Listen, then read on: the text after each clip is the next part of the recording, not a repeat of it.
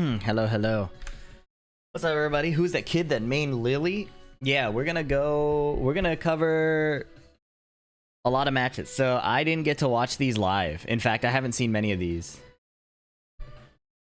Obviously, I know some of the results because, you know, I'm on Twitter, etc. But I'm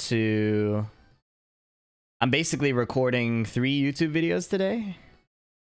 It'll be day 1 and then day 2, round 1, and then we'll cover top 48 and then top 24. So 4 videos, actually. I heard there's been good matches. No spoilers, please.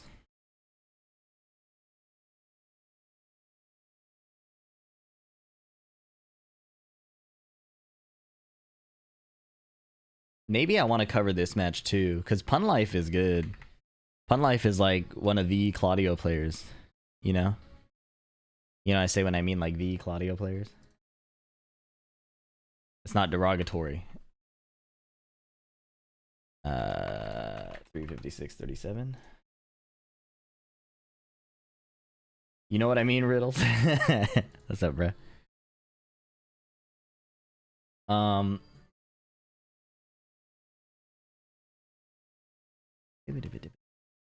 Yeah, definitely. Your list helped a lot. Top 24 will basically watch through straight, so that'll be the easiest part. I need to find the timestamp of the Kwis Mantequilla set.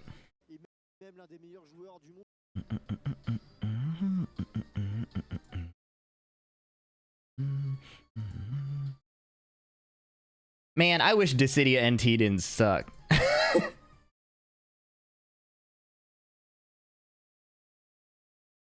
You guys feel me on that?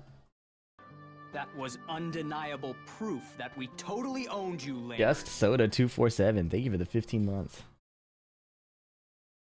Very much appreciate it. Timestamp for Mantequilla Kwis. I had it and then I lost it. Cluck Minister.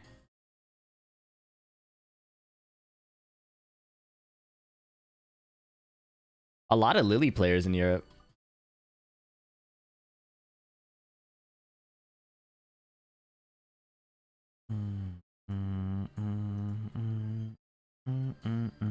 Oh, you didn't see it? Well, it'll be exciting for all of us, I guess.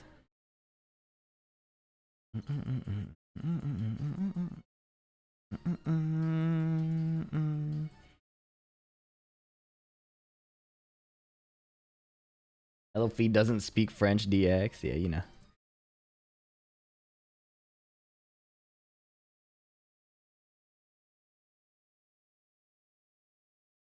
But yeah, I already know I'm gonna make a video on Nea because we have a thumbnail already. This whole morning I've been working on like thumbnails and shit. Basically, so I can sit down and just record. So I'm starting to feel the flow of, knock on wood, I'm starting to feel the flow of content creation again, which is very exciting. Because I thought I was cooked for a minute there. Oscar Mirror.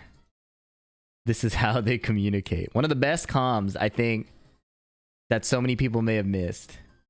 Majin Obama commentating a mirror match between Asuka players. It was King Ray Jr. It was not any 2 Asuka players. It was King Ray Jr. and fucking Tibetano. He said, this is how they communicate. Devious.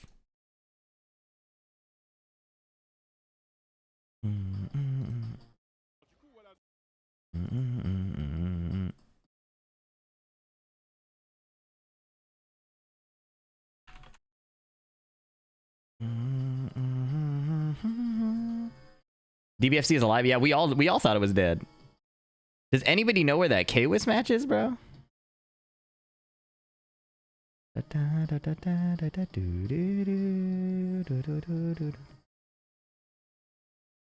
You have to make a video about that EU Yoshi player? There's 2. Talking about Sin, or are you talking about Kane and Trench? I have a lot of videos on Sin. I'm a big Sin fan. Oh, here it is.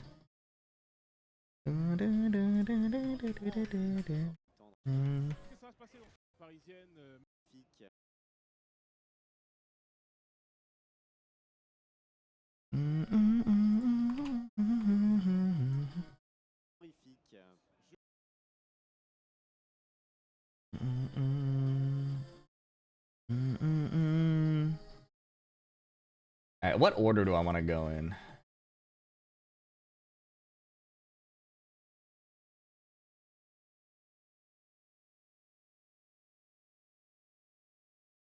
Okay.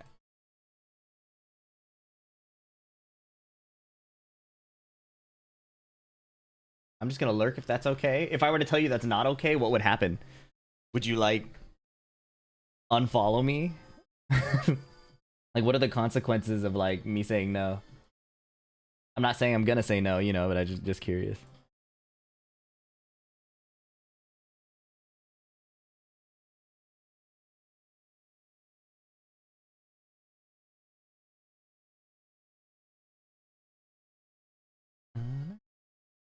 Music too loud? Is this better? Kidding. The music's at a normal volume. I don't know if it's usually that loud.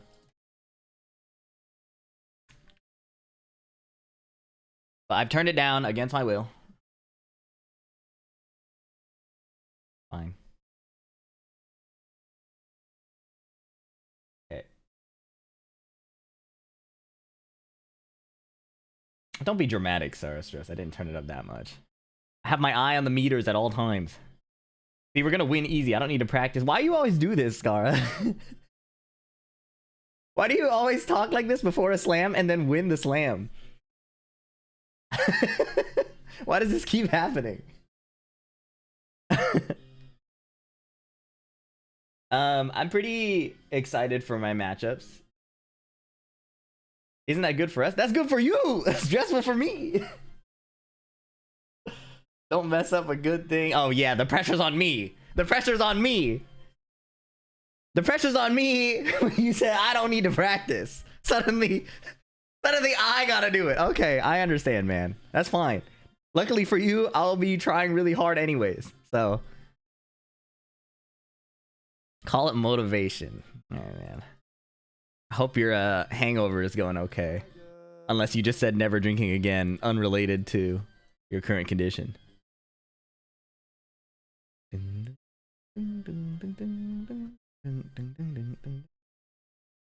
This version of Battle on the Big Bridge is not that good.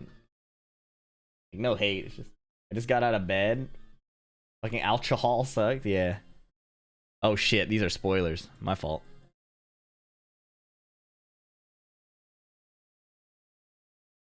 Yeah, as you can tell, I'm not really all here right now, so we'll see how this goes. Next week I'm in 3 parties. I won't drink a drop. You talking about TwitchCon?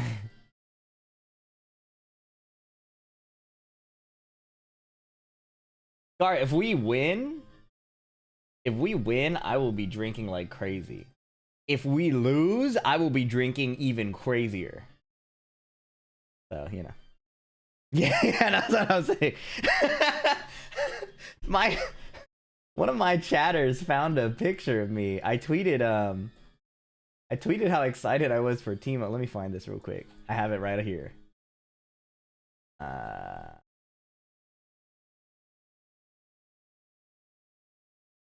said Timo is like a character. I've never been more excited for a character like Timo since like Tekken 7 Noctis.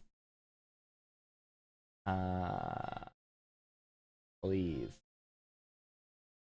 This feels like when you try to show somebody a video of something and then like it doesn't load. Oh, yeah, here we go. You know what I'm talking about? Anyways, I said, finally sat down and watched the 2XKO Timo dev content. I've not been more excited for a character since Tekken 7 Noctis.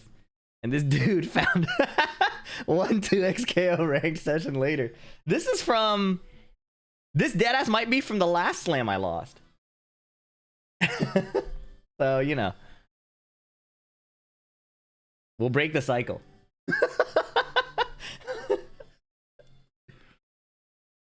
Yeah, I'm on League of Legends wearing a Timo hat. This is from the previous slam I lost. Or 3 slams ago? It's a good picture, though. I feel like it's rare to look that photogenic wearing a Timo hat and drinking alcohol. Like, individually, Wearing, like, drinking alcohol like that is probably not photogenic. Wearing a Timo hat is definitely not photogenic, but they came together quite nicely. You know, my hair's going a little crazy here, which kind of reflects the headspace of this clip. This is low-key a great screenshot. Like, low-key. I don't know if aura is the word I would use, but it's something.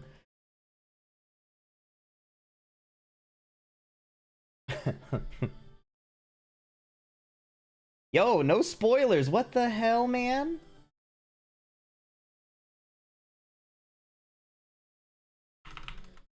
You're kidding me.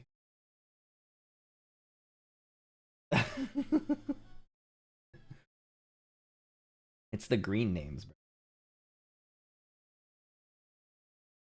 The green names. Okay. I let him go early. He's been around for a while. He had a lapse in judgment. I have many lapses in. Who am I to judge?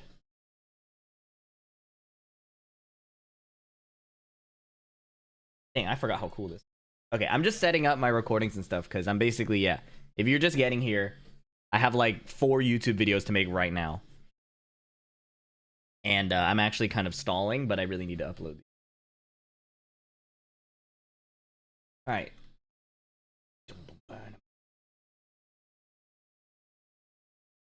So it's this and that. One life. Fire versus John Ding. Aspire JK. Versus John Ding. Yeah, they spelled his name wrong.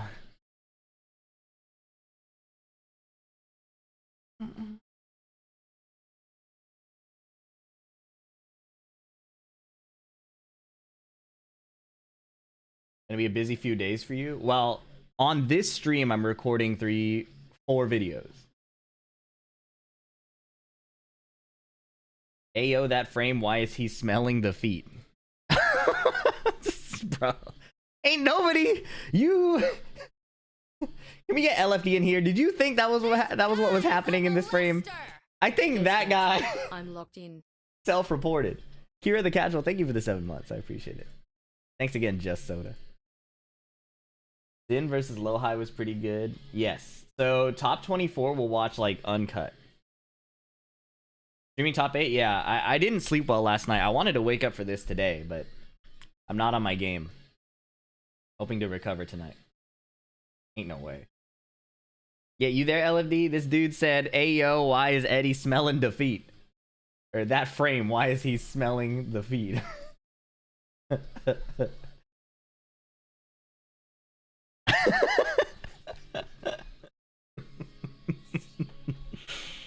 Because he knows what's... Alright, so it wasn't just him.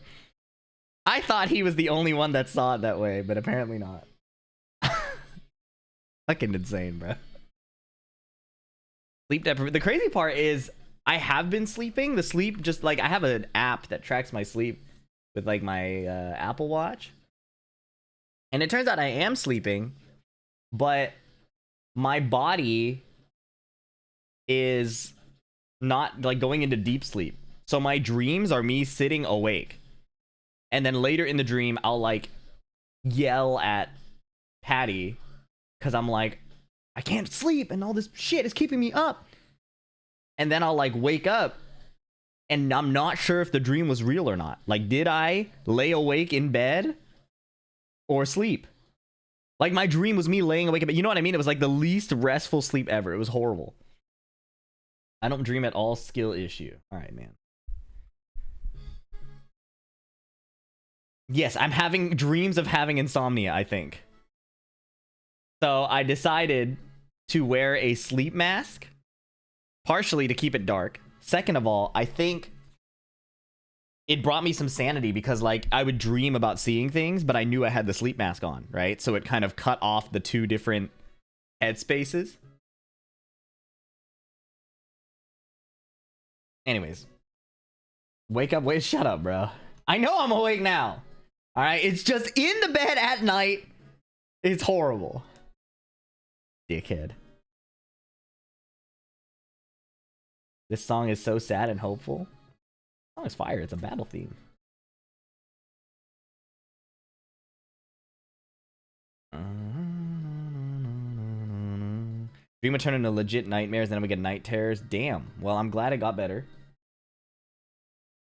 Alright, 4 matches. Mantequilla versus K-Wiz, Edge versus Pun Live. And then the way I'm framing this video is like, how do these high-level players find consistency in first to 2? You know? Because I feel like that's the big question.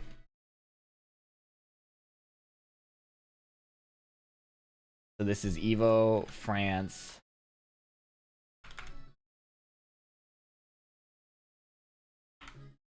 Day 1. Did you watch 2XKO top 8? No. I was just telling you how I couldn't sleep, or like I was awake and asleep and awake and asleep. What's up, Song Kid?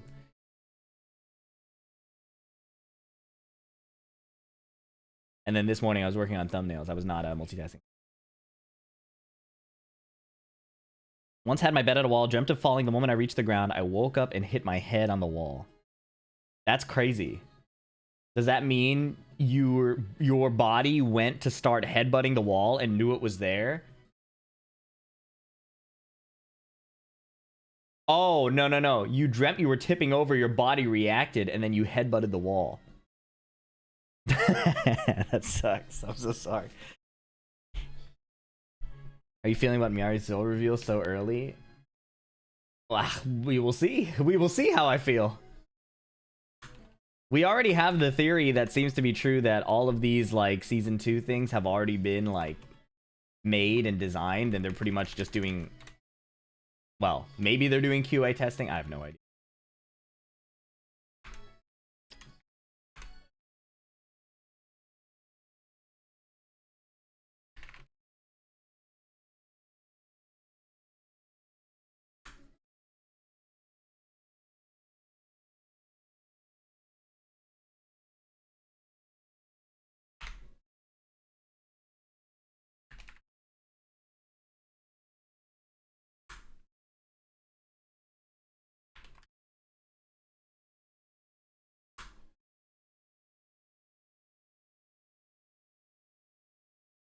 A lot of Kazuya.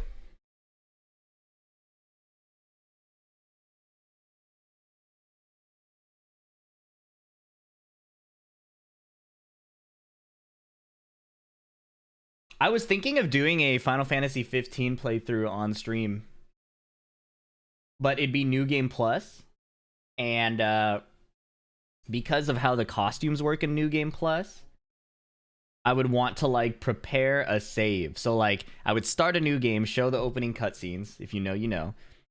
So it shows them in their real costumes, and then when you get to the first save point, load up the New Game Plus save. You know what I mean? I think for the stream that makes the best experience. But like I want to play New Game Plus, you know.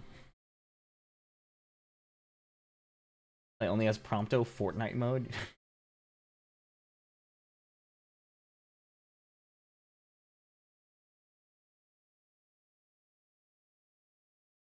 How many lines in 15 can you recite? I didn't replay it that much. I think I only replayed it once, the Royal Edition.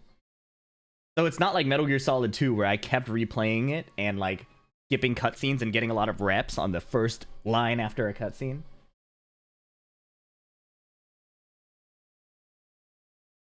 Anyways,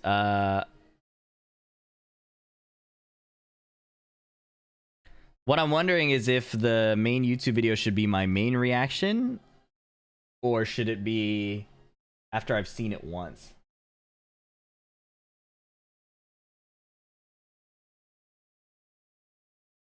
Probably for the sake of a YouTube video, I should have seen it once. So let's just watch these. Let's just watch these now, and then I'll record a YouTube video on them. So if you're on the stream, you'll see it twice, and you'll have to deal with it. Sorry.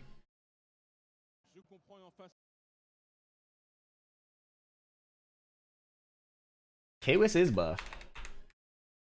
Or if I'm good, we could just bullshit something in the first try. You know?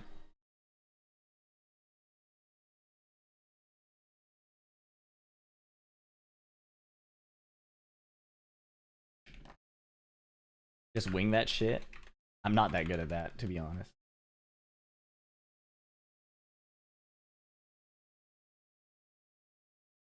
Water, bathroom. I think we're pretty good. Let me...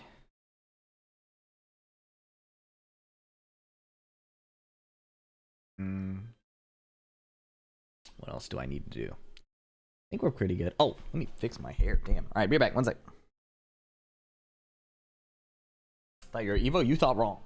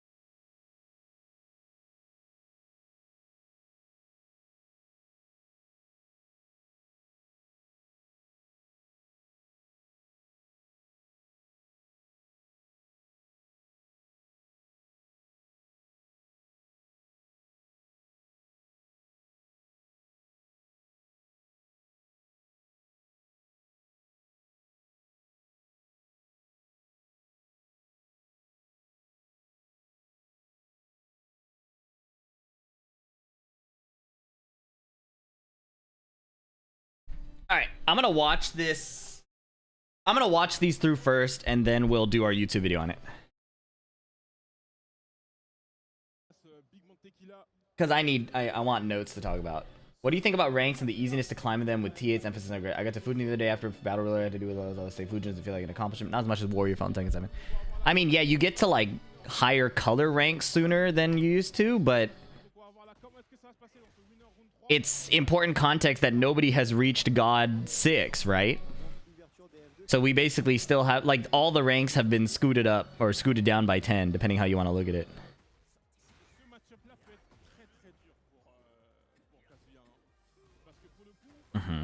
Akewis is choosing to go in. Oh my god, 10 string.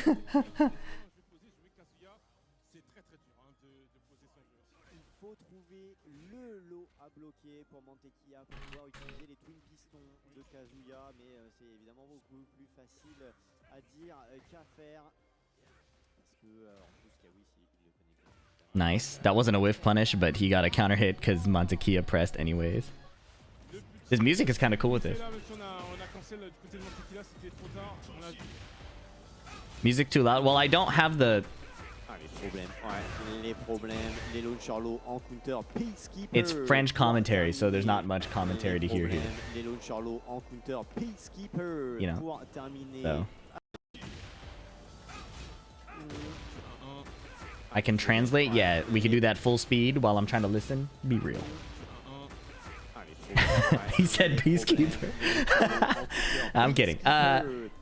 Yeah, I feel like if it were like pro analysis, or like I would be super interested in what they were about to say.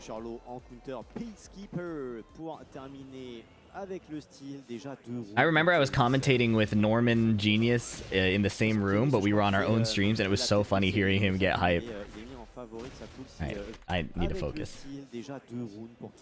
Okay, sidestep left. Punch parry, yep. L sweep. Down back 4 gets blocked. Step on the feet, nice jab. Jab against right stance. Doesn't let Horn get the free plus frames. Nice low parry. K-Wiz cooking. K-Wiz absolutely in control. This is like... Everybody who's ever lost to Hwoarang online feels like it's like this. You know? 3-0. Like...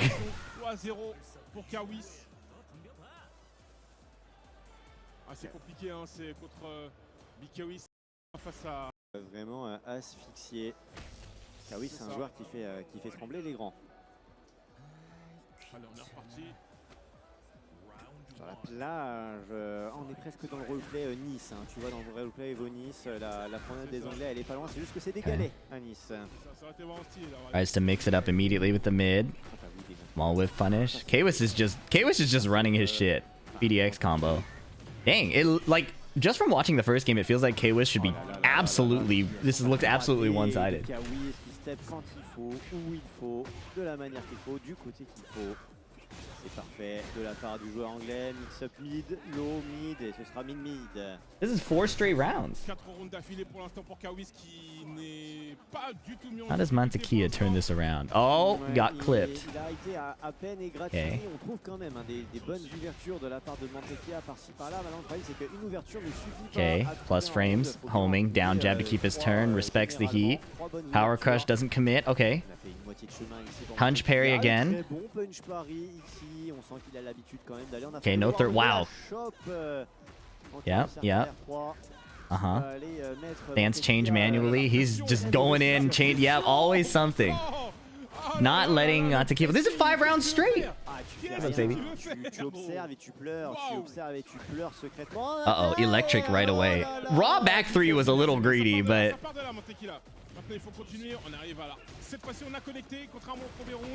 Okay, half HP. Kazuya next. Okay, what? The new move. People try to tell me this move didn't matter, bruh. Homing mid. Or it's not homing anymore, but it tracks his weak side. Weak side tracking mid, heat restore. Wow, okay, Kazuya around. Orbital! Okay.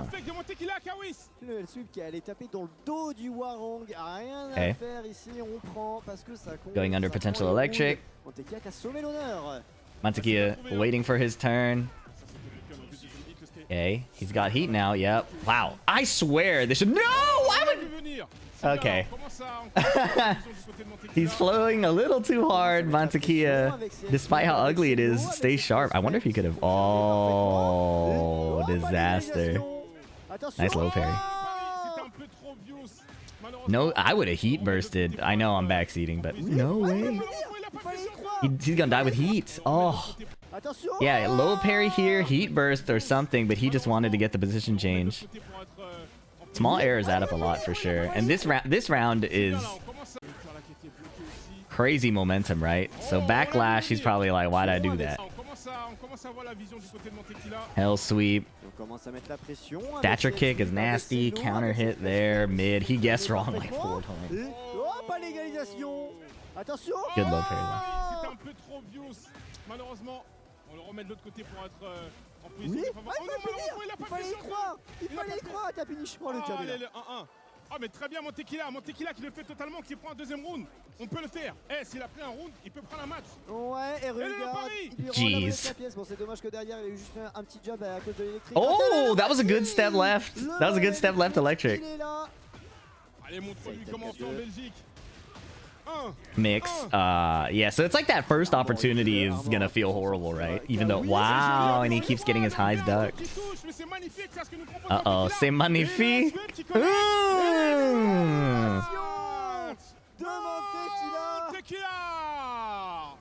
Yeah, he got his highs ducked twice. So what happens in this final game? L'upset est total pour l'instant. La balle est mise au centre, la Belgique est mise sur la carte. Oh my god!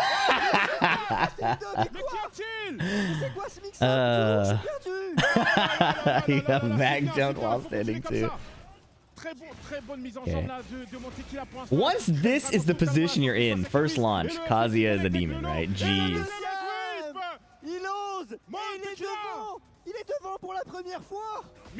Hearing this in French with the FF15 music especially is an interesting vibe I did not expect. I did not expect this vibe. Oh my, refloat or re-tornado? Il est très très énervé. 7 golden letters perfect en 7 secondes pour le joueur anglais. Oh my god, they both went for the high evading low. Dude! Le coup de pied marteau qui envoie Kwis voler au 7ème ciel. Et on a le combo qui va pouvoir ramener jusqu'au wall. Ouais, en plus ça régène. Mixed. Allez, ça passe Mixed, wow. Mais les sweep passent tous. Les sweep passent tous. Oh, ah, oh. C'était pas safe du tout, heureusement. Very insightful commentary from me. Oh, ah, oh. défense de la part de Fucking minion, Despicable Me 5, bro. avec l'adversaire. Uh-oh. Eh oui, il touche l'ouverture. Et il va la chercher. Et il va la chercher. 2-1 pour mon Tequila, bon sang. 2-1 pour mon Tequila, il peut totalement le faire. Oh my goodness. He's always down there. C'est la Belgique, bon sang. Now he has to guess. Oh, didn't capitalize on the whiffed electric. That's catastrophic. Avec Okay. le beau jeu, il avait tenté en plus le perfect électrique derrière. Attention parce que ça commence à coûter cher. Kawis énervé. Le ça va qui Marie, encore une fois. Il en a mis 5 au moins là depuis le début du set. Nice. Incroyable ce qui est proposé là par mon Tequila. Nice. Frame trap. Frame trap the European. It's always a good idea. No! The throws! He wants to throw so badly.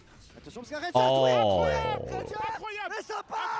Mon Tequila, il vient d'envoyer Kawis peut-être en loser. Dude, these commentators are going crazy. I'm glad I have it turned down. Not because I hate it. Because I didn't. Damn, that feels bad. Victoire de mon Tequila contre Kawis. Alors toi tu dis l'un. Notre scène parisienne. Wow. So that was tough. Honestly, the way Kwis is playing, it's like he has to adjust so quick. What's up, King Ray? Good luck to. Wait. Hey, rest up, bro. Save your strength. What are you doing here? Good stuff so far, man.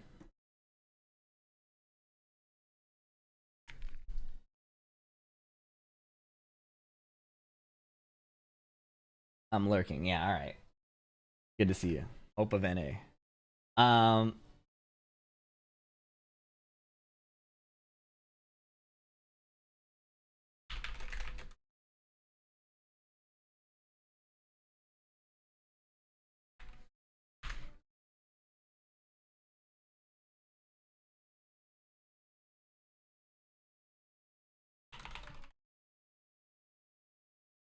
The thing about Kwis's play is it was actually, like, it was so good. He kept getting his highs ducked and didn't pivot quickly enough to checking Mantequilla with mids over and over. Like, Mantequilla found a window to duck highs and throws and, like, make the most of it. And he committed. Like, no second guessing.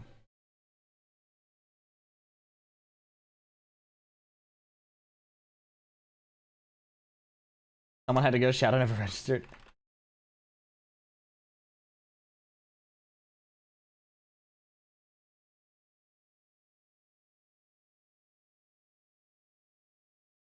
Yeah. In a first to two, you can't overthink what's happening.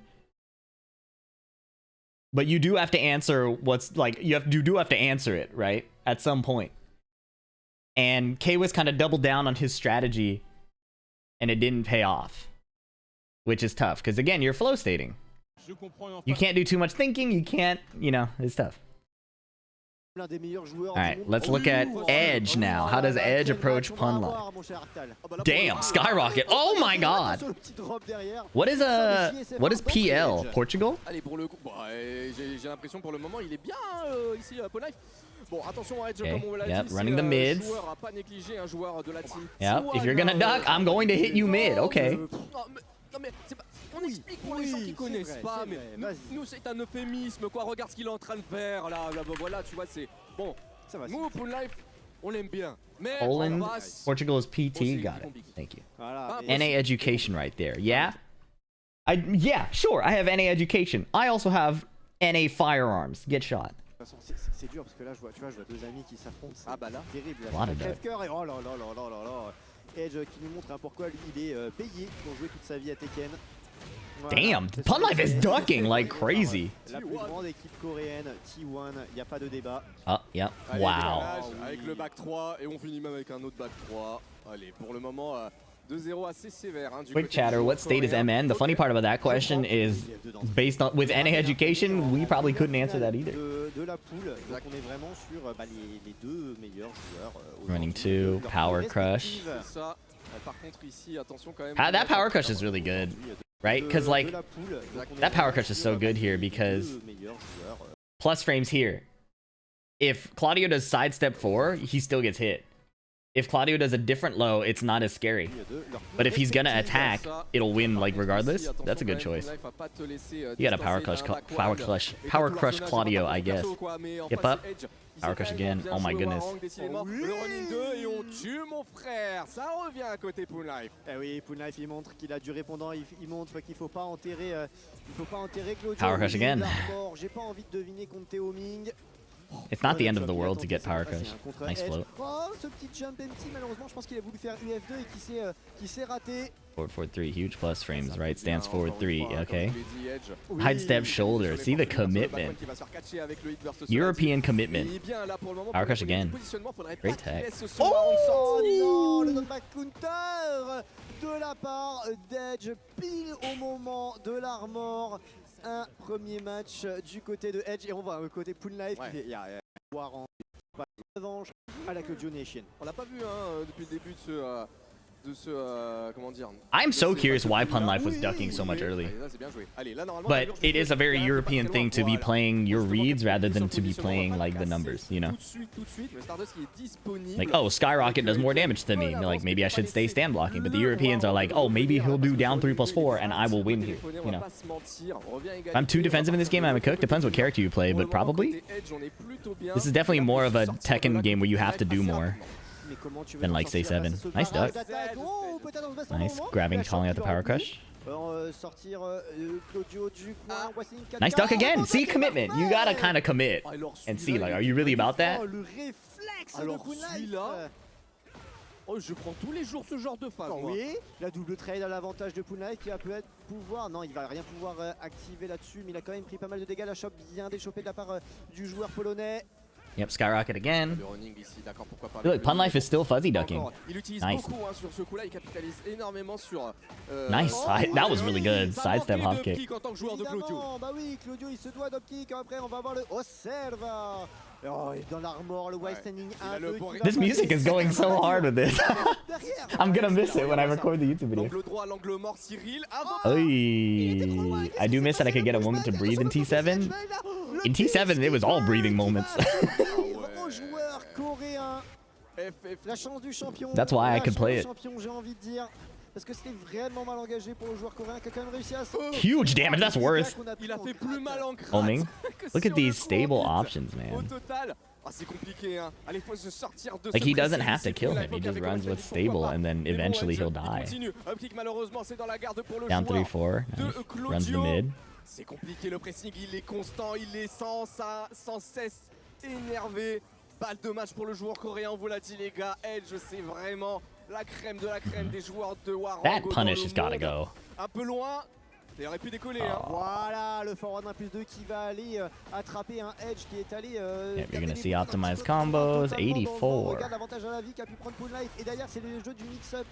I wish we could see il a pu passer à côté. A Korean player versus Montekia specifically to see what approach. Oh my god. Just ran the mid again. Est-ce qu'il va pouvoir tuer? Est-ce qu'il va pouvoir tuer? Je sais pas. Ah, oh peut-être. Oh Boom, peut-être. Attention, regardez les gars. Non, non, encore. Et le downback 4 pour... So Edge, you'll notice, didn't run the throws. And Punlife was ducking a lot. I wonder if that's like a metagame thing. Like if Punlife is used to fighting K-Wiz specifically. That would be an interesting thing, you know?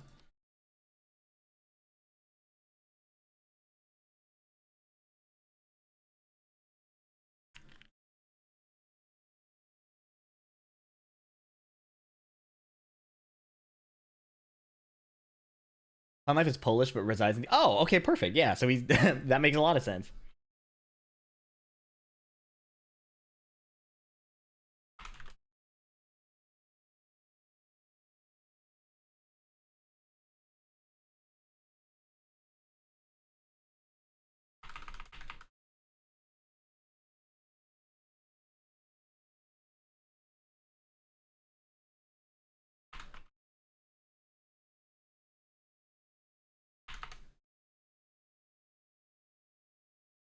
Cool.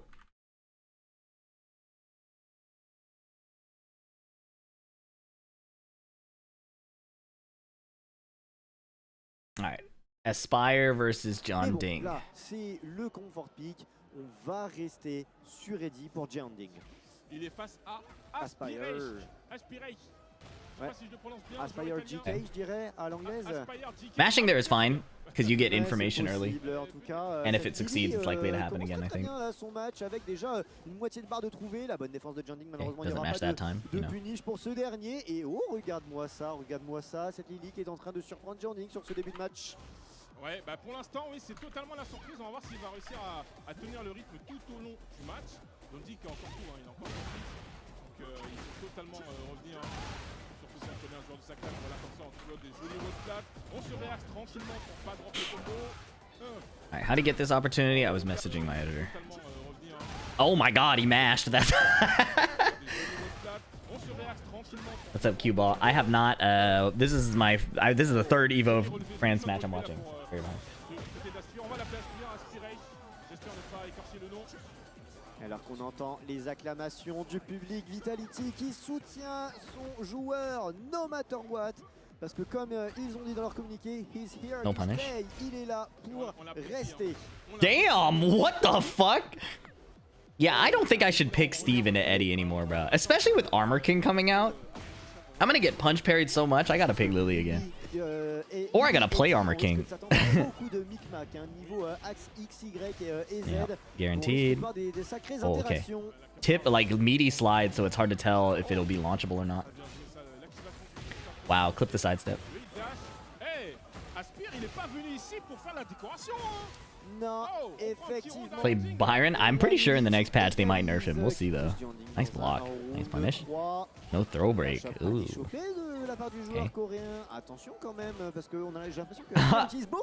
Aspire is really cool for that. Run up down one, run up down one, run up one throw. No option is off the table. Oh, nice. Oh, that was a good idea. Nice walk, yeah. Nice spacing around the get-up kick. No, I've only watched 2 matches. But I know who you're talking about, and I will be watching them for the YouTube video.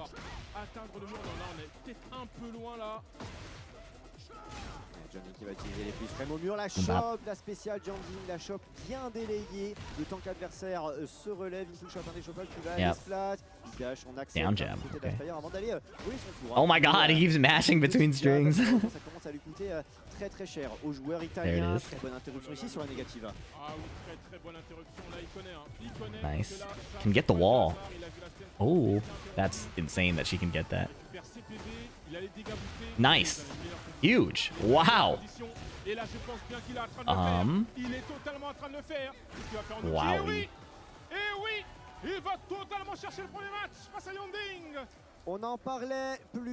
It's so weird that it's their excuse. I mean, if you were around in Tekken 7, it's not that weird because they used to drop new seasons after Evo before the TWT finals.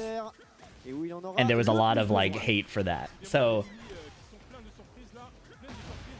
on one hand, it's a good philosophy, I think, in principle. If Season 2 weren't like a patch that needed reverting, it would be easier to get behind. Because like, in a vacuum outside of Season 2, I agree with the principle. Oh my god, he's getting beat up. Nothing was planned in T7, it was organic. Well, I wouldn't say nothing was planned. That sounds crazy, but I think I know what you mean. Wow.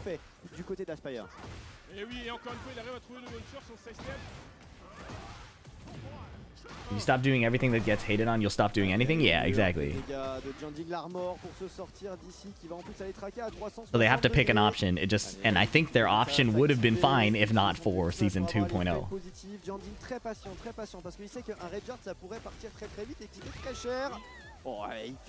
Saw a message from somebody that was like, it's crazy that they keep making moves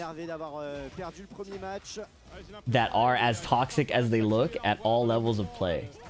You know how like at a beginner level somebody spams move and it's like, oh, that move looks really stupid, is that broken? And then at a high level they show you some counterplay. But in Season 2, it's like the moves are actually that dumb. You know? Like Asuka running 1+2.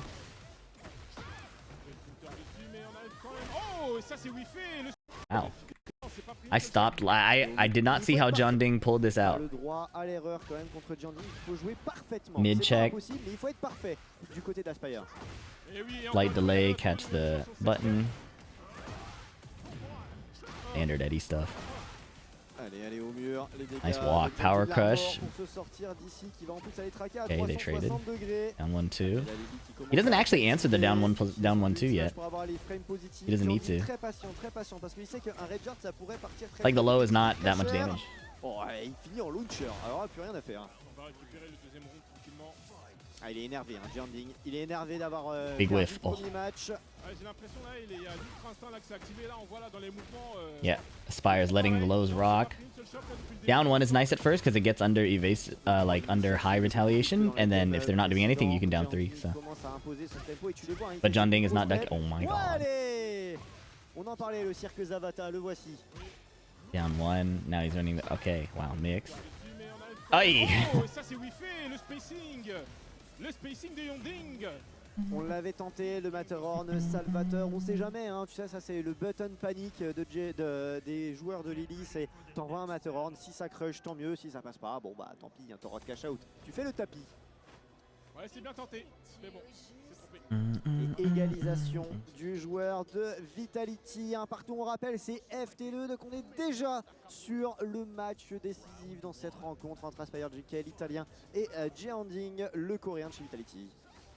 On a retenté encore de launch en début de round. Ah, ça se passe bien, hein, les floats pour l'instant de Jeanding. Ça y est, regarde-moi ça, le mixeur, le blender comme on appelle.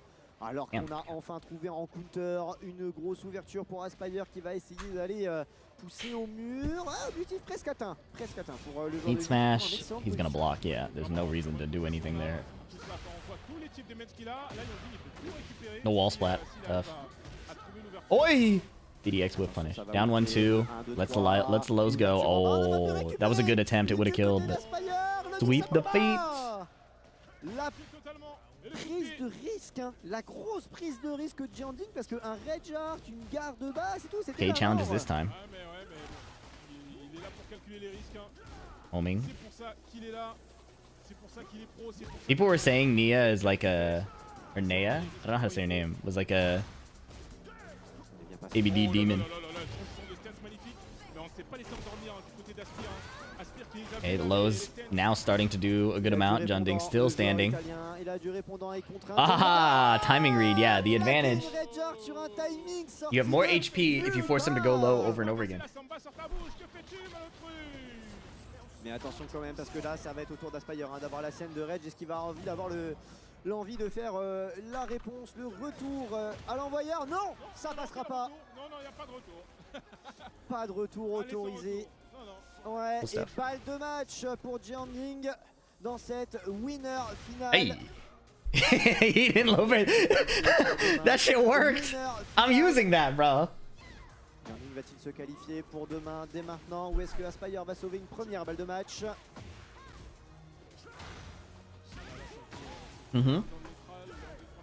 Now he's finding the counter hit attempts. Yeah, look at that. Ouais.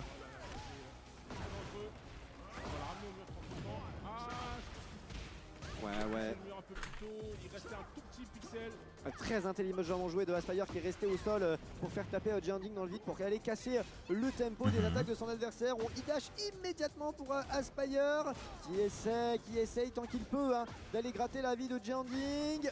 Un middle. Nice block. Bien bloqué, la belle relevée. Wow! What? Très patient. Why did that hit? Is that because Eddie's tall? Skogran, thank you for the prime. I didn't know that worked. Mais qui est-il? That was a 3-hit combo. No tech roll? De match sauvé par l'Italie. No duck. Peut-il emmener Jeanding dans un final round, mes amis? Le step de fou. Évidemment, les forces de son perso. Il est en winner final pour une raison, le joueur italien. Le mur est trouvé. Et le lot aussi. Yes. I don't think John Ding has ducked a single Lily low. No. De la part de Jeanding. Et en plus, c'est le coin, pile poil le coin. Ça va être très dur d'utiliser les steps. Le mur une fois. Est-ce qu'il va le casser? Oh my goodness. Oh my god. He ran the mid, he's running below, yeah. Et c'est gagné pour Jeanding. Wow. This is actually a cool video concept. I was talking about finding stability in first to two, and these guys are doing it. But I guess that's rational because it is early pools. So it is the kind of wait, what? No, I lost the timestamp. No. No. Oh. Avant le caster 8:51. qui prouve que les casters, ça c'est No, I lost it, man.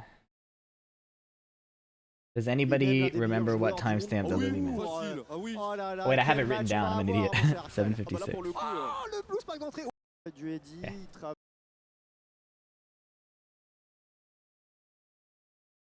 In your favorite Tekken 8 Evo? Damn. Directement. From like what we're watching here, or are you watching on your own? Voilà, directement Nina là, parce que là, on est à l'Evo. Il y a le I've never bloc seen a devant. KBD as clean on Lily. Well, that's fucking cap, because you watch my stream. You've been subscribed for 3 months and following since September 28th, 2024. You haven't seen a KBD that clean? You're lying. But I am excited to see another Lily player's KBD. Pour le Big Arslan, on le sait, face à Kaza, le Toulousain. On va voir comment il va s'en sortir et très bien joué. Oh, France? You know the crowd is going to be going crazy. Why does Arslan Ash say US? NA Arslan Ash? Ouais, on aime bien quand c'est tranquille, quand on peut imposer son jeu. Damn counter. Et voilà, de la Arslan qui commence à être agressif avec DF1, DF1, 2. En fait, DF1, 2, l'arme DF1, 2. My favorite American player, Arslan Ash. Tu sais ce que c'est. DF1, 2, c'est trop fort là où Kazuya n'a pas. En plus, t'as pas de panique. In the rear. Boom. Boom, boom. The John punish. Yeah. Oh my god. Tu peux avoir là comme ça, qu'est-ce que tu veux faire en fait? Bah, de débloquer, c'est compliqué. C'est très très dur. Wow, no block? Ouh là là là là là. On a essayé de step, mais non. Il déroule total. Il déroule total. Donc c'est Aaron Ash. cadeau, mais en tout cas. Arslan Arnold. Il avance un Stalos pour l'instant. Je sais pas ce que va faire Oh. Kaza pour. Kaza Del Papel pour trouver, Wow. trouver la On va solution. essayer de s'en sortir. On arrive à Nice trouver, combo, that was sick. d'Arslan Ash. Oh là là, derrière. Nina's cool, man. Oh, that was tight too. Character specialization is so much cooler Électrique. in this game, bruh. Avec balayette directement et ça va faire. Yes. Ouais, c'est tout droit, hein. Le hit match qui a envoyé sans aucune hésitation, avec confiance. Bon, allez, on peut encourager Toulousain, les amis, on peut l'encourager. Titré de. Hein franchement, je Ouais, joue. c'est ça. Ça peut être- et pas, et franchement, je disais, Kazuya, c'est très fort, mais franchement, pour imposer son jeu contre un perso comme Nina, c'est Boom, boom. You got half HP in 10 seconds off of pokes. Oh my goodness, that counter hit. He could have ripped the second hit. Down jab. Still my turn. Oh, cooked. Très dur. exactement, c'est vraiment très costaud. Yes. Et Wall surtout, position. Contre la Nina de Darsan. Kaza giving Arslan a lot of respect. Down jab. Mash anyways. Oh, good try. Arslan moving too fast to punish. Nice. Launchable by Kazuya. Boom, boom. Flip over. On est déjà en... He has the power. Wow! Schmixed him! Oh, oh, oh! 1 pixel. Et peut-être quoi Nice. Kept it safe. I like that. Kaza qui va totalement chercher le round contre Arslan Ash. Oh là là là, c'est bien. No duck. Toulouse qui joue à Tekken. Sidestep gets clipped by back 2-2. Fire button. Incroyable. Nice sidewalk right. Ouais, le système, Oh, counter hit. He mashed again. Wow! Scrapping. Homing. Ça, pour parier les DF1-2, franchement, on va le voir, mais- Dash down forward 1-2. Down forward 1-2. Now power crush. Down forward 1. Low. Wow. Okay. Punch parry. He needs it. Ouais, je pense qu'il a trouvé une bonne carte là C'est une contre ce bonne, match-up là. ouais, c'est une bonne carte. Oh, spends it. Wow. Plus frames. C'est jamais Ah, blessé. that's not moving. Je sais que s'il se baisse, c'est Kazuya Airlines là. C'est Kazuya Airlines exactement. Franchement, il step, il est backdash, il attend des pressions. Ouais, c'est bien joué ça directement. Réaction. Uh-oh. Flip. Pas d'échopper. Ouais, encore une fois. Chain throws. Get off Bien me. joué, ça, là, Oh, petit, backswing! tout de suite. Ça aurait pu faire très mal.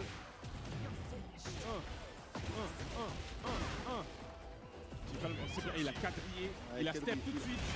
Wow! Il avait steppé, mais ça c'est Ouais. tellement horrible. Ouais, ça ramène loin. Ouais, bien joué. Bien joué, c'est costaud. Allez, Kaza, faut tout donner. Lâche toute la sauce. Allez, c'est maintenant. Toulouse te regarde, la France te regarde. Régale-nous, t'as pas de pression, t'as plus rien à perdre.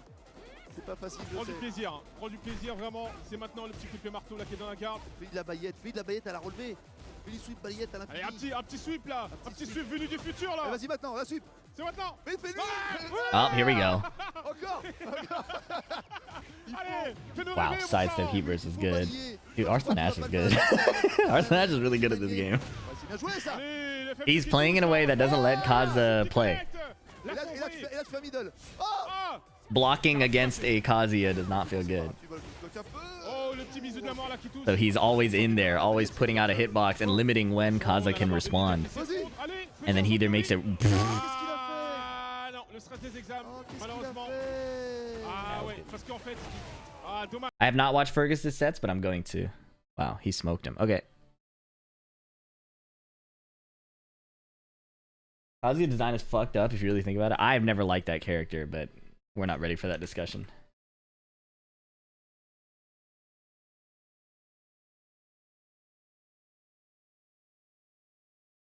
Kazuya most carried character ever. I wouldn't say carried, but he is brain dead. Kazuya is brain dead,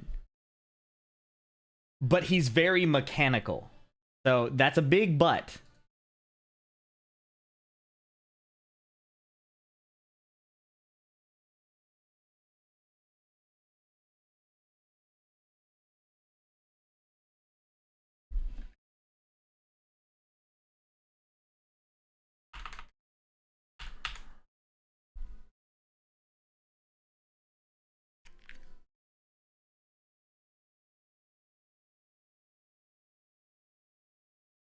All right.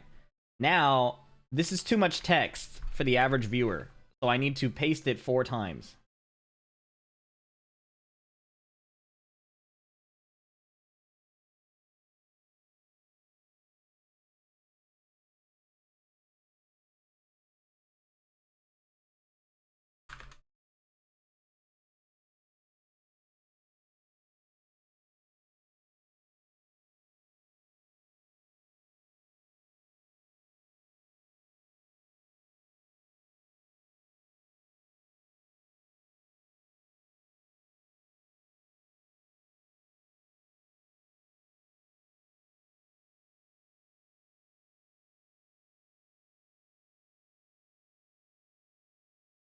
Character better than your crew. All right.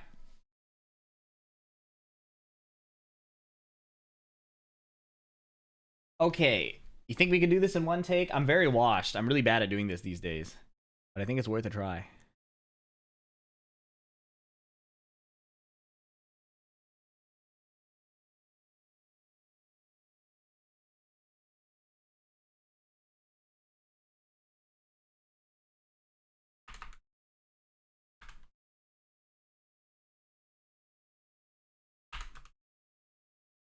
Yeah, Kazuya players hate blocking, so when I pick Steve, I need to be down forward wanting more.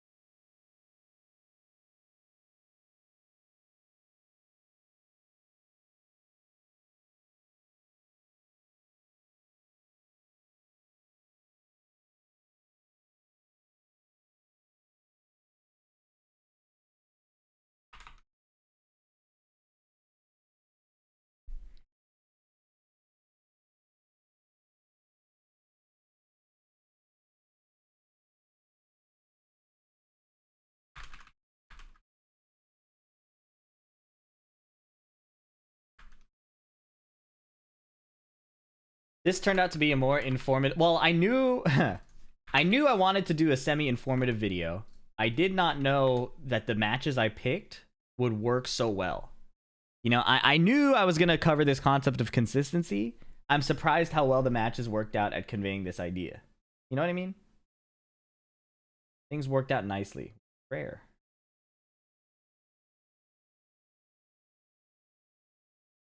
I would say Kaz is simple, and obviously players can only really go one line. He's also really punishable. I feel like he's worse. Most Devil Jin spam up for a Hell Sweep mindlessly. Yeah, I generally agree with you. Kazuya is a simple character for simple-minded people. Now, it's not an insult. It is a very simple-minded character. He does a big low. He does a big mid. You sidestep. He realigns his timing. But, let me be clear. He's not easy. Okay? He's mechanically difficult. You have to be very sharp. You have to be using your eyes, okay? Lift and shift. Let me be clear. He demands a lot of the player, especially in tournament. But that demand is not strategic. Right? Big mid, big low, homing, counter hit low. You know, it's simple, but not easy. Okay, those are two different things. Demandingly simple is a great way to put it. You have to pass like the speed of eyes and hand test. Who are we talking about again? See, Sabi has the mind of a Kazuya player.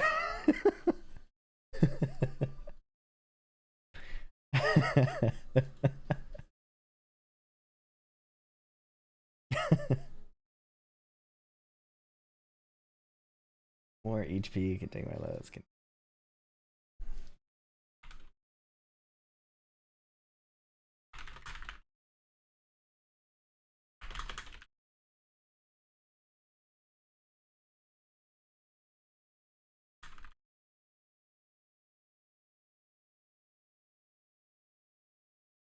Why am I laughing? Because it's funny.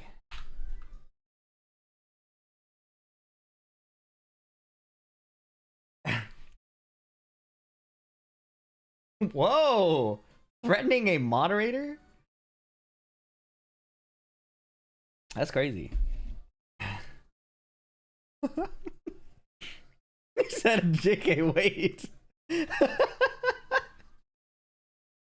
got the rage of a Kazuya player, too.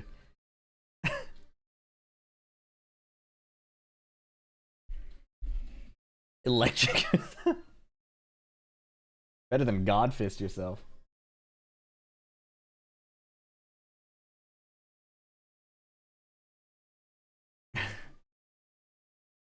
Alright. Let's do this.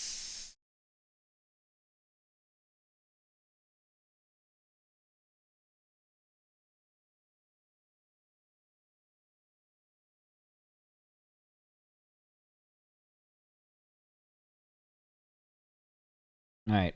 I haven't done this in a minute. This full screen view. What do you guys think? Been a minute. Oh. Alright. One take. No problem. Very easy.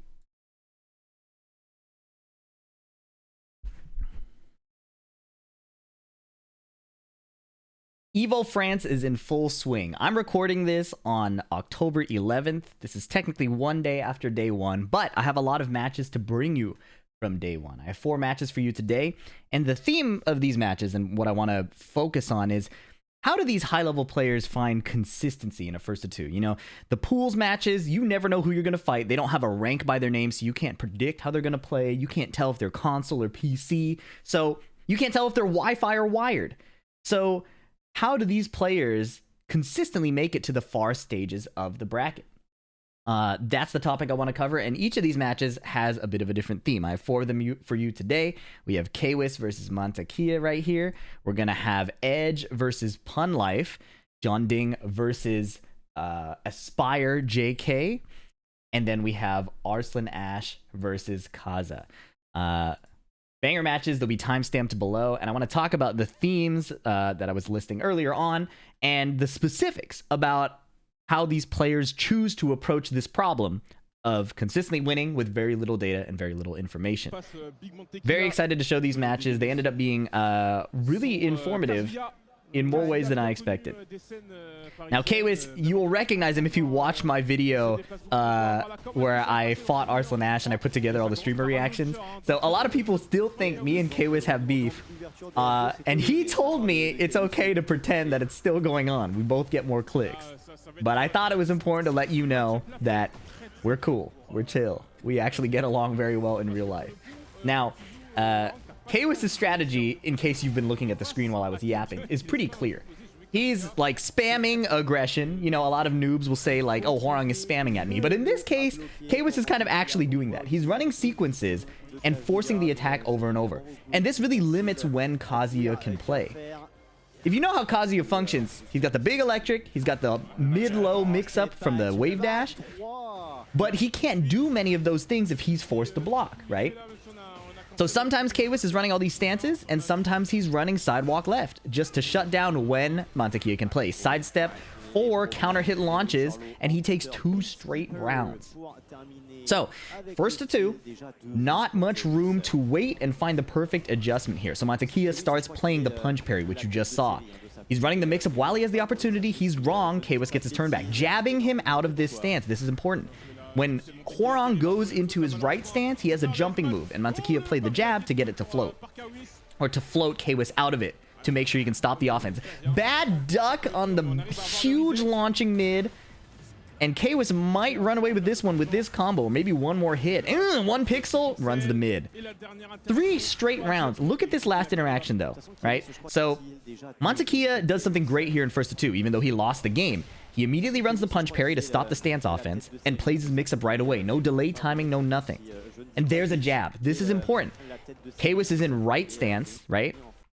He runs the stomp, so he's still in right stance, and then he gets jabbed out of the heat engager, right? So Montekia is already attempting some counterplay. In a first to 2, you have to adjust quickly, and as the attacker, you are often not going to try to overcomplicate your offense. You're going to focus on just running what works, right? So Montekia tries the counterplay, unfortunately is wrong with a couple duck situations, both in the launch and the one that on the hit that kills him. So Kwis takes the game.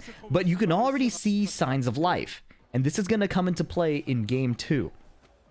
So, not an infinite stage like the first one. They're on the beach. And immediately Kwis is running the down 3+4. It goes under Montekia's electric. Montekia challenging with the 1-1-2. Gets caught by the while standing 4-4. Tries to power crush. Whiffs. And a lucky trade there, but he drops the combo. He's going to need to win more interactions. That's unfortunate, because like you saw, Kazuya doesn't get a lot of opportunities to play. A sidewalk left launch from Kwis. He corrects for the axis with that ender. Gets a little flip over hit. Heat smash. Now he has to guess again. Last hit, and he goes for the unsafe string extension. Kwis does something really cool here. So pay attention to how this launch happened, right? He sidewalks left twice. This is really good. This is the one time Montekia thought he could play. I have a few plus frames. Let me run my mid. This is crucial. Kwis is not only attacking every moment he can. Sometimes he plays evasion. And sometimes here, he does like a turn steal. Usually, after this kick, he would just stay in stance, right? So Montekia could go for a challenge. But Kwis knows he's limited all the times that Kazuya could respond. So he does the unsafe finisher to catch him trying to retaliate, right? 4 straight rounds. And in a first to 2, that's looking really good. But he gets caught by forward 3. And this is always ugly. Kazuya gets 1 combo. And if you're at the wall, now you really have to guess. 70 damage, plus frame mid, homing. Montekia picking safe-ish options, trying to cover like movement and ducks more than forcing the low. Punch parry again. Running the mix immediately. Stature kick. Gets down jab. Doesn't break the throw. Kwis' turn again. Pushing the offense. Plus frames. Sidestep 4. He's staying so oppressive. And then Montekia gets counter hit. 5 rounds straight.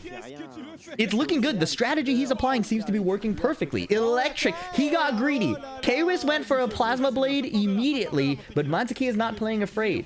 Instant electric. And like we said, Kazuya gets this. He gets 100 damage. Goes for the tracking mid to catch the sidewalk left. Right? He noticed that Kwis was answering the sidewalk, so he called it out specifically. Sidewalk hell sweep. Right? He's taking advantage of his reads immediately. You don't have time to wait for like a game 3 or game 4 because it doesn't exist. It's first to 2. Right? Waits his turn, retaliates, gets nothing. He's going into heat now because it might be his last heat phase. Half HP, backlash, and a great reaction. Great reaction to launch that. Gives up the combo for a hell sweep, low, and mid, catching the down jab, frame trapping it. Mid and low. Kwis gets wrong like 4 times in a row. Low parry, crucial. He goes for the side swap, but didn't go into heat. Runs the low, nice block, doesn't send the punish. Oh, he flash punches, and it catches the little flamingo backstep. Okay, Kwis, small whiff punish here, but gets low parried. You can't tweak about this, and that's good. The combos drop. 4-4-3 blocks. That was good. Sidestep left electric was really good. Hwoarang's moves. Susceptible to sidewalk left. That was a great whiff punish. Now Kwis has to guess again. Power crush. Nice duck on the throw. Montekia saw the backlash before. He saw a bunch of the flamingo jabs, and he plays the duck and steals it back. Very, very clean. This happened for a few reasons. If you remember, it was 5 rounds straight. It was looking so ugly. How did this go wrong? Well, Kwis got a little greedy. Round start plasma blade, right? So he gets electric. Montekia plays it clean. And then Kwis has been running the sidewalk left to shut down Kazuya's offense. Kazuya now has a mid that tracks that option specifically, added in Season 2. It also wall splats and gives him heat back. So, you know, covered that weakness. And that was good. That was a good double defensive movement to get around the delayed orbital, right? And then here, Kwis is again doing everything right, it looks like. But the backlash, right? I was saying that Kwis spamming aggression and offense is good, but Montekia is ducking. He's not playing like sidewalk button against the flamingo stance. So he was flow stating a little too hard. A bunch of unlucky guesses, but that's the problem if you let Kazuya get that one opportunity, right? And then despite the advantage here, flash punch, double jab is very effective there, right? Because he can't block in flamingo stance. And then where it really goes wrong here is honestly a good play by Montekia. Not that one. That was a FDX combo. Sidestep left here around the down forward one. Electric the extension. That was good. That was really, really good. And then it's just a Kazuya round, right? Kazuya is weaker in the neutral game because he gets this by extension. And, you know, in really, really solid hands, I wouldn't even say Kazuya has bad neutral. It's just, if he had a weakness, it would be that fact, right? That you can kind of oppress him. But once he gets started, it is so ugly. Okay, so going to game 3, Montekia has his game plan, his counterplay. Kwis has his idea of spamming aggression. Now they just have to exchange reads and see who comes out on top. Montekia does jump back while standing 2 because the jump back puts you in crouch. So his plan was to do something so random it would catch Kwis off guard. And now he's pressuring at the wall. 15 seconds have gone by. Hell sweep again, and he steals the round, going for a high momentum play. Kwis again wants to be the driver. Down forward 2 is a great way to start. He wants to be the driver, and he wants to not give Montekia the opportunities to steal his turn back, whether he's ducking a high or getting punch parried, right? So what do we see? Plus frame mid, second hit, a little re-tornado. I think Montekia did a wake-up kick or something. A perfect. 17-second perfect. All right. Kwis wants to drive. His low connects first. He's getting in there. Again, caught, maybe trying to Korean backdash, but the mid hits him. This is not where you want to be as the opponent of Kazuya. 82, time to guess. Homing mid, or tracking mid. It's not homing anymore. It used to be homing. Hell sweep. Now he really does have to guess. Oh, big opportunity, but he didn't get the launch. Montekia running 3 for plus frames, trying to be in the driver's seat again. Nice reaction to the down 1+2. Yep, use heat, keep advantage. Unfortunate. That's tough. He just reacted to it and then did a delayed move, and Montekia doubled down. Said, I'm going to run this counter hit low anyways. It's not the end of the world. Beautiful low parry again. This time he gets the conversion. Kwis suddenly in a position to lose the set. Counter hit down 4-2, tried to perfect electric, didn't get it. Sidewalk, very clean, but the wall saves lives. Down 3-4. Punch parry again. It's not the end of the world, but now Montekia is the driver again. Nice block. Kwis recognizing that option. Heat dash, plus he went for a high. Power crush was good. Forward 3. Oh! And this is the downside of being the one who's always attacking, right? Kwis' strategy was solid. Limit when Kazuya can play, force him to be the one on the back seat or on the back foot.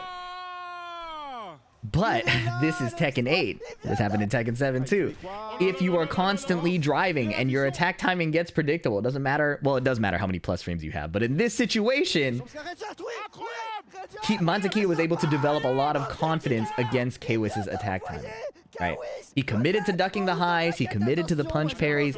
Kwis, unfortunately, making enough mistakes that let Montekia be in the driver's seat. It was well played by both players.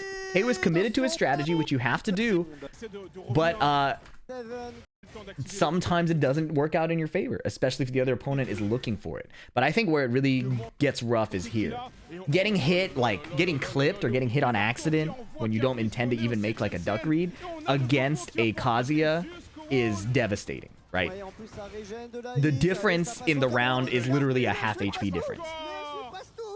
And all of a sudden his hell sweeps get scarier when you have that last pixel, right? So, very well played by Mansakia.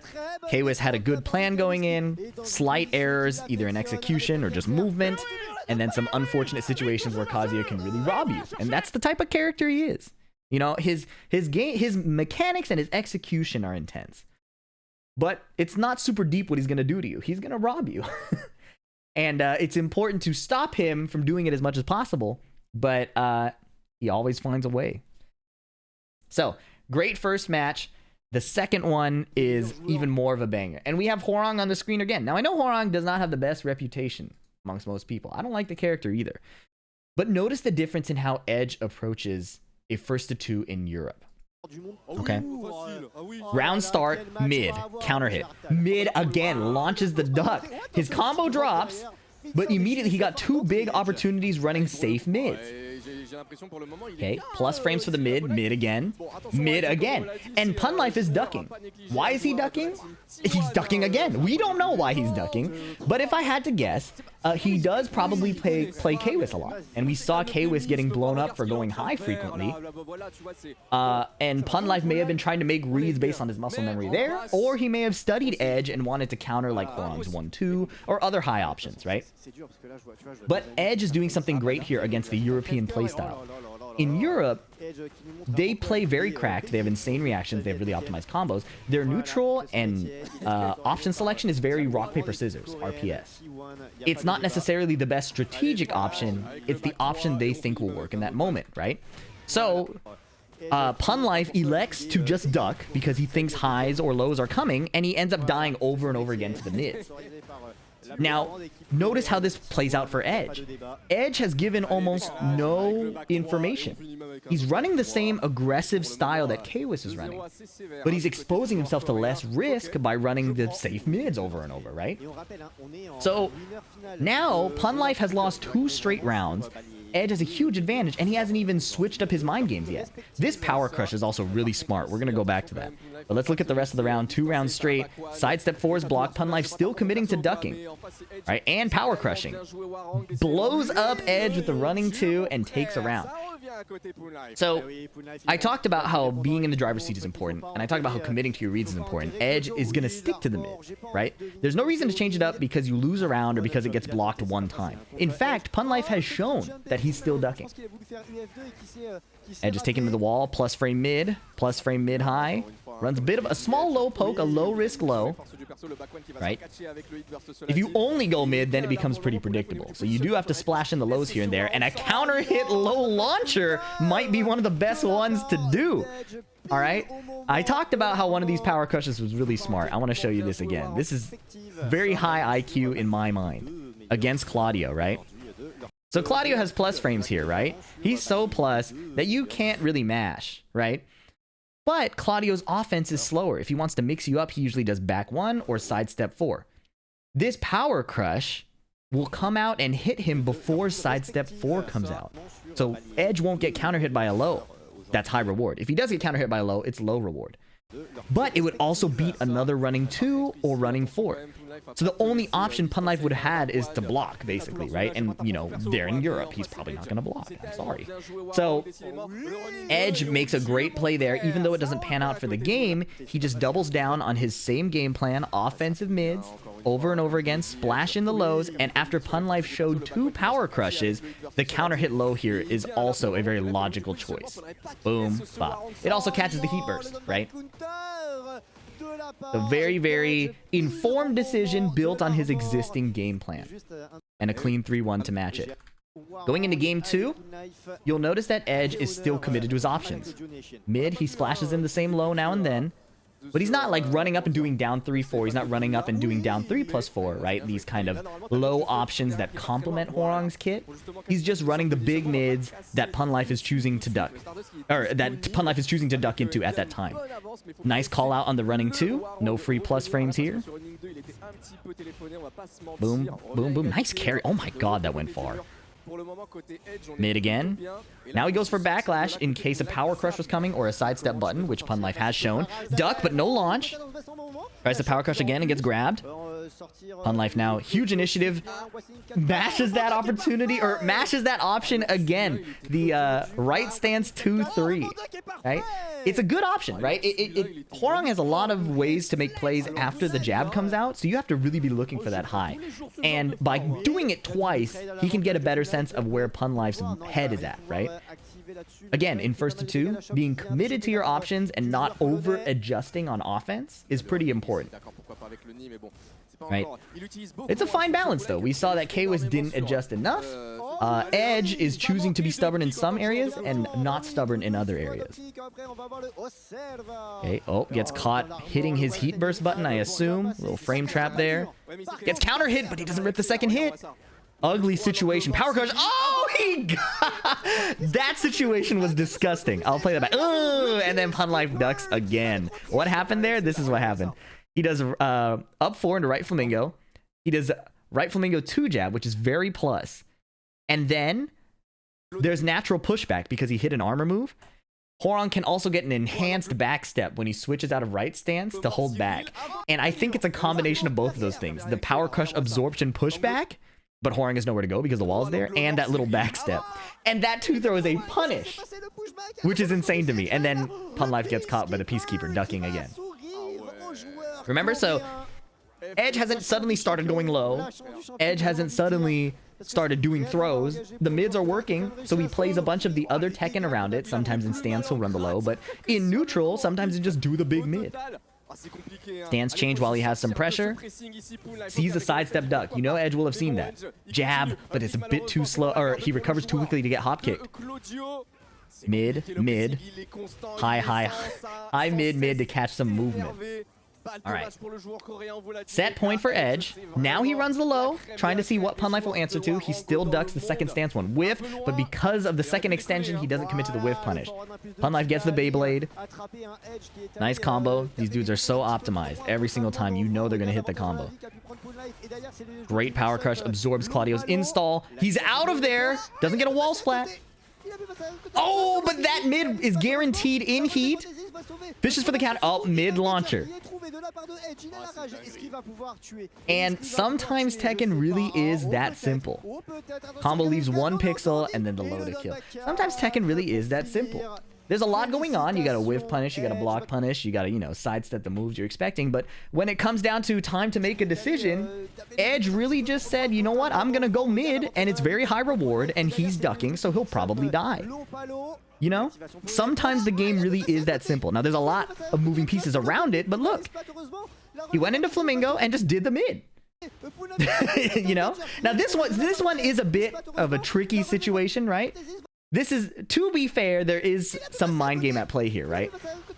When you block these 2 flappy kicks, Hwoarang can go for an extension that's a high, and the high does launch, right? So there's a chance Pun Life was looking for the extension to launch and got caught by the cancel into the mid. At a very high level, it should be reactable, right? Like in optimal conditions. But this is a tournament. This is a first to 2 offline tournament. Everybody's uncomfortable. Tensions are high. Sometimes you just run your little setup and it works. And again, think of the risk, right? Like, great message from the chatter. The risk to Edge here to run the mid is like none. He heat dashes and now he's +5, right? It makes total sense. So very consistent play in a different way. He ran the mids against people who are willing to guess mid-low over and over, and he doesn't over-adjust while playing the rest of the game. Hope you guys are enjoying this, by the way, the different style of analysis where I just kind of pick matches out of a hat that I thought were pretty good. So let me know if you do enjoy it. We have a couple more. If you've been sticking around, I appreciate it. John Ding versus Aspire, okay? Aspire, a Lily player. John Ding needs no introduction. This is a bit of a different style of match. Aspire plays Lily. attacking into Lily is a nightmare. She is never on the screen where you expect her to be at any time. So John Ding's strategy to be consistent here is a little different. He actually does not focus on winning every defensive read. It's a very non-European style. Europeans, they will make rock, paper, scissors reads to call out your offensive option and get really optimal punishes and things like that, right? Korea likes to avoid risk as much as possible. So you'll notice that he does block that low. That's a big 50-50. But you'll notice as the set goes on in neutral, he's not overexposing himself. One throw is broken. Now he's just moving away from the wall. Again, strategically smart decision here. Put Lily in an ugly situation, reduce her ability to sidestep.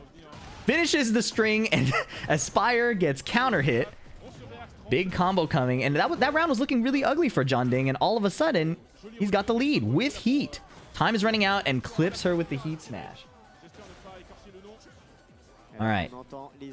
Good first round. What does John Ding play next? Sidestep 3+4. One of Eddie's strongest moves. Just kind of show your opponent you can't just move around me and attack whenever you want, right? There's a launcher threat.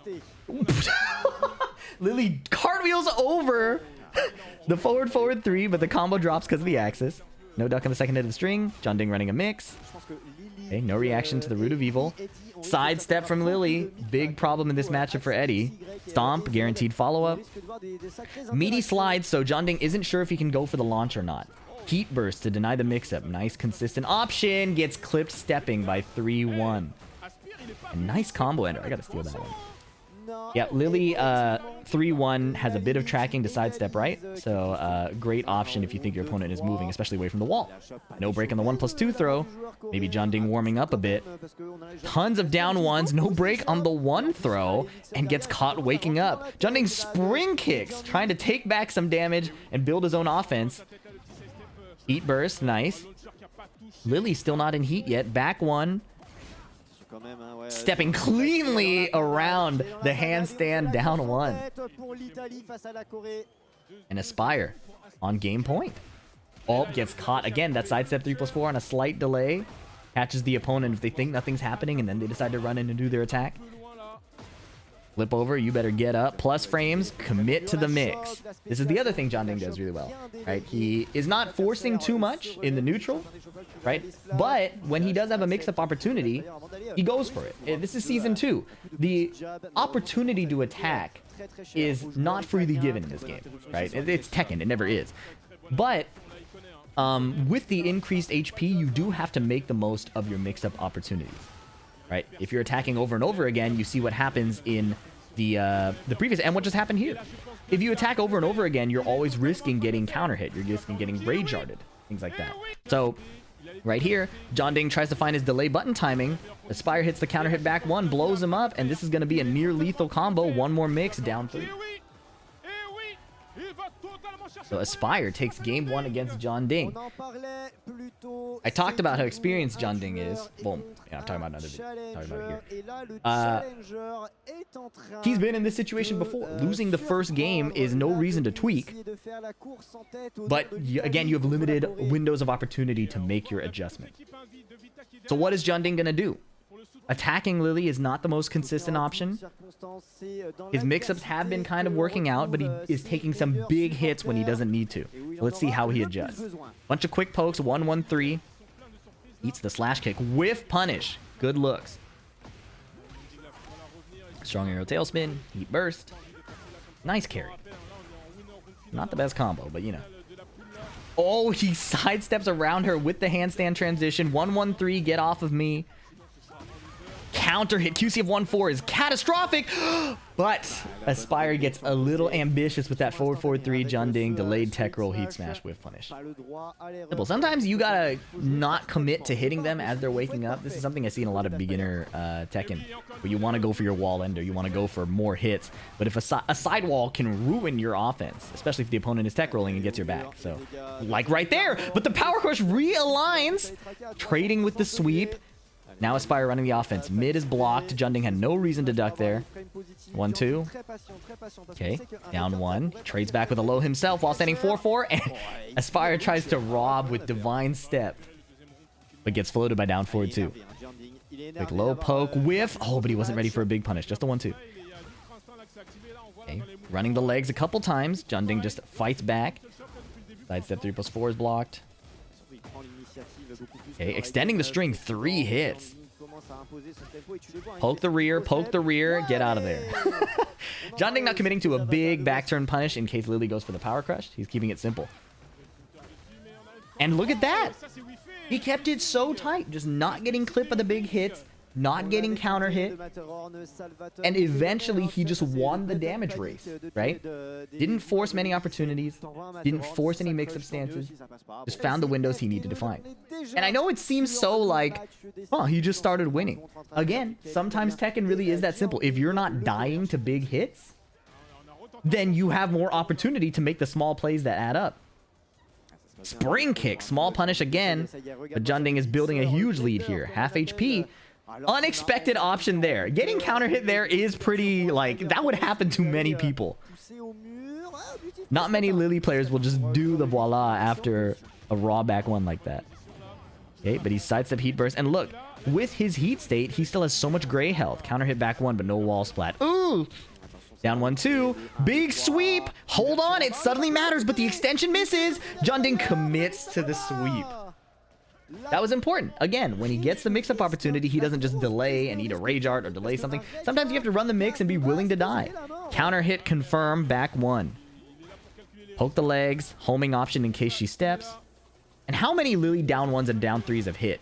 Junding is straight up letting it happen. He's not concerned at all about these lows connecting because they're not that scary. He's dancing around and gets counter hit. That's what happens if you play around too much.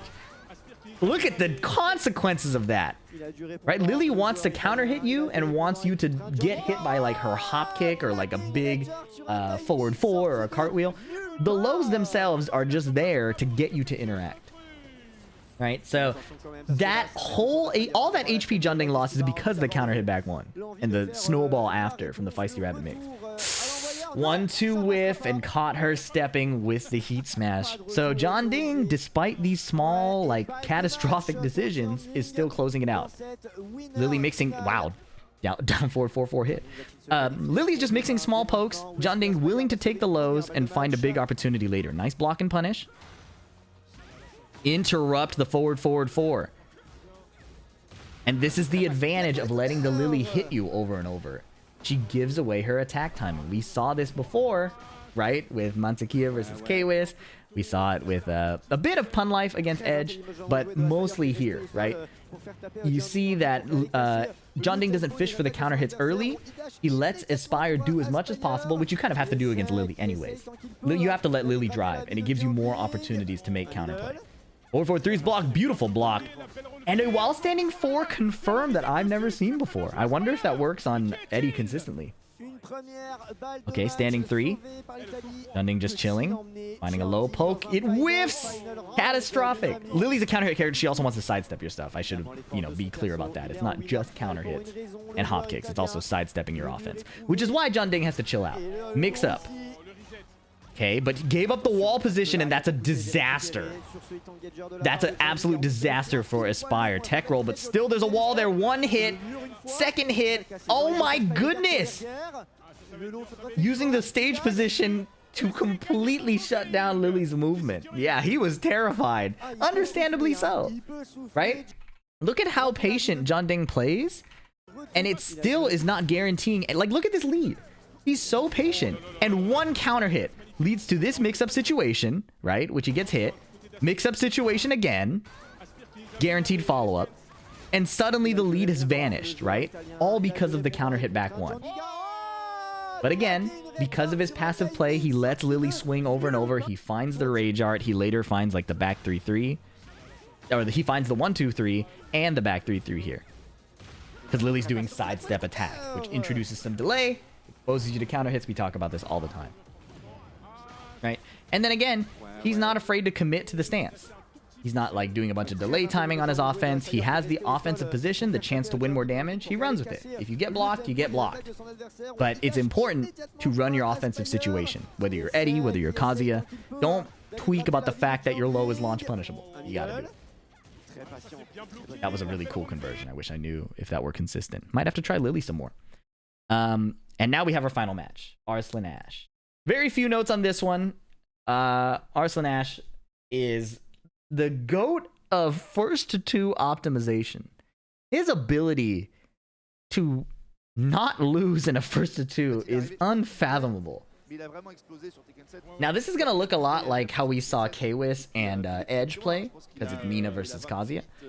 So a lot of oppression from the Nina, but watching how Arslan navigates Kazuya's robbery potential is the point of interest for me here. And not only how he navigates the robbery potential, how he plays around when Kazuya would want to respond. Alright, last match of the video. I appreciate you sticking around. Subscribe for more if you would like to see more of this. Okay, Arslan Ash, slow from a distance in terms of his approach. Wow, he evades that with the backsway. Starts some pressure with his back to the wall and gets the heat engage. Shoots him for a ton of chip. Okay, slides in, down forward 1-2, gets punch parried, but that really is not too consequential. Spring kick, counter hit, down back 3. Arslan playing very fast. Down forward 1, down forward 1-2. What does he do next? Backdash down forward 2 in case Kaza comes in.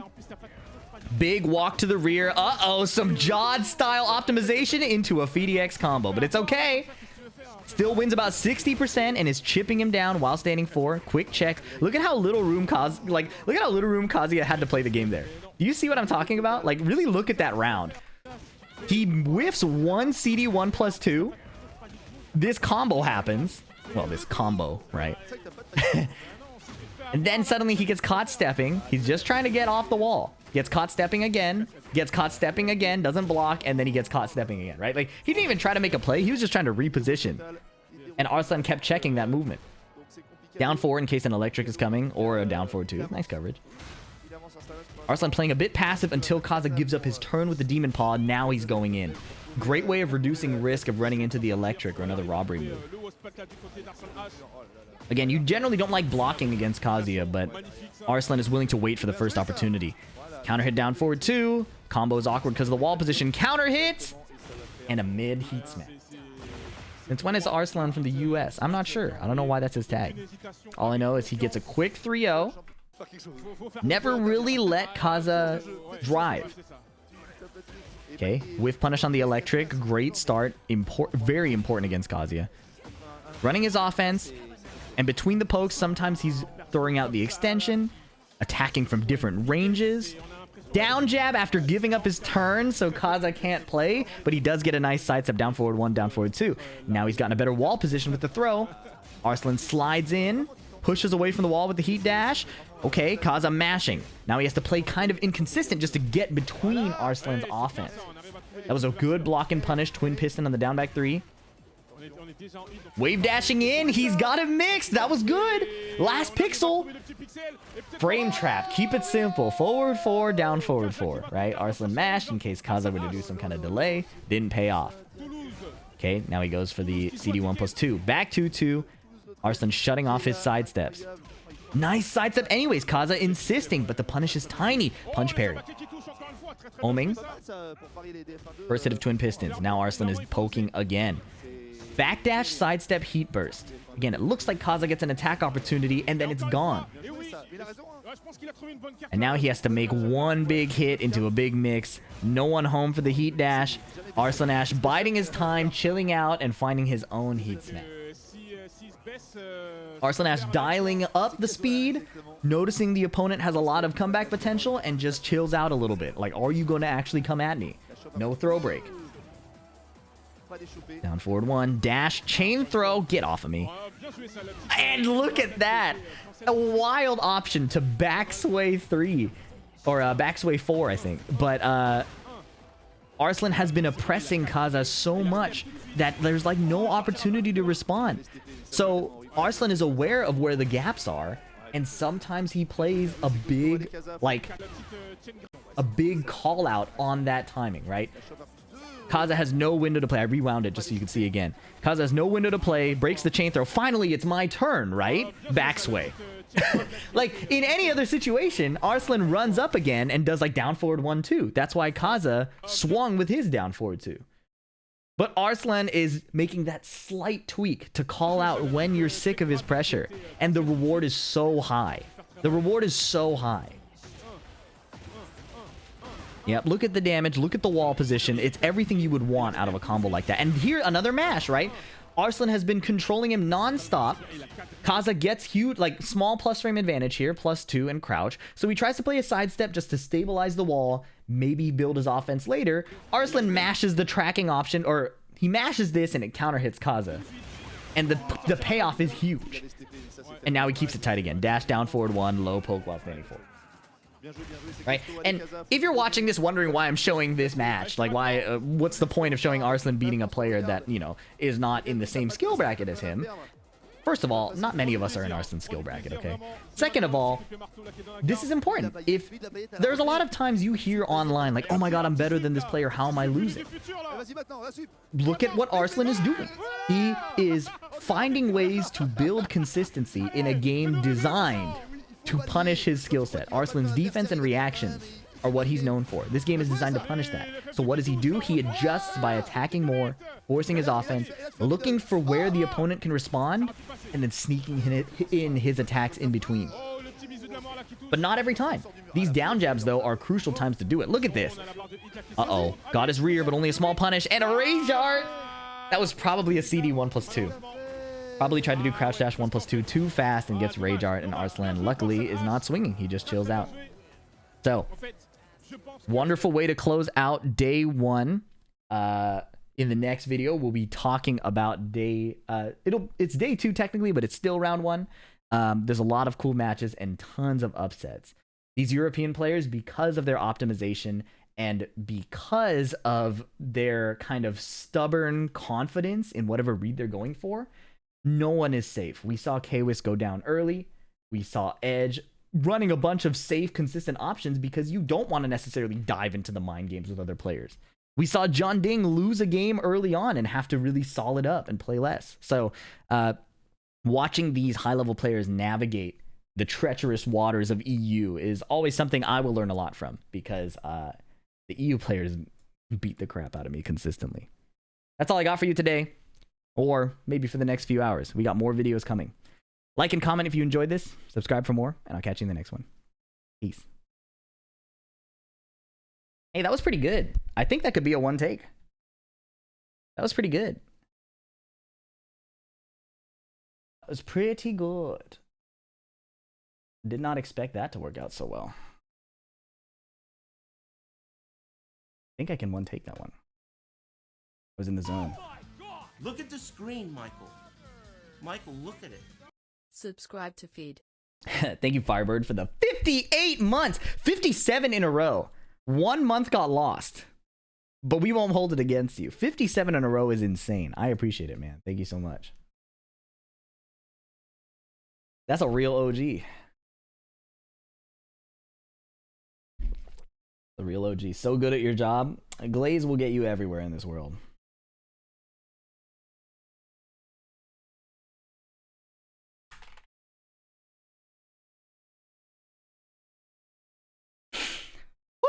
All right, that was pretty good. I need to take a break. If he has 0 fans, I am dead. Damn. All right.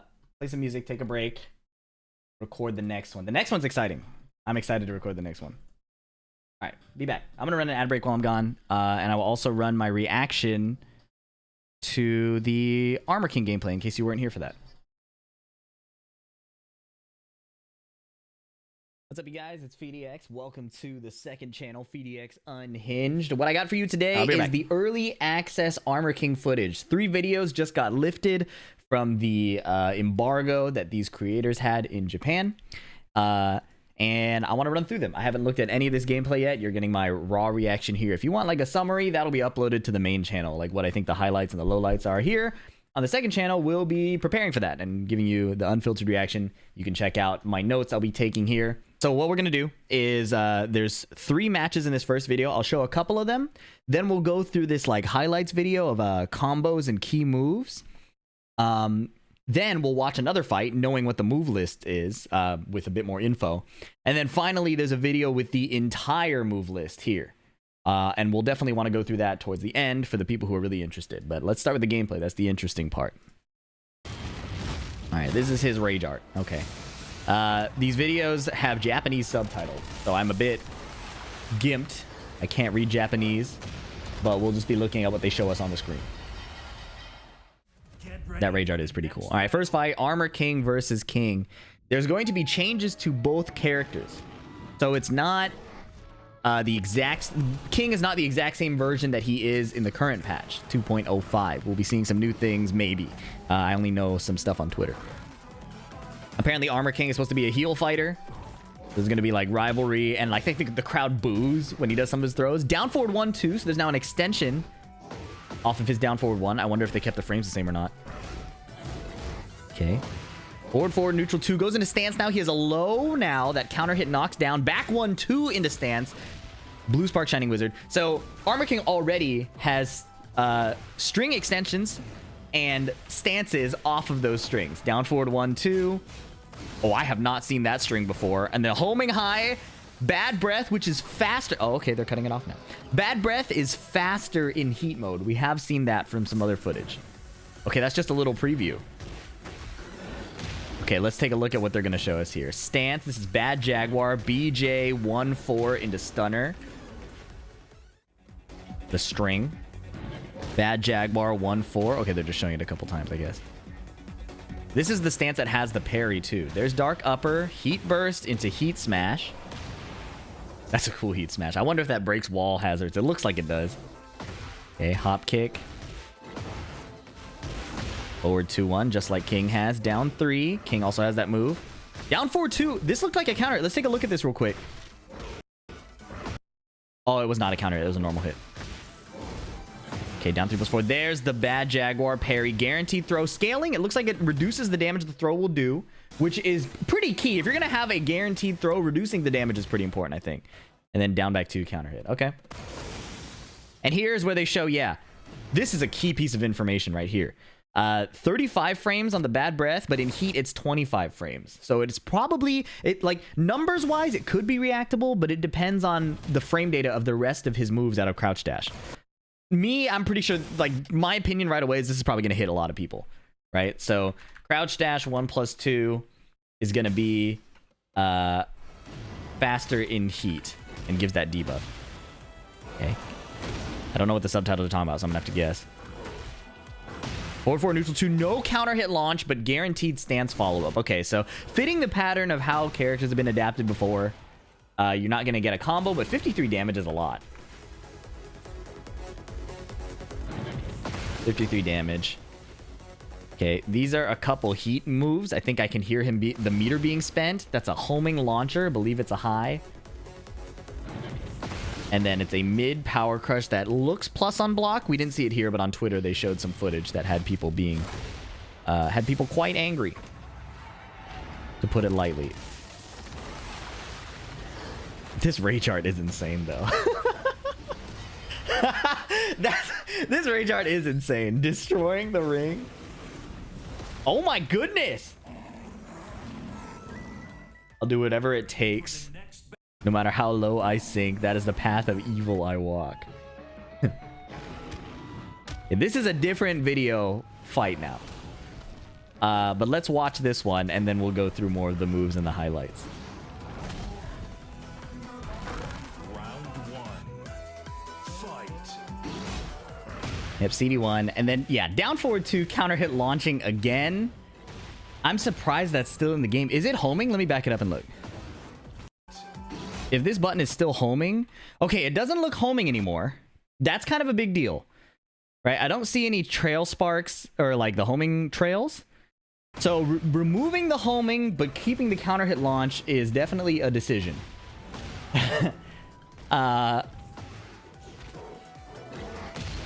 68 damage with the wall break. That's interesting. I'm not sure. Yeah, well, I mean, we'll see how it plays out. Oh, but that's a homing move. Homing move, normal hit launch, attack, throw, damn. Running 3. Or 2-1. Okay, down, yeah, so not all, oh, so I wrote the string down wrong, I think. Down forward 1-2 has an extension, but down forward 2-1 goes into stance.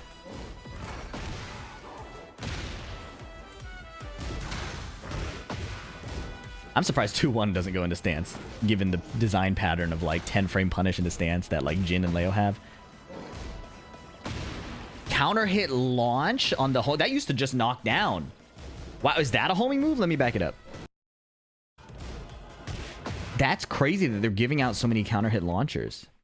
Okay, this doesn't look homing either. I have to go frame by frame. Is that homing? There's a little... No, it doesn't look homing. But maybe it just tracks to the left. Maybe it has the left tracking thing. Counter hit launchers. We should write these down. Down forward 2. I think it's up back 1. I don't remember what the chop is. Oh, down 2 gives counter hit follow up.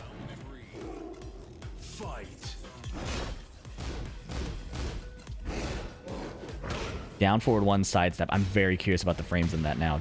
Oh my goodness, down forward 1-2 gives a counter hit extension. Okay, bad breath parry, guaranteed throw, punch parry only blows up the wall. Okay, heat smash combo. Does wall splat, so or like it hits the wall, contacts the wall. We don't know if it breaks it. Kind of wish he saved it to see that. Looks like a new demon paw animation. Forward 4-2 that is. 9 duck and hop kick, okay. Forward 4-3 plus 4, I assume. Strong aerial tailspin, stance low, running 3 gets anti-aired. Down 3. They both have the move now. Usually King having that move meant Armor King like wasn't in the game because it's kind of Armor King's move, but all right, and then Rage Art. Okay. So lots of new stuff. It's actually cool seeing it in the gameplay, not just because it's like more entertaining seeing a fight than a move list, but in the move list explorations, they don't show all the like move properties on counter hit. So like the stuff we got shown here is kind of a big deal. All right, so we'll save this fight next once we've seen more of his moves and understand the properties a little more. There's more fights to see, but I want to save this one. All right. Okay, let's check out this second video. This is from Gamer Channel. Obviously, it has a proper Japanese name, but that's the translation.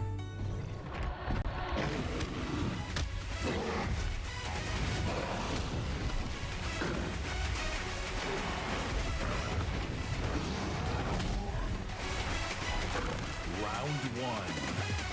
Fight. Oh, so they just showed the special intro. Okay, these are his heat engagers. Forward 2-1. Forward 4. That's a cool. I've always thought that move was cool. It used to wall bounce, I think, in Tekken 7, which is insanity. Okay, that's a heat dash launcher. Sample combo. The sample combos obviously are not going to be insane. Oh my god, he's covering the frame data. I need to see how plus this heat smash is. It doesn't look like it's evasive, right? The heat smash doesn't look evasive, but I can't see the frame data. It's plus something. Down forward 2. Oh yeah, there it is. Down forward 2 frame trap. Oh, this is it. I think this tooltip is saying this is a nice sequence to do. So plus frame heat smash, down forward 2 counter hit launch. Okay. Back 3, forward 1 plus 2. What is this? Forward 1 plus 2. Armor, power crush, and a strong aerial tailspin into stance.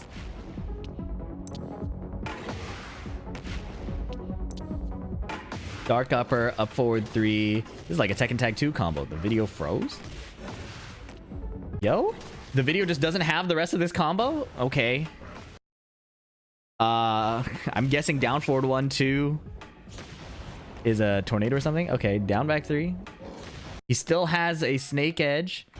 Counter hit launches. Don't know about normal hit.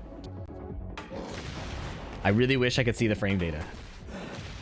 Oh wait, it's 24 frames. How you doing, y'all? So definitely still reactable. I don't think they sped it up. Back 4 into stunner, still a thing. I got a huge dopamine hit out of that first video, but oh, I like can't let myself come down from it, you know.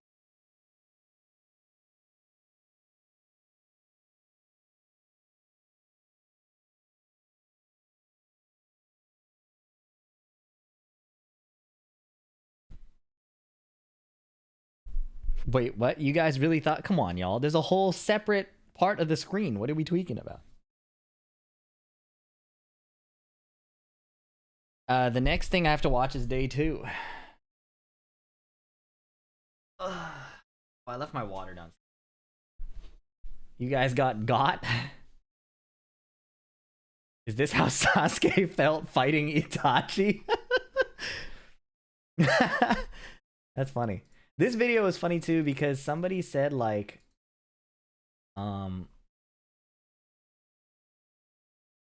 somebody said or maybe it wasn't this video, but it was the other Armor King video. Somebody said like, great video feed, but we got to talk about these thumbnail pictures. I just scrolled your feed and I saw like 5 of the same face. And you're not even wearing the same shirt in this one. And I was like, I don't know if I had it in me to tell him like, bro, every YouTube creator does this, bro. Yatagami versus Kudons? Who's Yatagami? You mean Yagami? What's good, the beast? I'm debating filling up a second coffee. I'm leaving you with my shadow clone for a little longer. Saint Cola, thank you for the raid. Sorry I missed that. Yeah, let my dog out. Walked around a bit, stretched. I do need a timestamp this. Now, Kaywis's strategy, in case you've been looking at the screen while I was yapping, is pretty clear. He's like spamming aggression. You know, a lot of noobs will say like, oh, Hwoarang is spamming at me. But in this case, stamped below, and I want to talk about the themes that I was listing earlier on and the specifics about how these players choose to approach this problem of consistently winning with very little data and very little information. Very excited to show these matches. They ended up being really informative in more ways than I expected. Montekia. You'll recognize him if you watch my video where I fought Arslan Ash and I put together all the streamer reactions. So a lot of people still think Ona's arranging Chef Life fees, making multiple coffees. Season 2 is rough. You know what's funny? Season 2 is rough, but making this video specifically in one take on stream is the happiest I've been in a long time. Happiest might be the wrong word. It's the most alive I feel in a long time. That dopamine went I like left the room and I was like, I'm not gonna recreate this emote live. You know, I was just like this. I like walked out the door and I was like that. Even more. So, great first match. The second one. This one is Edge Online. Claudio. I didn't mention how much Claudio is a dickhead to fight in first to 2, but I think that's fine. Don't want to offend the Claudio players, even though they probably agree. I appreciate it. John Ding versus matches out of a hat that I thought were pretty good. So let me know if you do enjoy it. We have a couple more. Hope you guys are enjoying this, by the way, the different styles.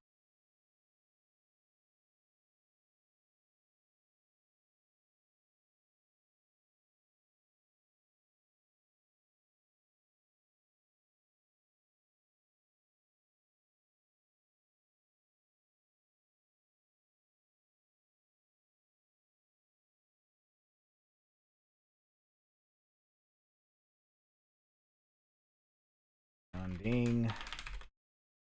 Fire JK, Lily.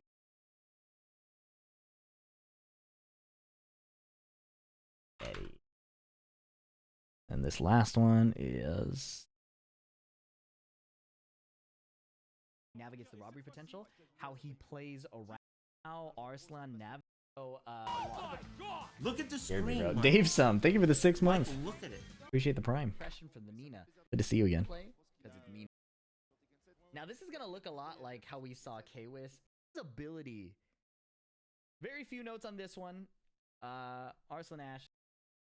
31-38. Versus Kaza. Bro, Nina is so cool. Hey, Mr. FDX, let's say I wanted to start playing a fighting game. Which one should I buy? I'm very new to the genre. I gotta say Tekken. If you're very new to fighting games, I would definitely watch them to see which one looks the coolest. Right? Like, I think that aesthetic appeal, character appeal, aesthetic appeal and character appeal, those two things matter the most. Unless you really know what type of games you like to play, then it's different. But you said you're brand new to fighting games, so I think someone selling you on the appeal of different strategies and like mechanics, things like that, probably won't hit as hard as which game has the character I like the most, you know? So, for example, I like the Tekken characters the most, so I play Tekken. But I also like Cammy, so I play Street Fighter 6. 2XKO I actually struggled with because I didn't have characters I was interested in until like Teemo came out. So, shop around. I would check out in terms of like netcode and playability. The best bet is going to be Street Fighter, 2XKO. 2XKO might be a lot if you're brand new to fighting games, but it's worth learning. Tekken 8. If you're a beginner, you won't run into many of the difficulties that I think people are complaining about right now, so should be good. But yeah, Street Fighter 6, Tekken, 2XKO are probably the big three right now. If none of those really hit, there are smaller fighting games you might like, but I would check those out. Guilty Gear, Strive. Look at the screen. I think Guilty Gear Strive appeals to a different segment of the fighting game community. Damn, you got, oh, I thought it cut him off. Misato, thank you for the 13 months. I'm not cut up yet, but we're on our way. Excuse me. 2XKO is free though, so that's like the quickest one to jump into for sure. Street Fighter 6 is a demo.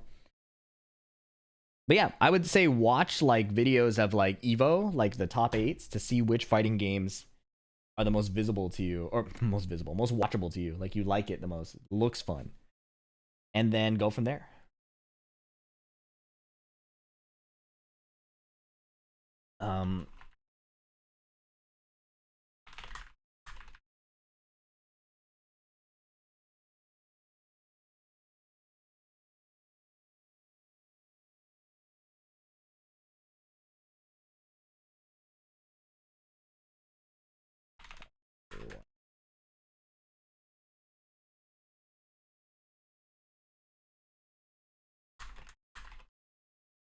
All right, I'm gonna resume my short break as I prepare for the next video.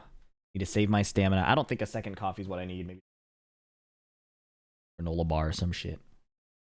Anyways, check out my Shadow clone for a little longer. Mid Power Crush. Forward 3. Oh, forward 3 no longer gives the sideways knockdown. It's still a homing high, but it used to give a knockdown, I think, for a follow-up. Forward neutral 2 guaranteed. Okay, so this is forward neutral 2 into Shadow. Oh no, this is Bad Jaguar. So forward neutral 2 goes into BJ plus 8. Okay. I wonder if you have to commit to the stance to get the follow-up. This video froze again. I'm a little disappointed that this video is freezing. But, okay. That's just how it is, I guess? Oh, what is this button? What is this button? Up, forward 1. Jeez. Mid. Counter hit launcher. Sorry, I'm going to go back one more time. Okay, so yeah, it's no longer homing. Down to while standing 3-1. Okay, yeah, so he goes into crouch, and now he gets a guaranteed follow-up. That's crazy. Chain throws? Okay, wait. The video's frozen again. It's quite frustrating. So Armor King historically has always had chain throws, but they're less damaging and less complex. Here there's showing the Blue Spark extension, I assume, which is the legacy input. It should increase the damage. So the full one does 50. The easy inputs do, well, maybe not. No, these were two different chain throws. My fault. One's the head punch and one is the neck snap. Yeah, I believe the legacy inputs do more damage. That's what they're doing with King anyways. Okay, QCB 1+2 throw. I think there's a just frame if you hit 1+2 at the right time. I wonder. Or maybe they're just saying you escape it with 1+2. Okay, wave dash giant swing. Love that. What are these? Oh yes, his like a, what's it called? It's not a cartwheel, it's a round off. Gymnastics? Any gymnastics people?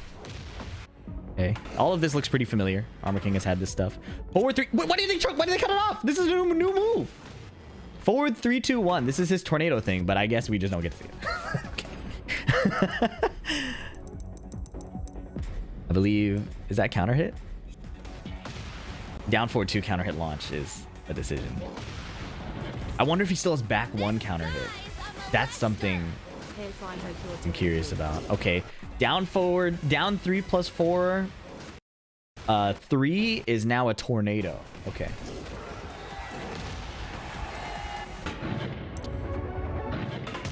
Okay, bad Jaguar 1, 2 is a heat engager. This is all the bad Jaguar stance stuff. Okay. So we should write down this for the main video. Give me a sec.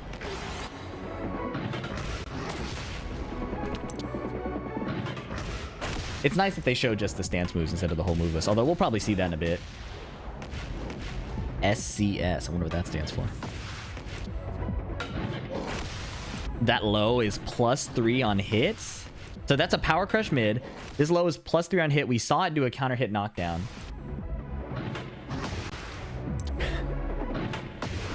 Okay, he has bad Jaguar tackle. So before this stance, this tackle out of the stance was from a stance called Shadow Step, and he had a different pose. He was like this. Now he's like this. So I wonder if AK's now just a one stance character. He can giant swing out of bad Jaguar. That's probably to call out power crushes. Shadow Jaguar, it's bad Jaguar. We're not changing the name. Yeah, whatever he just did was a launcher. Oh no, air throws. These are air throws out of BJ stance. Okay, he has a crouch dash. DD1, clothesline.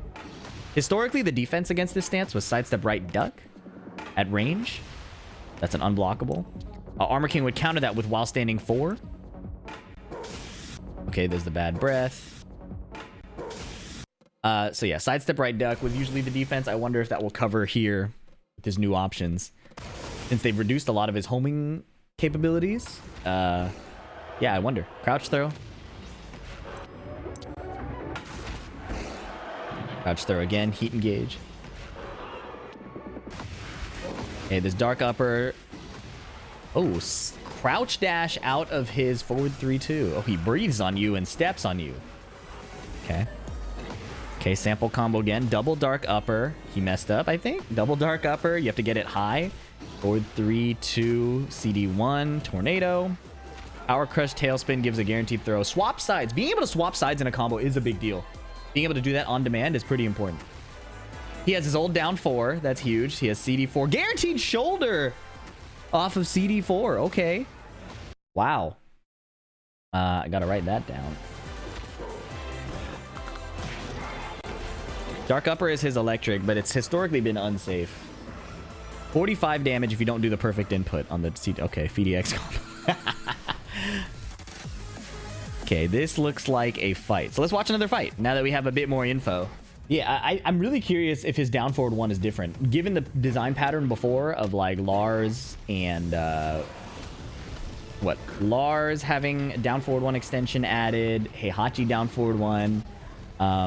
The trend of -1 down forward 1s is going away. Devil Jin lost it, and now with Armor King having an extension, it's likely he lost it too. Backdash, wave dash. Okay, nice block. BDX punish. Okay, dark. Okay, this is definitely not going to be the most optimized gameplay here.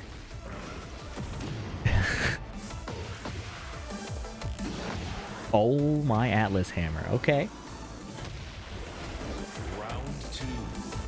Fight. Okay, down forward 1-2. I'm curious, why not show like special style stuff with this kind of thing? He went under the jab with the dark upper. That was hard. Okay. So, hold on. Look at this. That's sped up. They sped up this move. This move is one of like King's knowledge checks. Like you're supposed to learn to react to it, but they've sped it up in this patch in version 2.06. That had a lot of people on Twitter really mad. That had people on Twitter really mad.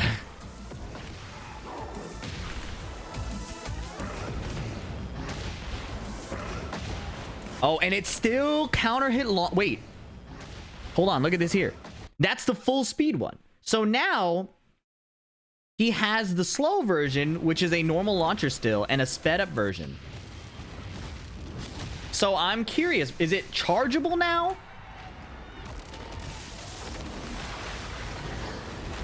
Is it chargeable now? Because chargeable chip damage or something? It's a low, so probably not. I'm curious why there are two versions of that move now. Counter hit down back 3 still. He tried to breathe on him and got kicked in the chest. All right, it's interesting. They showed a lot of the key moves in the move list, but are not showing a lot of the key moves here. So when we show the main video, we will probably skip this gameplay outside of showing the new King stuff. Whoa, whoa, whoa, whoa. What was that? That was new. That was new. He died, but it was new. 1, 2, 1 cancel into BJ. Are you kidding me? He can feint the... Wow, I gotta write this down. 1, 2, 1 cancel into BJ. And he died. So I think his BJ is his old Shadow Step. That like face jab that he did, the eye jab, used to be from Shadow Step. Shadow Step was a cooler stance if you ask me. It just looked cooler. But you know, it's a matter of opinion, I guess. Okay, Power Crush gives guaranteed BJ stance again. Yep. Okay.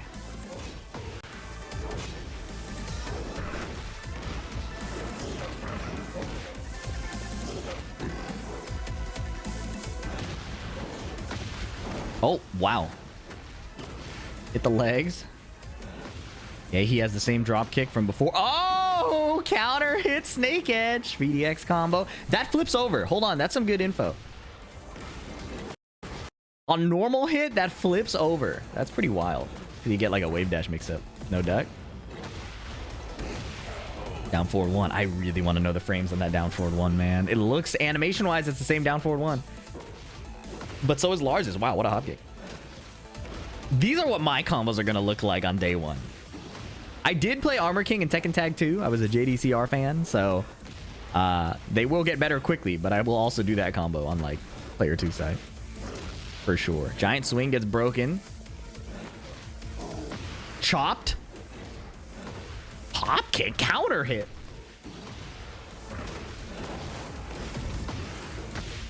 Bad Jaguar face jab. Oh, does he have the extension? He didn't do it. That would have killed, I think. They kept it from before. Okay. The gameplay, obviously a different caliber of gameplay than the first ones we saw. But we should, you know, finish it up just in case. Okay, all right. We can see the win pose, I suppose. Is this the table break? Yeah, okay, the table break one we saw that. Okay.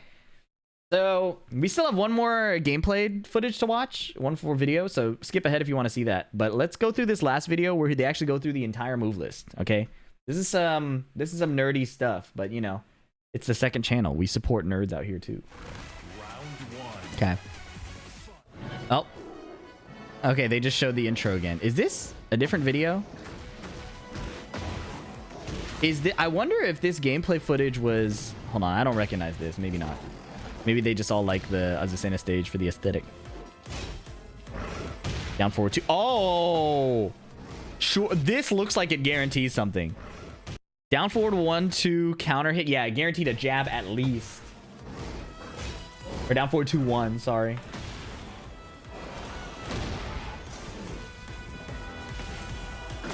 Okay, did I miss something while I was writing that down? Hold on. Dark upper. Okay, he got heat smash, that's all. He's getting combo. We've seen this combo 10 trillion times. Forward 2, 1. Down forward 1, 2. Second hit looks high. While standing 2. Oop, oop. Counter hit jab. Nice. This is more gameplay at first, and then they'll show the footage. Oh my god, it guarantees a crouch throw. Running 3. And then he dies. Okay.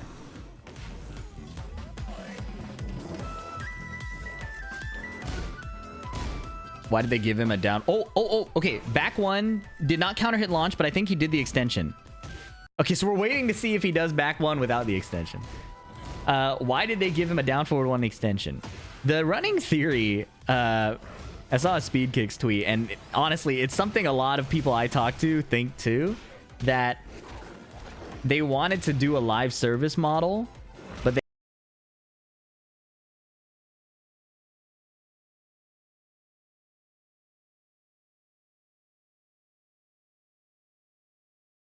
My bad.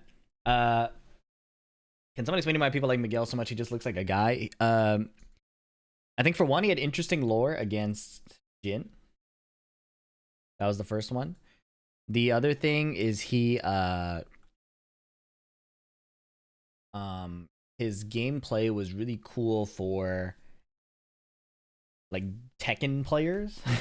I don't know how else to describe that. Like classical Tekken, legacy Tekken enjoyers enjoyed Miguel in like Tekken 7, for example, because he was one of the few characters who had good movement, good pokes, and can also like force situations. So he down forward one into stance, and now you're in a situation, right? So the way he went between poking and conditioning and his like pretty bare bones stance, I think was pretty enjoyable to people. And then just like the idea of he looked like a drunk brawler in an alley, and we don't really have much of that, you know. I think that was pretty cool. Okay, we got to make progress. So for day 2, the matches I wanted to cover are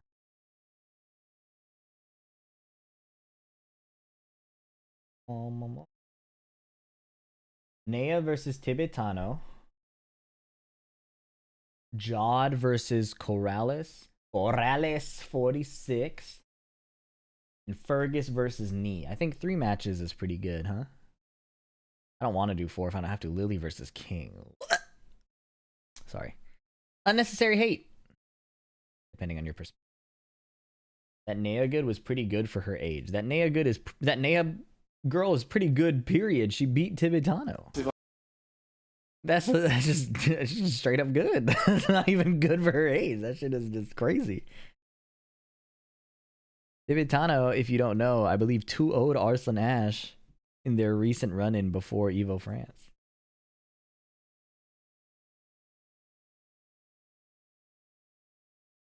So he's got that untrained demon kind of aura. Yeah, he just really beat the shit out of you.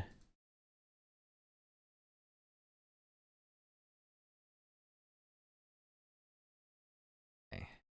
Wait, this one already has the match times. Du coup, voilà, donc This is Nea versus qui est aussi du coup un français, hein, Ouais. sur le coup, donc là, Cocorico. Whereas, wait, what? This is day 1. I don't need to show this. Day 2. Here we go. Jour 2. Excuse me.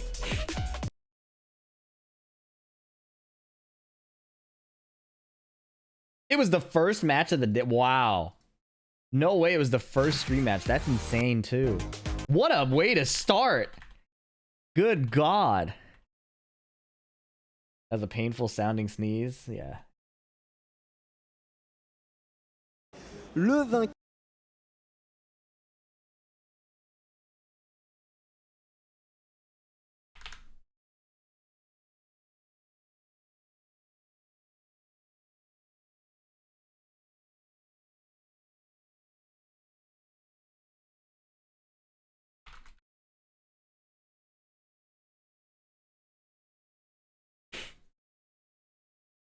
Du mix-up tibetano, actuel meilleur client. Tout de suite, tour. This is day 3. This is day 2. Day 3 ain't happened yet. I have never watched this set yet. Oh, Guts Mishima, thank you for the 6 months. I do appreciate that. Sorry I missed.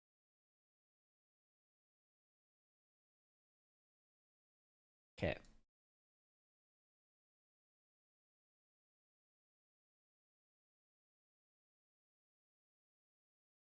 Okay. Evo France day 2. This is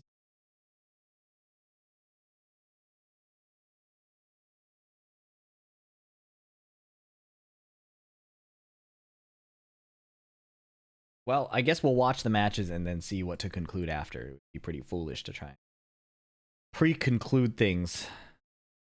Edge versus Bode.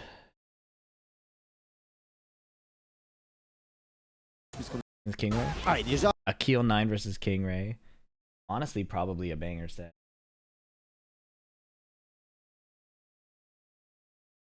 Four matches is a lot for me.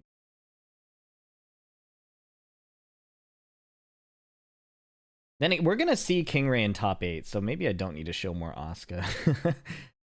You know, all support to the boy from NA, but man can only do so much. Duelist versus June, I think that was the day before. Ernie Bowl? It is Ernie Bowl. Kira CBM. Sin versus Low High. I heard this one was good. But Sin and Low High are both in top 8, I think. So I'm trying not to do too many repeats.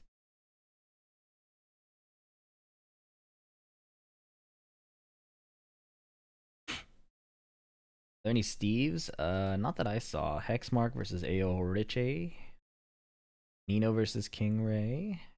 Jod versus Hometown Showdown. Nea versus Kudon.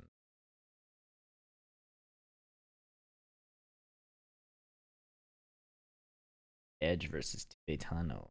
Edge and losers. Hossein versus Skywalker. Law Mirror. Knee versus Corrales. Yeah. How did this happen so? Is this? Wait, I missed the matches. Hold on. Where's Fergus versus Knee? AK.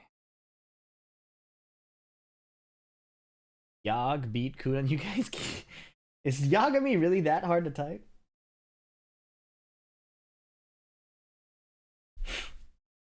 Ulsan and Mughal, they probably have enough points.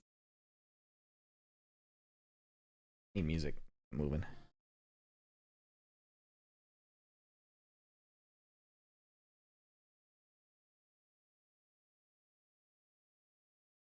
Ami versus Dons. What the fuck? Yog versus Kood. Come on, man. What are we doing?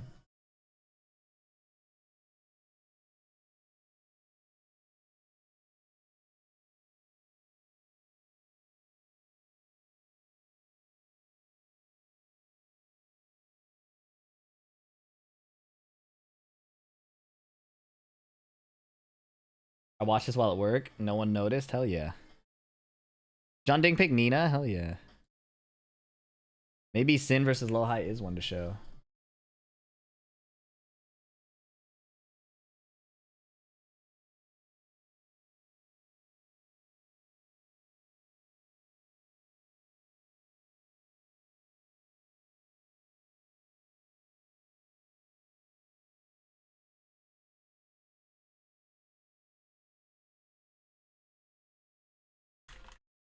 Low High versus Nea was insane. Was that on stream? That fits the theme of this video. Where was it? Was it top 48 or was it losers or winner side?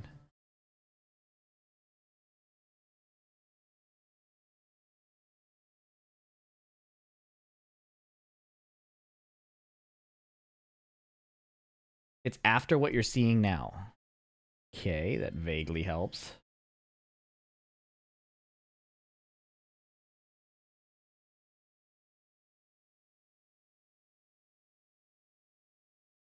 Fergus versus Knee. This is what I want to.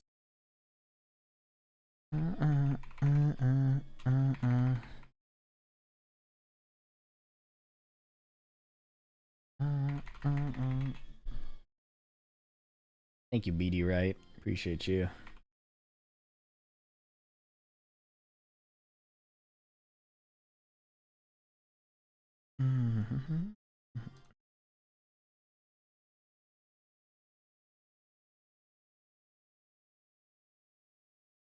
Fort pique, on va dire, depuis le début.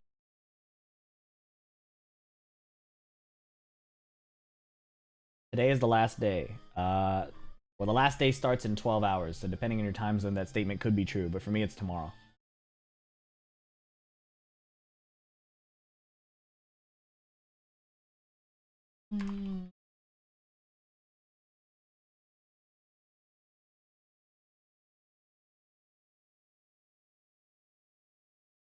Sorry, but Fergus looks like my drunkard uncle. Well, nobody asked. But I'm glad you got to get that off. Actions have consequences.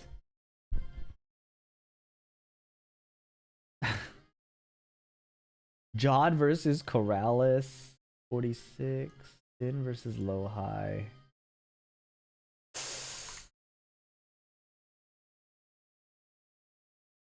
What is the third match I'll show? These are the matches I have on deck, by the way. Just maybe I need to show a Tetsu match. Tetsu matches are always fire. King Fergus might give the Ray a problem. Can we just call them by their... What are these made up names, bro?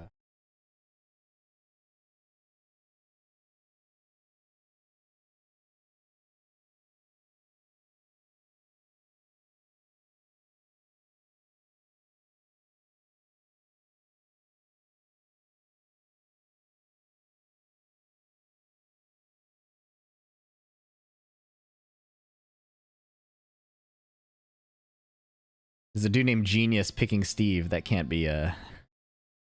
I think there's a clash of definitions there.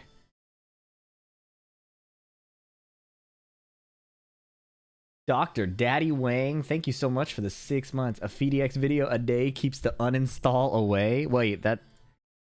I don't want to be enabling any bad habits. But I do appreciate the generosity. Thank you. Kingray versus Nino.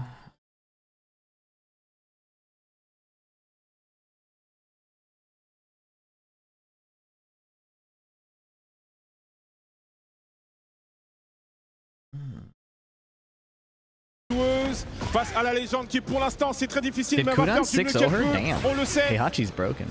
Et Kudan avec le wave avec le hammer kick là qui touche. Fier. Timing. Ouais, le Sway 4 il est là. Il est là son Sway 4, il est délicieux. Exactement. Allez, continue. Okay, this is gonna be the day, like the top 48 watch part. Loses round 3 is top 48. Un vieux d'esprit. Maybe Sin versus Low High is what I show. Yeah, Knee versus Paul. I think Brian versus Reina feels bad.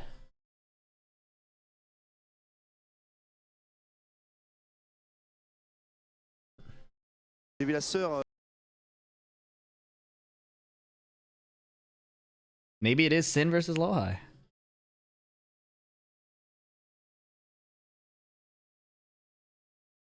Jod versus Fergus is a very... Like, oh, if this goes to final round... La scène de l'Evo, qui de Jod ou de Fergus passera au tour suivant. Allez, ça c'est bien ça, les petits diables là, pour calmer les ardeurs de Fergus. Le petit tacle du côté de Fergus, on trouve aussi le hit engager plutôt que Jod. Oh, rear! Uh-oh! Le sidewalk qui est très bien joué, puis en plus de ça, le recalibré grâce à... Are there any other mods in here to hold down the fort? Yeah, we got plus James.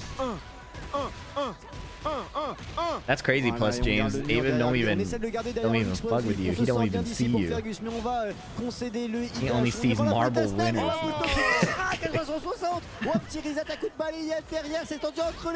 Jod is the rear specialist? What the hell?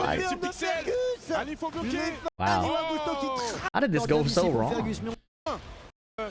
Le mur derrière lui, on essaie de le garder derrière le explosif. Oh, he spent his heat. Cancel, sidestep 2. Oh, he tried sidewalking and got deep dashed forward 1+2. Wow.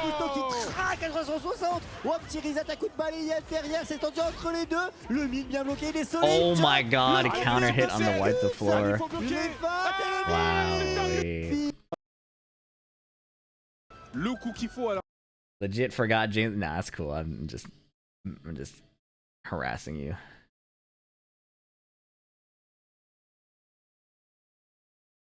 Was Fergus really close to losing? I feel like we're gonna see a ton of Fergus, so it's fine. We don't need to show. Again, variety. Variety is the spice of life. Shit, it might just be a 2-match video, low key, or I show 2 Nea matches in a Kudans match.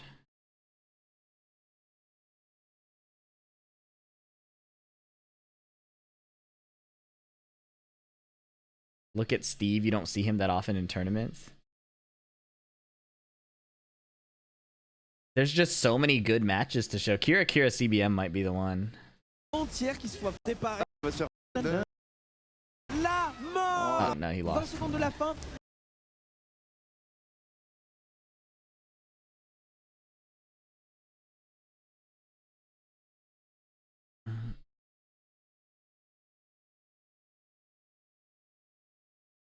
Maybe Arslan Ash Ernie Bowl. Paul Lee versus Yagami.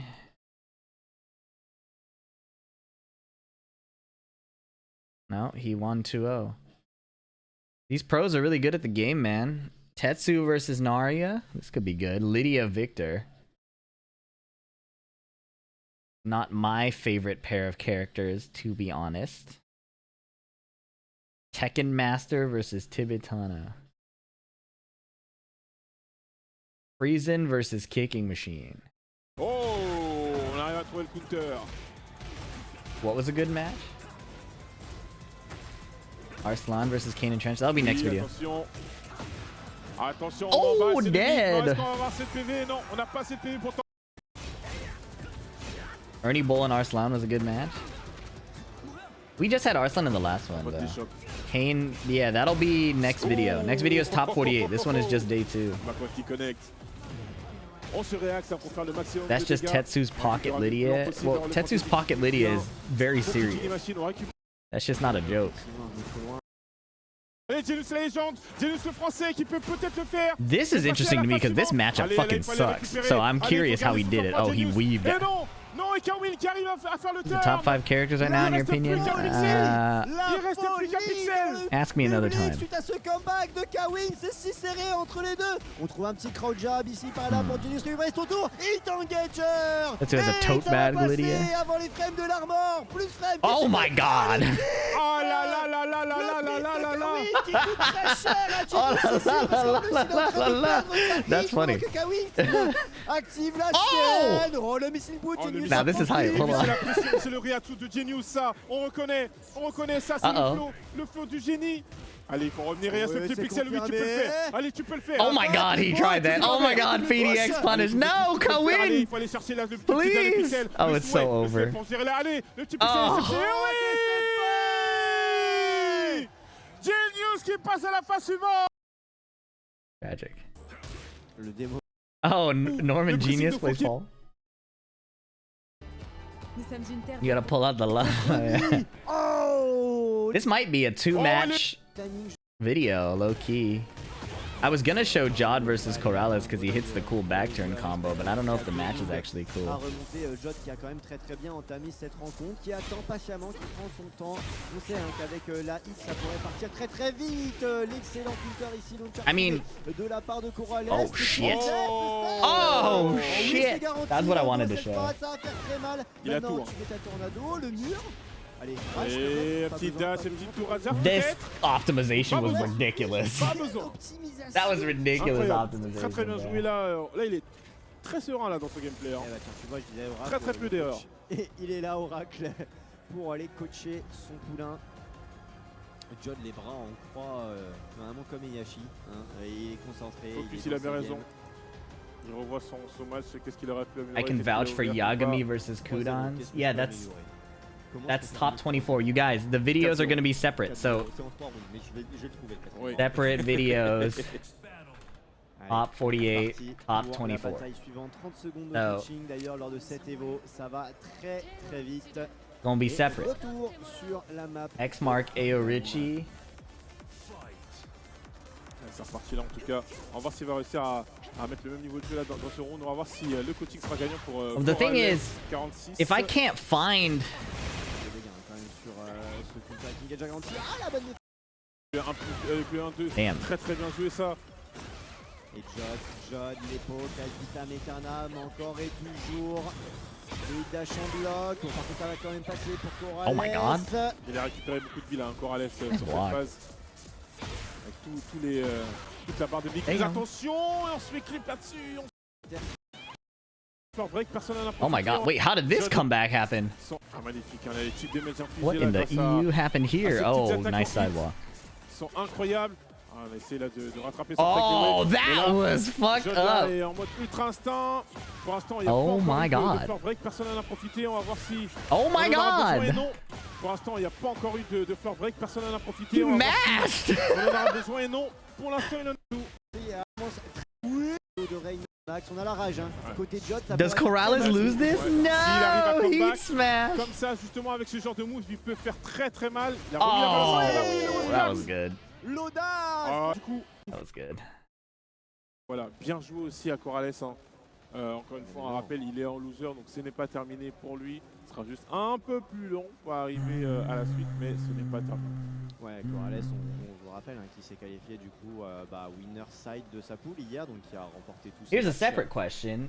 Well, the thing is, top 48 has too many good matches. Sur scène, Raef contre The top 48 has Ilias. too many good matches, I Le think. joueur suisse de la BDS contre Raef, le joueur saoudien de la... non, c'est pas la Zeta, c'est... J'ai oublié le nom de sa structure, je suis désolé, c'est terrible. En plus, il a mis une veste pour cacher le logo. So here's how I'll make my decision. Here's how I'll make my decision. C'était fait exprès pour te tester. Troisième hein, du Tekken World Tour qui joue I'm gonna scroll to à l'ancienne, la Tekken style. where Tekken top 48 style, starts. Moi j'aime ça, j'aime voir les différents contrôleurs chez les joueurs. And I think I'll just I'll glance through and see. Classique, on voit des joueurs leverless. Moi j'attends le joueur avec Ton Adrien est très fort. Et Joka qui sort pas son fake, qui sort son Yashi. Hein. Il a bossé son Yashi. Hein. Et tu vois, ça se passe So bien. one, On a beaucoup two. vu de Yashi. Hein. Yashi, on en a vu à tir larigot. Entre Kudans, entre Chaos, Edge versus Ilias. Italien. Et là, Joka maintenant contre Prison, le Steve qui est très fort. Hein. Steve, on le voit beaucoup aussi. Voilà, bien joué, bien puni. Yagami versus Sin. 3, les steps 4. de Prison. On rappelle, hein, Steve, il a des steps un peu spéciaux quand il appuie sur 3 ou 4. Des steps auto là. CBM versus Chow Lane BX. No affiliation with VDX Enterprises. Or DX Corp. John Ding versus Oracle. Qui t'explique hein, que c'est lui le favori de cette rencontre. It might just be. Le nombre de dingueries qu'on a vu. It might just be we watch party these two. 2 hours each. C'est pas parce que tu es le favori que c'est pas. Low High versus K-Wiss.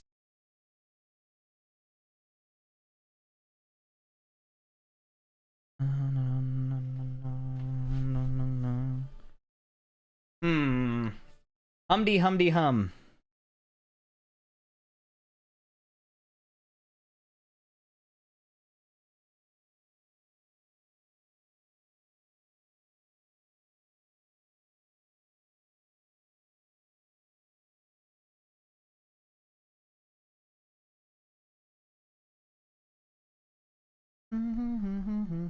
Low High K-Wiss was a shutout. Hey, where the fuck does it say no spoilers on the screen?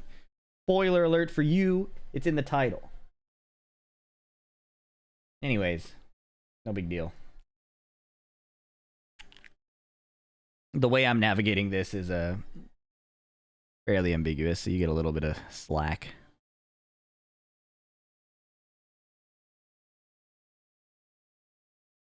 Is Jod versus Fergus that good?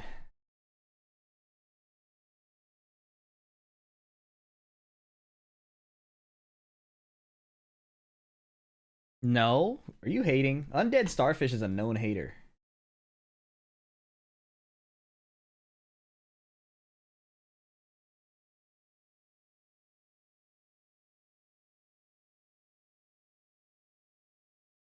Both are household names. Yeah, that'd be a very EU-centric stream for sure.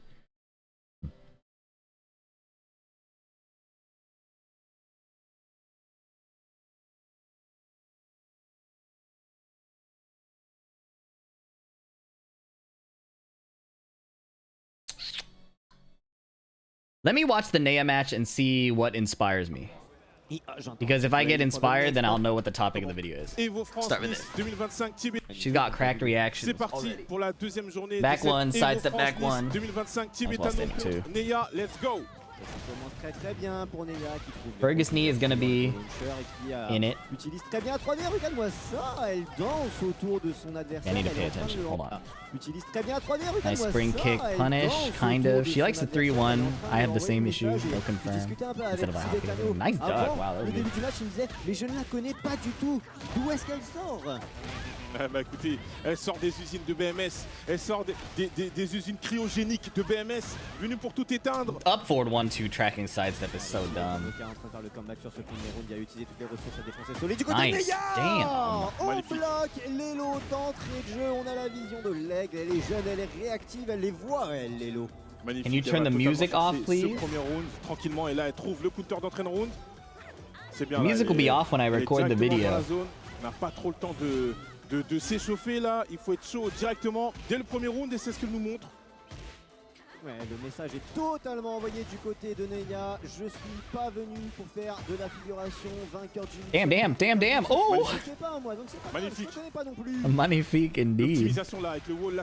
De Neya, je suis pas. How did this combo happen? Ouais, le message est totalement Back envoyé 1-4 is a du côté great de wow. Neya. Je suis pas venu pour faire de la figuration vainqueur du mix-up, pas vainqueur du mix-up. Magnifique. Je sais pas moi, donc c'est pas grave, Magnifique. je connais pas non plus. L'optimisation là. Oh avec le wall, là, my c'était très god, bien joué, tip on utilise range. pour garder son That was avantage. Est-ce good. qu'on va pouvoir ramener peut-être jusqu'au mur? Et oui! Et on va totalement chercher le deuxième round. Ouais, 2 rounds d'affilée pour Neya, c'est très. And she's très fort. French Elle est en train de too, montrer- oh, representing the home 3D, turf. le launcher qui Damn. va passer, qui va passer d'entrée de round pour l'instant, un match à sens unique pour Neya. Alors est-ce que Tibetano est en mode au ralenti pour pouvoir télécharger un petit peu les données? Ah ou est-ce non, que vraiment je suis pas That's sûr, a je suis little pas sûr too que back c'est- dash, Je back Je suis vraiment pas dash. sûr que c'est Luc au ralenti, je pense que c'est elle qui est en vitesse x5, Damn vitesse block. x10. Faut qu'elle continue Ah, comme ça, that c'est makes me excellent. duck too, bro. Elle tient bien hein, sur ses phases d'agression d'Asta Oh. avec beaucoup de Very cool, homing, launching high. Dans le mur en plus pour Neya. On a encore toutes les Oh, ressources. Un wow. petit peu sauvé par le mur en plus pour Neya. On a encore toutes les ressources avec côté Neya. Magnifique step là pour passer dans le back turn. Even though she just ate a forward 4, she just sidewalk left anyways. Nice Trouver whiff le punish. mur. That was Allez, cool. activation de la ressource. On va essayer d'aller mettre le plus de dégâts possible. Et Il il touche. reste les petits derniers pixels à aller chercher. Mid Et on va chercher ce premier match elbow. contre Tibetano. 1-0 pour Neya. That was really fucking good, bro. Entre nous, tu perdras du FT2. Not a Donc, single down, mais 1+2 déjà, hit. match décisif pour Neya. Nice sidestep block. Oh, magnifique. Ooh, that was good. Avec le kick. Allez, on passe en dessous avec le petit fort break. Tibetano did get a bit unlucky with a bunch of the sidewalls, to be fair, but yeah. Ça envoie tout de suite au mur et ça continue cette démonstration de Neya dans la suite Okay. de ce It's match. punished, but that's fine. Très bonne interruption ici de Tibetano pour ce deuxième Not sidewalking coup de left because it's covered by a forward 1-2, I think. Okay, spending the heat. Down to- oh my goodness. Les steps de Neya pour éviter les Oh, smash man. et toute situation compliquée. What a- derrière. Gestion, on charge où? What a block, bro. Check her controller. On l'a vu. Cette fois-ci, on impressionne du côté At Tibetano. her age, I was still spamming Acid Storm and hoping for the bet. I'm saying, bro. C'est bien, Neya, elle a vraiment pas peur hein, dans ce match. Elle est Wow. La pression, elle est sur toi. What a Explosons duck, sol, bro. le mur. Allez, est-ce qu'on va pouvoir... Oh mettre my god, jusqu'au bout? last Là, pixel. Le petit pixel de vie et 7 secondes Yeah. qui ne Send seront it. pas utilisées jusqu'au bout. Neya attrape le premier round. Ah, c'est vraiment exceptionnel ce qu'elle a Aïe. Elle est encore en train de montrer que c'est Oh. vraiment une joueuse de grande classe. Wow. Il faut continuer comme ça. Pour l'instant, 4 rounds d'affilée pour Neya.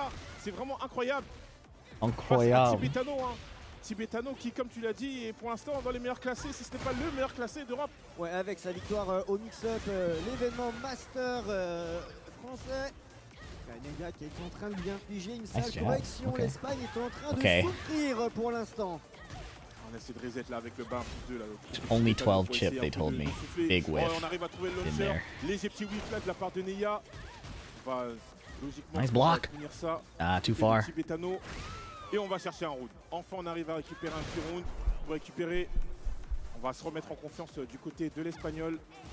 Péniblement récupéré. Hein, Aïe, quand même, c'était pas du tout un round exploding offensif floor excellent donc Chop ici, la Chop en 2 qui va pouvoir trigger Nice le carry. Floor Blast, mené à une bonne barre de vie d'avance, mais on a quand même un peu de vie à récupérer du côté forward one, des gars. yeah, so you can't Voilà, step ça y est, left. La Homing. locomotive tibétano qui s'est lancée. Attention, hit smash, les push frames. Oh, from downtown, Le Jesus. counter qui est trouvé par Neya. Yeah, blow it up.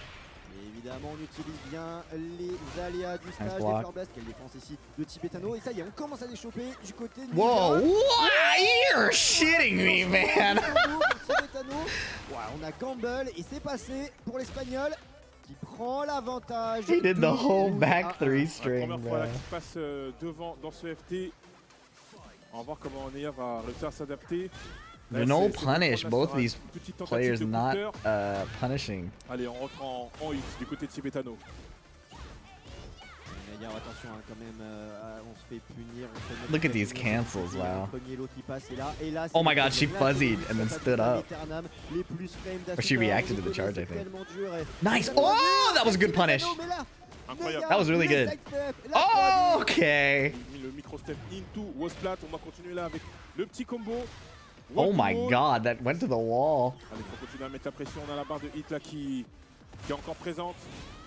Bien sûr, Can't Tibetano move qui- because of all the qui tracking met la options pression that pour track pas side. But he que- finds it. Wow, that was really On good. va pouvoir Tried to mettre le cross up, maximum de didn't dégâts work. possible. Flip over. On tente un peu pour voir- Oh, Et on va The chercher ce patience, deuxième bro. round du côté de Neya. that was really good. Balle de match pour Neya, balle d'égalisation pour Tibetano, round décisif. Oh my Oui, goodness. le Engager qui va passer Chip. pour Neya. Allez, on met les Out of there. Oh là What? là là Wow, là. that was cool. Cette punition sur, l'annulation. QCF while standing forward with Entre les punish. deux, on n'a plus de ressources d'un côté comme de l'autre. Oh, On good va avoir try. une Tekken pure et Get the dure. float Et c'est combo. vraiment bro. là, des deux côtés, ça se renvoie la balle d'une manière acharnée. That did Ils essaient 72. vraiment de se mettre la Oh pression. my Les deux goodness, n'ont he's plus aucune finishing barre the de strings. hit. Le Naniwa Augusto qui est consommé ici. Ah non, le launcher Le qui va counter. passer. L'avance sans Le Nike baisé. Ching espère. coaching sera joué à très très peu. Hein. Ouais, c'est super serré entre les deux joueurs. Et Félix Tibetano, Et moi, je la directement. connais pas Damn. du tout. Je sais pas du tout à quoi m'attendre. Et je pense que ça y est, il a un avis, il a un a priori maintenant sur la joueuse. Très très bien joué hein, là comme ça. Nice. C'est bien de Creative commencer comme ça, mix-ups, ces man. rounds-là, This faut is se mettre en cool. confiance. On a tout, on a le hit, on a le He's kill. not like super. Oh Et my on se fait god. quand même choper par le hit. À la fin, Golden I gave Tone a medal. taste c'est of Timo totalement le pause. perfect de Neya sur Tibetano, mesdames et messieurs. Damn. Et on recommence encore back to back. Il est totalement dans un isalami infini là. Le counter à chaque début de round. C'est dur hein, pour Tibetano, on a énormément Oh. de faire sur le premier round, on a pris le perfect avec un second round qui était jusque-là un peu mal engagé, mais on arrive à faire Yeah. en sorte que Neya ne The puisse charge pas full crouch utiliser low sa surely barre should take de a hit. stack, right? On va Nice step. récupérer Neya, Oh là là step là là là Macaron. là là Lol. là là. Le step de fou, le step de génie. On va pouvoir reach le mur. Attention, est-ce qu'on va pouvoir aller chercher le balcony break là, Oh c'est ce qu'on a my- envie d'aller chercher, mais Tibetano le sait plus que personne. Attention, Loki. No, that is Et là, so- le câble qui est passé pour Tibetano. C'est 50-50. Hein. Est-ce que je charge? Est-ce que je charge pas? En plus, un blocable qui casse le balcon, la max damage. Woo! Oh là là là là là là là là là là. La petite relevée sidewalk. Très très bien exécuté par Neya qui en plus les dégâts. No reaction. parce que la Oh, rage- that was good. Elle n'a pas encore chopé un seul seconde. Eh oui, on va le faire. On va chercher ce deuxième round. On va The totalement grab was chercher so du côté de Neya. good to beat the parry, man. Nouvelle balle de match pour la Oh, jeune sweet the- française. Une première balayette qui passe. Attention à pas mettre de Patience. Nice punish. Bien puni ici. On pousse Yeah, it's Tibetano only, dans les cordes, qui est zero, I think. obligé d'activer la hit manuellement pour pouvoir se donner un petit peu d'air. No more heat from Il a Tibetano. toutes les ressources. Nice Et le patience. Naniwa Gusto est dépensé aussi alors que Neya a toutes ses ressources dans ce Step troisième left. round. Yo, nice react, bro. Emmené au mur. Neya Knows not to do va too pouvoir emmener much. au mur. Est-ce qu'elle l'explose tout de suite? Oui, c'est explosé tout de suite. La tornado est là. Et attention sur Loki. Qu'est-ce qu'on va faire? On a encore toutes ses ressources. On a encore le hit, le fusil. Woo! What's up, Void? Allez Neya, c'est maintenant. C'est maintenant. Thank you for the raid, bro. Eh oui. Welcome, Voidlings. Hope you guys are doing well. Oh, wow, that was tight.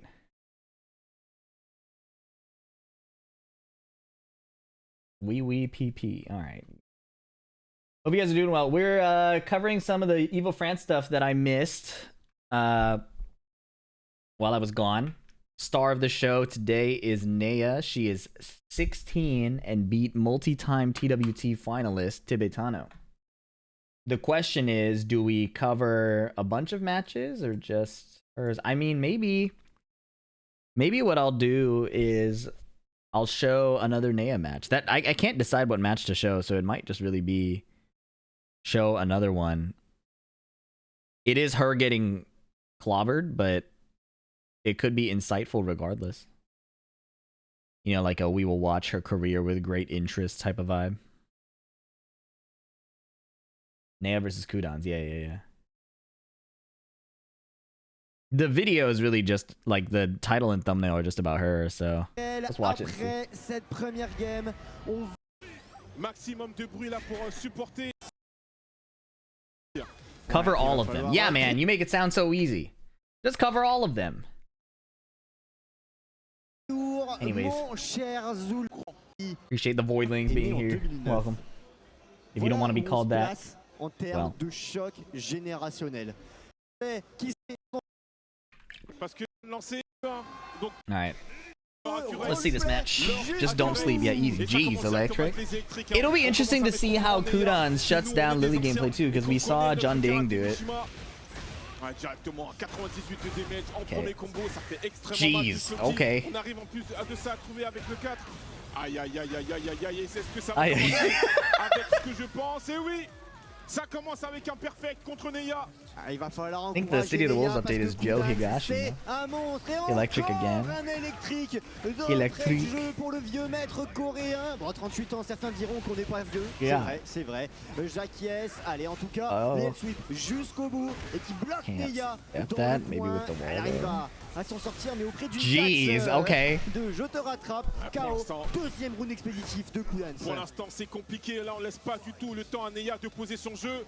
Là, pour l'instant, Kudans, c'est une locomotive. Là, c'est un TGV, c'est tout ce que vous voulez.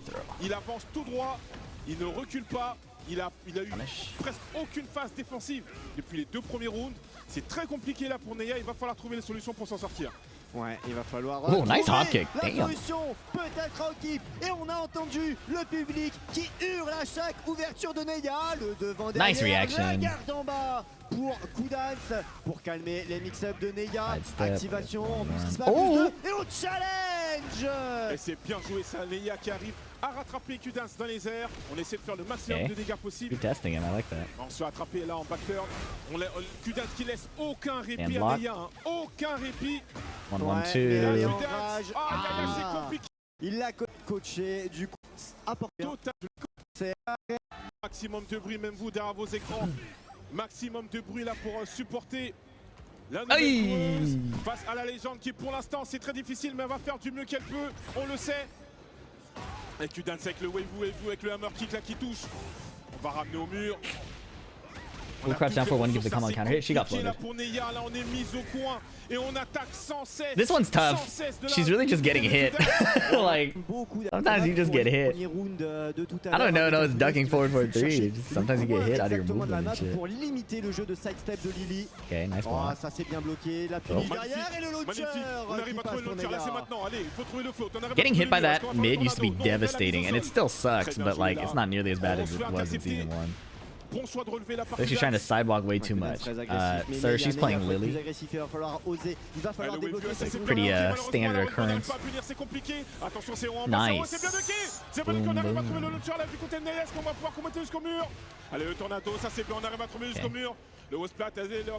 Yeah, he's reacting to that. Homing. Oh, yeah. Kudans does not miss electrics, bro. Goku Tai Rampage, is that the political storm? I didn't know that was the name of the movie. The commentator clapped, he was so excited for that sidewalk. Nice timing. Okay, spin the floor. Oh, that must have been a QCF3 now. Again, I like the insistence on it though, not costing her a lot. Oh, counter hit, Kudans mashed.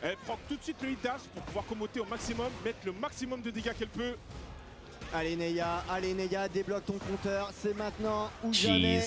Coup dance au bord du précipice sur ce round, my en train goodness. de revenir, en train de fixer la 1-1, joueuse française qui se step débat. right. L'époque, elle croche 1-1. plus qu'une touche jusqu'au What a milieu. block! La cage de Allez. passe, Oh, le it coup track! dance, Oh, that was a counter hit. Jeez. jusqu'au milieu. Allez. Oh, la He thought cage she'd de get a passe. whip punish. That counter hit launch. Why does that counter hit launch? Aïe, aïe, aïe, aïe, aïe. Tant mieux. That's tough. She didn't really get to play. Légendaire à l'e-sport. Didn't get to start her Le joueur qui gameplay. voyage énormément. Counter hit 10 frames pour Edge, l'une des grosses forces de War. All right, it might be a two match, Parfait unless I want to timing de show Fergus. AK Riot. Ouais, bravo. Avec le mur. AK Riot. On aurait un Claudio aussi qui traîne, ou alors vraiment, Riot on Claudio? vraiment on aurait un mix-up dans le mix-up. AK on Jin? What Twilight Zone am I living in? Ça joue à armes égales. No, wait, it must be AK on Claudio. It must be AK on Claudio. I think they have the nameplates backwards. It must be AK on Claudio. Va permettre au Claudio d'aller attraper le premier round. Allez, on rattrape la viande. On va pouvoir ramener au mur. Ouais, bien bloqué hein, par Raed, du coup. oui, apparemment Raef serait sur. How does AK have fun playing Claudio? I hate this character. Like, Je suis surpris. Là, je suis this is interesting too, because I suck at Shaheen, but watching AK Shaheen is cool. Now I'm curious. C'est pas optimisé là, ces combos. En plus, on a mis un running. Knee match where he played Paul, I'm gonna play that in the top 48 video. But if I can't find other matches, I might just show that here. Well, he is a Shaheen main. Well, that's not the point. I'm talking about AK making dry characters look cool. Can he do it with Claudio? Good. On arrive à trouver l'ouverture avec l'un plus deux. Ouais, ça arrive le Claudio, 3-2, et on met les genoux. That gives him Allez, install, au bro. set, They've maintenant, gotta c'est la fix joie. this game! I can't believe every single thing Claudio does now gives him a blue hand. C'est vicieux encore pour ça. Oh. 3 secondes. Wow, the healing was crazy nice. Ouais. C'était un peu juste, à quelques secondes de plus, et peut-être que le round aurait été différent. Damn, kick in the chest, nice très step. différent, mais il faut savoir qu'il Ah, a un excellent right, crouch usually jab launches it. qui peut sortir en 11 frames, mais qui fait 2 hits. I will not hear slander Quincy slander. Défensif The pour dude who's les defending Quincy's can't type. That's tough. Ah, ça c'est peut-être step, mais non. Install combo into install ender. That's what I'm saying, bro. That shit is crazy. Heat is supposed to be the install. You know what I'm saying? Heat is supposed to be the install, and then we go back to Tekken, not, oh, I have one storage of heat. Look, bro. He can rage art and he gets install again. He's dead. It doesn't even matter, bro.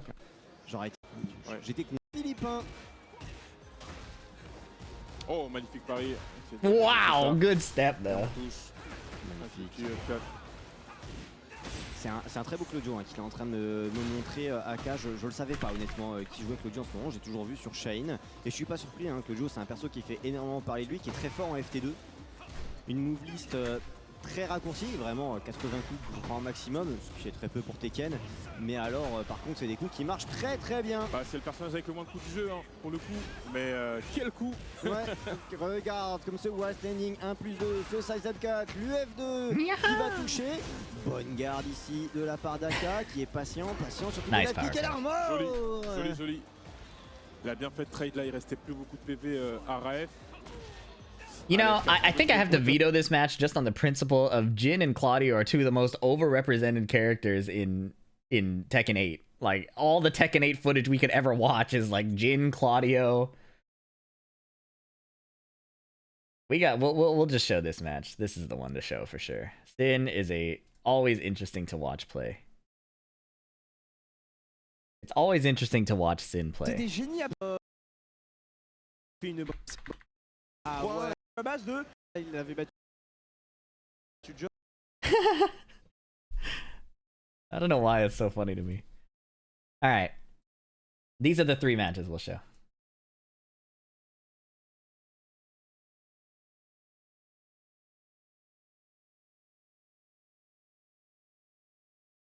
All right.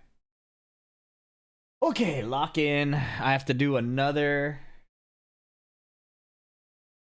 I think this video will probably be less of a lesson and more of just appreciating the gameplay.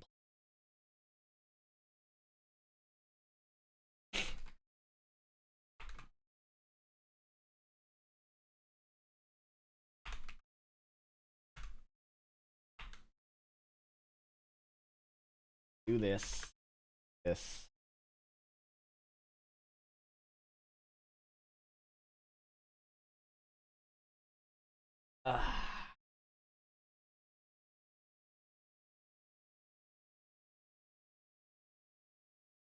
Fergus versus me. 34. Sin versus Lohan.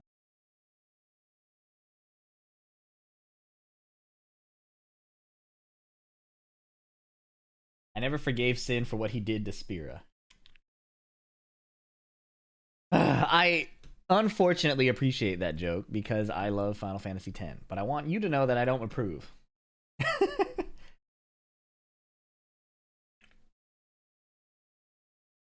I don't approve of what you just did, but I happen to enjoy it because I like Final Fantasy.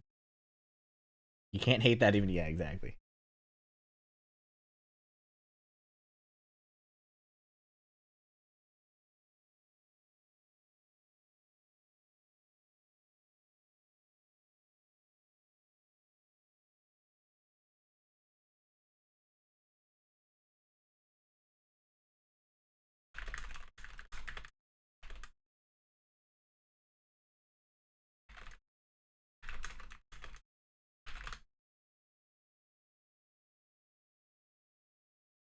When did my notes get too small, bro?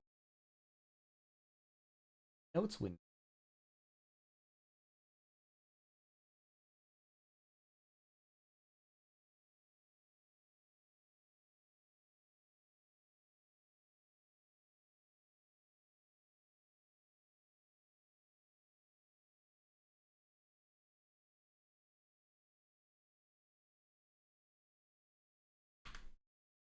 Titus or Titus? It's Titus, and I don't care about the source material or the source language. That's just how I say it. All right. Okay. 3 matches.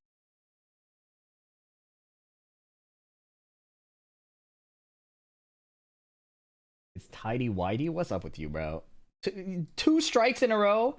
Your last message was, "I will not hear slander, Quincy slander." Ridiculous. All right. I think we're good to go. Just gonna send it.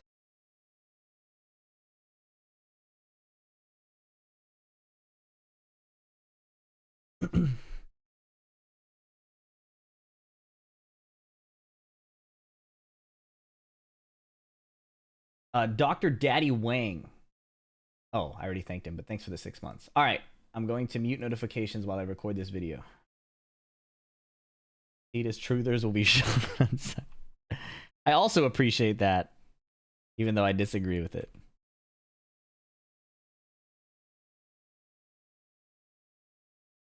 All right. Okay, here we go. Should I change my shirt for this video? Because technically it's a new day.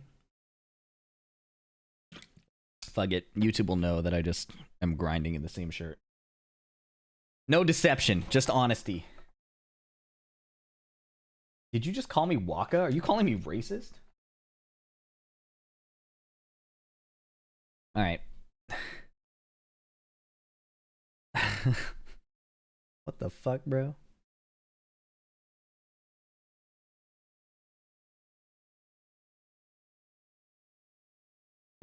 What is my yap gonna be? Oh la la la la. Yeah. We will want to hear the commentary for sure.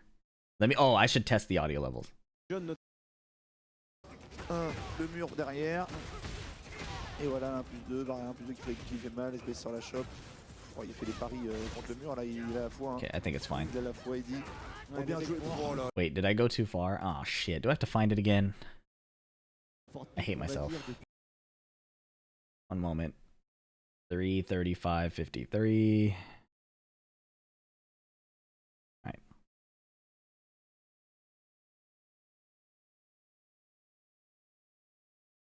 Okay.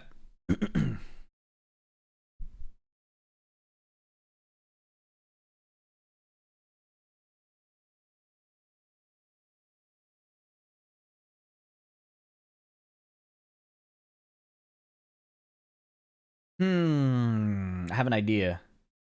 I'm thinking. All right.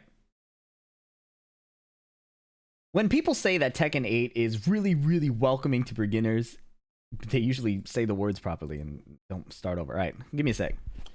When people say Tekken 8 is newbie friendly, that's what I meant to say. That's what I meant to say.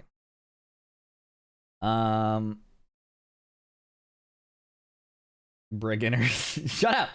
I'm doing my best. Newbie friendly. Newbie friendly.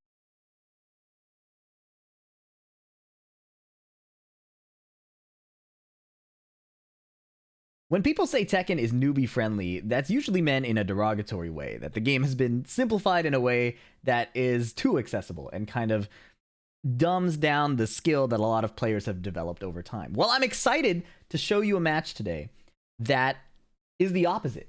We have a brand new player who had an incredible showing in Evo France. A native France player. She is only 16, and her ability to defend, mix up her offense, and optimize against some of the best players in the world is nothing short of incredible. So I have 3 matches to show today. We have Nea versus Tibetano. Tibetano, if you don't know, is a multi-Tekken World Tour finalist across Tekken 7 and Tekken 8. A very formidable player, and in a recent video I did, beat Arslan Ash 2-0 when Arslan was playing Anna. So we have that match, and then I have a couple more to show you. Fergus versus Knee and Sin versus Lowhigh.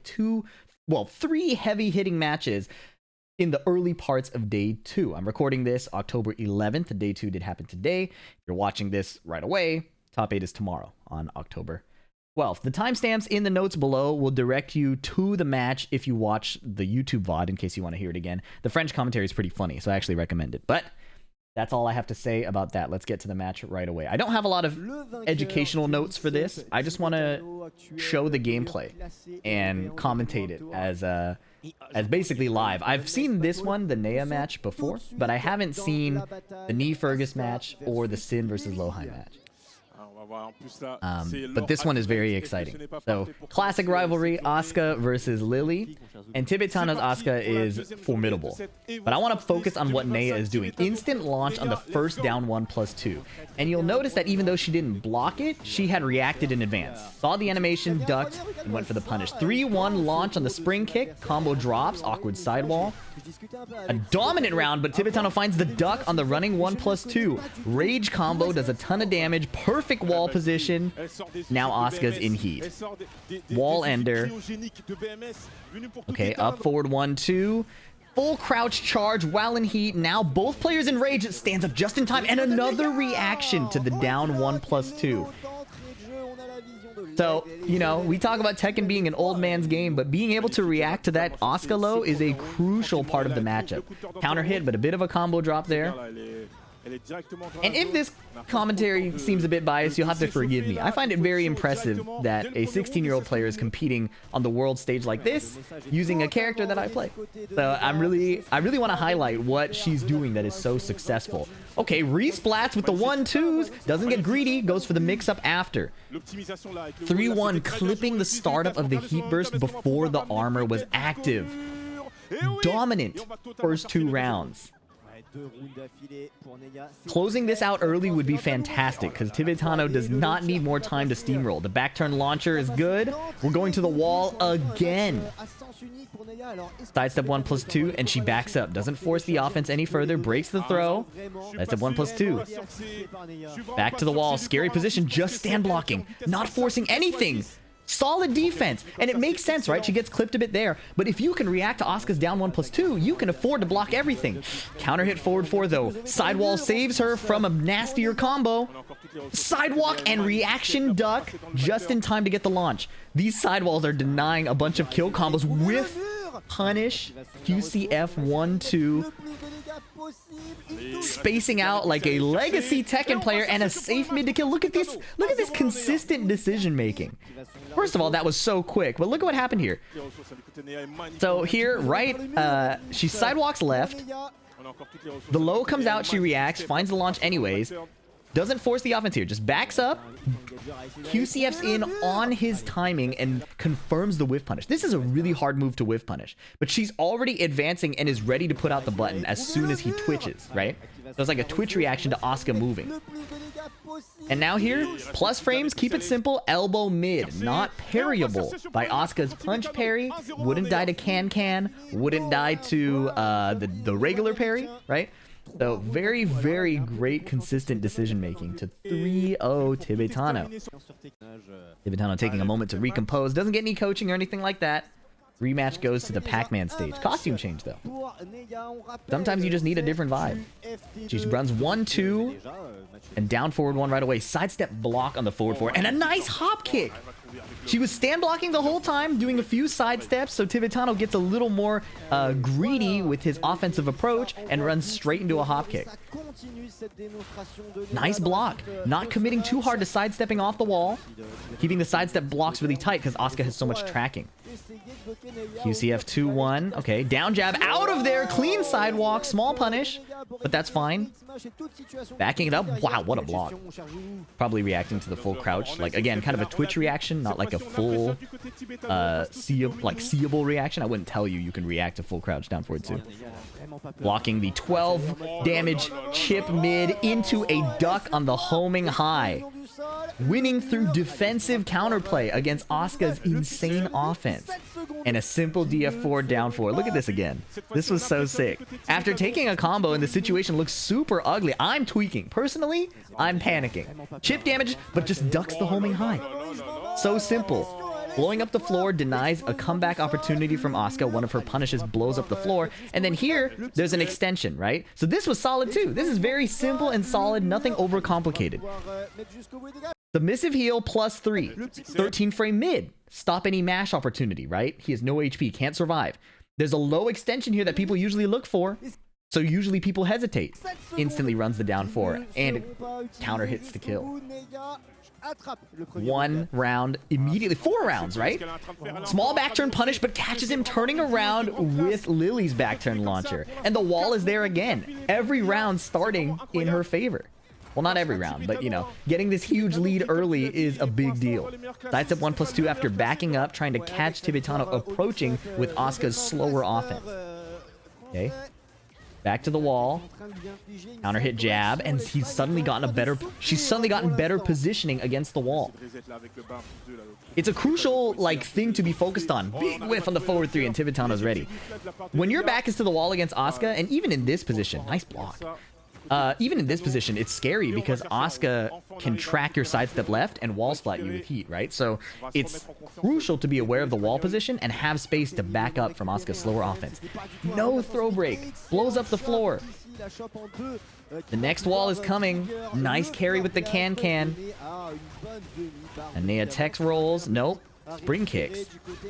Up forward 1-2. She responds with a slower homing move, catching a delay timing. Plus frames. Nea still has heat. Counter hit sidestep 4 from a really far away range. Again, catching Tibetano approaching. She's not playing up close and brawling against the Asuka. She's standing far away where Asuka has to charge up like a running move or something, right? Oh my goodness. The full back 3 string. I have not seen that in a long time. No throw break. It was a counter hit, and the loading thing ruined me. Look at this. Bro, why did the video load? That killed my flow, man. I was so locked in. Oh my god, I'm frustrated. Why did the video decide to buffer? I'll start back here. I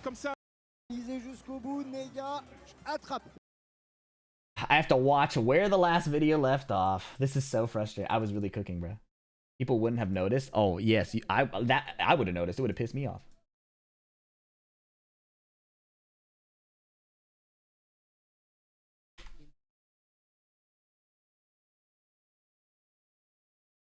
Cool. I stopped talking. I stopped yapping for once. Wonderful. Fortuitous, even.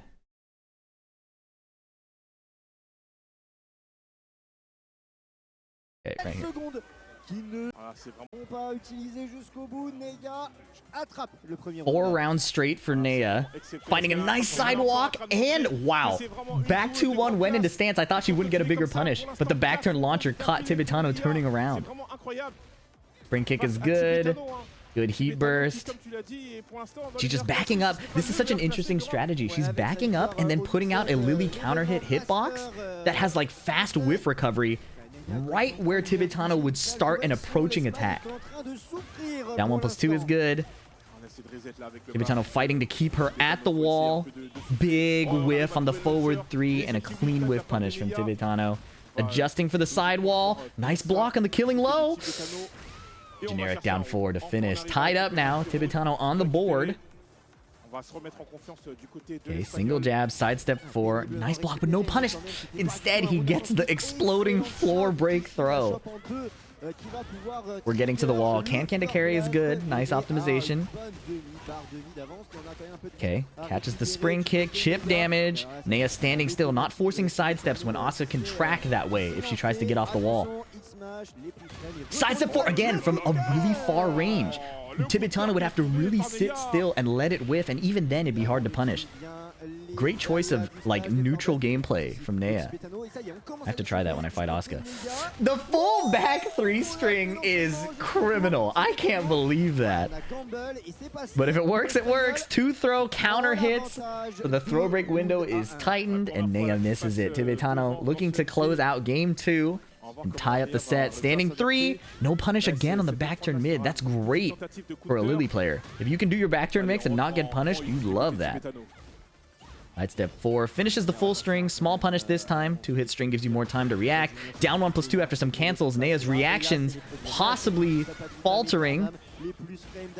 Jab gets evaded by down jab. Sidewalk is clean and nice optimized punish. Instead of just forcing the hop kick, she went for the wall splat. Double back 1 combo. And that mattered a lot because now we're basically at the wall. No splat, but she's cornered. Down 1+2, just calling out the delayed stance offense.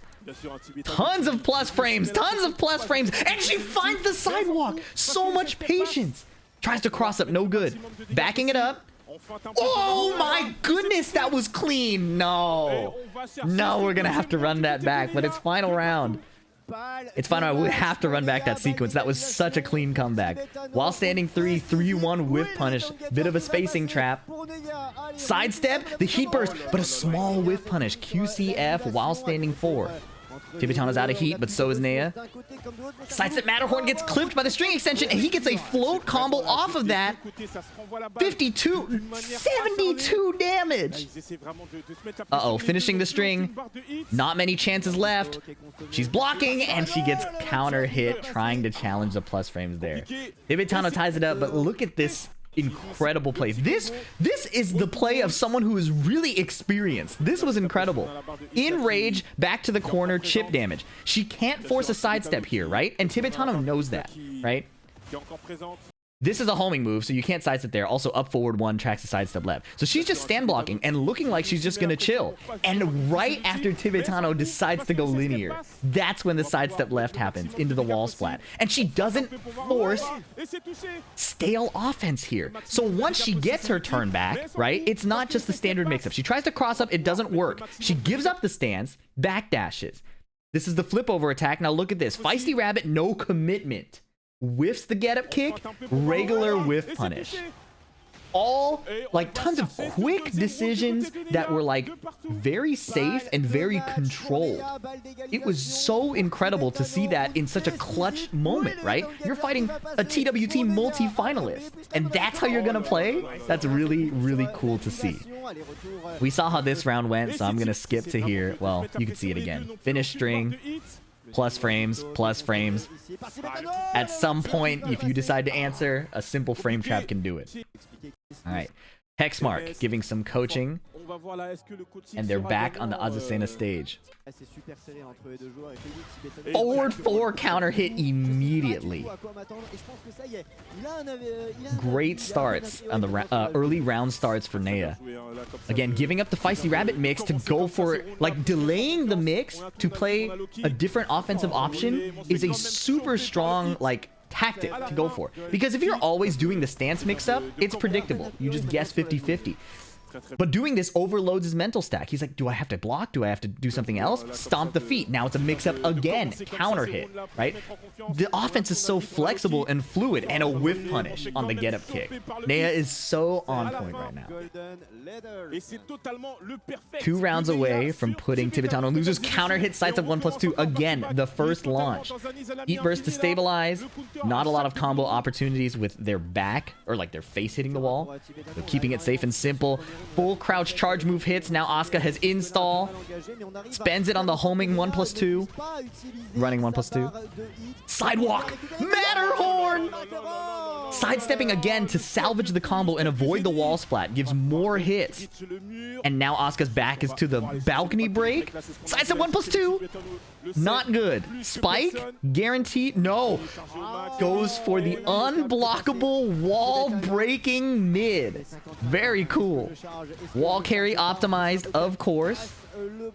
Charge mid. Sidestep 2-4. Crucial opportunity. Oh, la, la, la, la, la, la, la. Yeah, that's how I should commentate. What's all this analysis for? Beautiful. Beautiful throw. Same offensive option. Look at this again. Look at this. After this combo, gives up the combo early, steps on the feet, and throws to hit the parry. If she went for the same option she's been going for, she could have gotten launched, she could have gotten parried, but instead, she just plays the throw, catching Tibetano, mashing a defensive button. Sweep the feet this time, guaranteed follow-up. Sidestep 2, nice punish. This time she's feeling it. She's optimized. 3+4 gets heat bursted. Just blocking. He knows Tibetano has heat, doesn't need to give him free damage. Let him do all of that. No install, no heat. Now she's going in again. Sidewalk, nothing. A reaction to the down 1+2.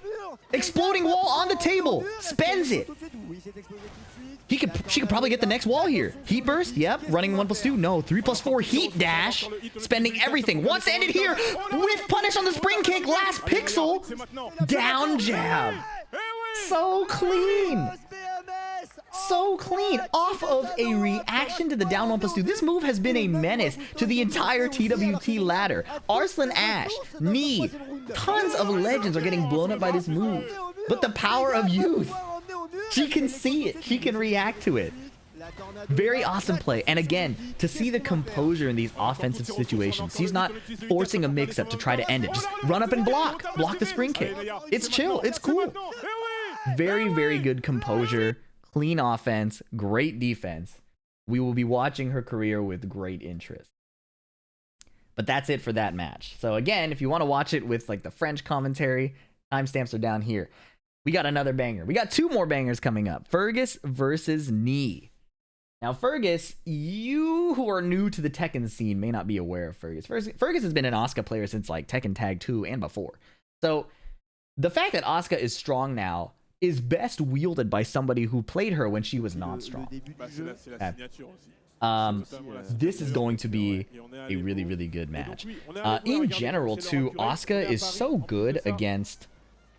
well, honestly, she's good if the down 1+2 is hitting.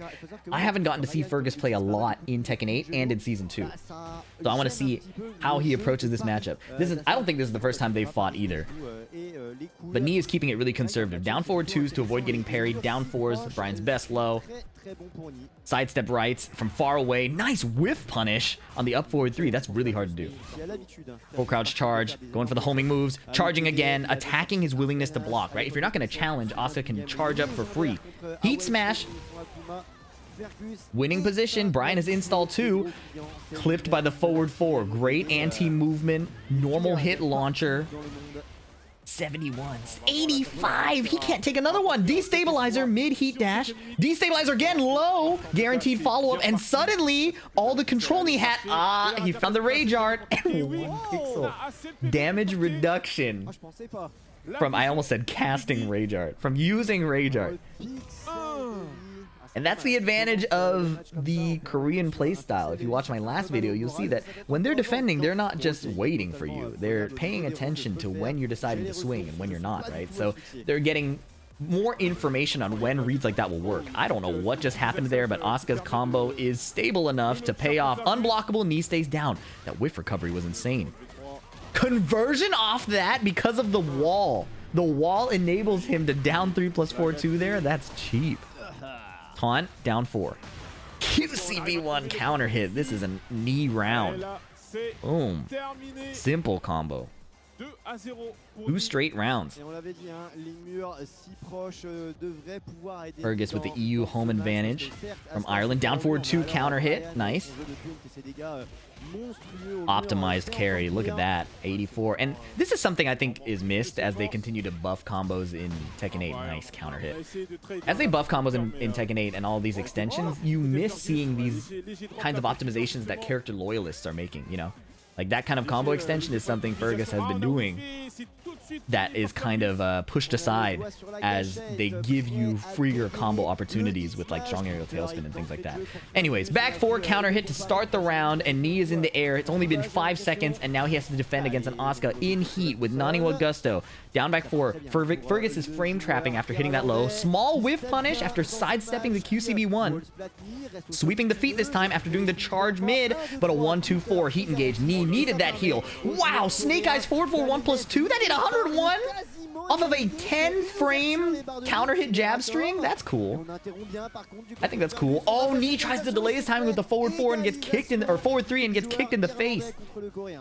Fergus tying up the round count. Back 3 with punish. QCF 1+2. Down forward 1s. Knee backs up. Just holding the wall position. Anti-airs Fergus and gets a small combo heat smash over the low. Everything is working out. Up forward 2-2-2 refloat. No. Oh, he taunts. Fergus spring kicks and Knee cancels the taunt with a block.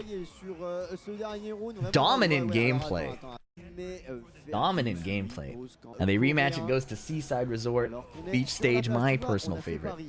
And we'll see what adjustments Fergus has. Something interesting about Fergus's gameplay is you will almost never see him backdash.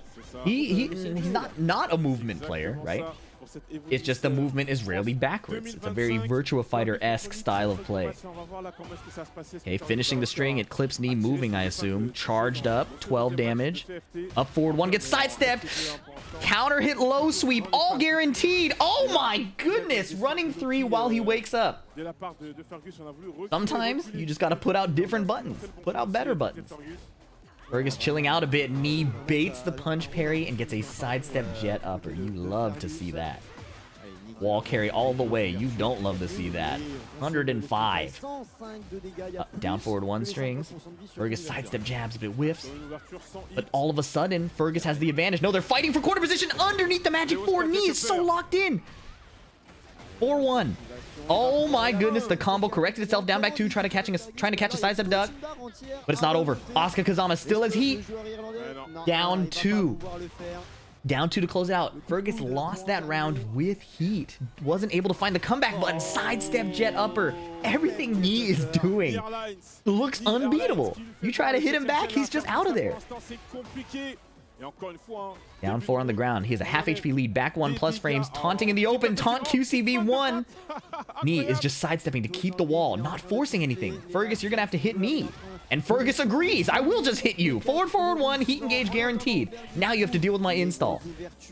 You have to wonder if Knee maybe should have just finished him off while he had the chance. Second hit. Counter hit. Knee tried to call out the string cancel. And now, from a winning position, he's dead. He tried to whiff punish the first hit of the heat smash. Fergus now on game point to tie it up. Forward 3 from a distance. Needed down forward 1, forward 3, and Fergus responded on immediate timing. Me playing these timing games and being incorrect is catastrophic. Weird wall position on that combo ender, but it might not matter. Me missing the launch on the down 1+2. He can't afford to waste his frames. He can't afford to get hit. Like, one more time. Nice punish on the sidestep too. He's chilling at the wall, and they shimmy for each other's timing, and Fergus just finds an up forward 3 counter hit. All of Knee's momentum suddenly vanishing. He's trying to find a timing here, and Fergus just outplays him. So now they're tied up. And as Knee Do you continue to delay your timings and get bodied? Do you, like, look at that! He got bodied by the down forward 2. Fergus is just making better timing decisions. Both characters are really explosive. Oh my goodness, the chip damage charge is egregious though. I have to wonder if Knee might just have to play a little more ignorantly because all these delay time. There we go. Simple jab into forward 3. Nothing crazy. Eat burst so we can get some more healing out of this combo. I don't know how he finishes this combo. Okay, he keeps it simple. Down forward 1, back dash. Now Asuka's in heat. She's a superhero now, and you just got to chill. A super villain, maybe. I apologize. Trying not to be as biased as possible. Nice flash duck under the forward 4, but time is running out, and he does not have the HP lead at all. That's putting it mildly. Snake Eyes forward 2-1. Fergus disrespects the -2, and he closes out the round. Fergus in the lead in the set. Super Gorilla? Yeah, maybe that's a better term. Knee dash jabbing, dash forward 3, whoa, walk forward 3. He trying to play different spacings. Finding a down 4 on counter hit. Ducking the string, but it gets canceled. 2 sweeps of the feet. Counter hit trade. Neither of them get a combo. Asuka using big approaching moves. Full crouch 1+2. Every big hit is connecting. Forward 1+2. Caught. Knee ducking. Fergus. Set point to send Knee to loser's side. The floor is lava. Back 3. Nobody home. Forward 2. Whiff punish. Knee cannot find the forward 3 counter hits. He's sidestepping. He misses the whiff punish. Another missed whiff punish. 1+2 throw. Fergus breaks it. Knee has no heat. Fergus finds a down 1+2 again. I was telling you that the reaction to that low is crucial. But Knee is playing a ton of timing games and trying to find other opportunities. Does that blow up the floor? It does. Side throw. Simple combo. Keep it as stable as possible. No more floor break is good, but he's going to have to find a way to close out this round without heat. He doesn't have Snake Eyes anymore. Asuka sweeping his feet. Counter hit back 1 should do it. Pending no combo drops. Back 3, forward 2-2. Knee still alive. But Asuka Kazama is on the screen. It only takes 2 really good hits to spell disaster. And in the meantime, she's chipping you with monstrous plus frames. Counter hit trade. And Fergus is the one who gets the float combo. Potentially, this could be the game-ending heat state. Chip damage. Chip damage. Chip damage. Oh, he got her rear. Small combo, not much else. Blocks the QCB4 and a big punish. This could be a destabilizer. Low. Dead.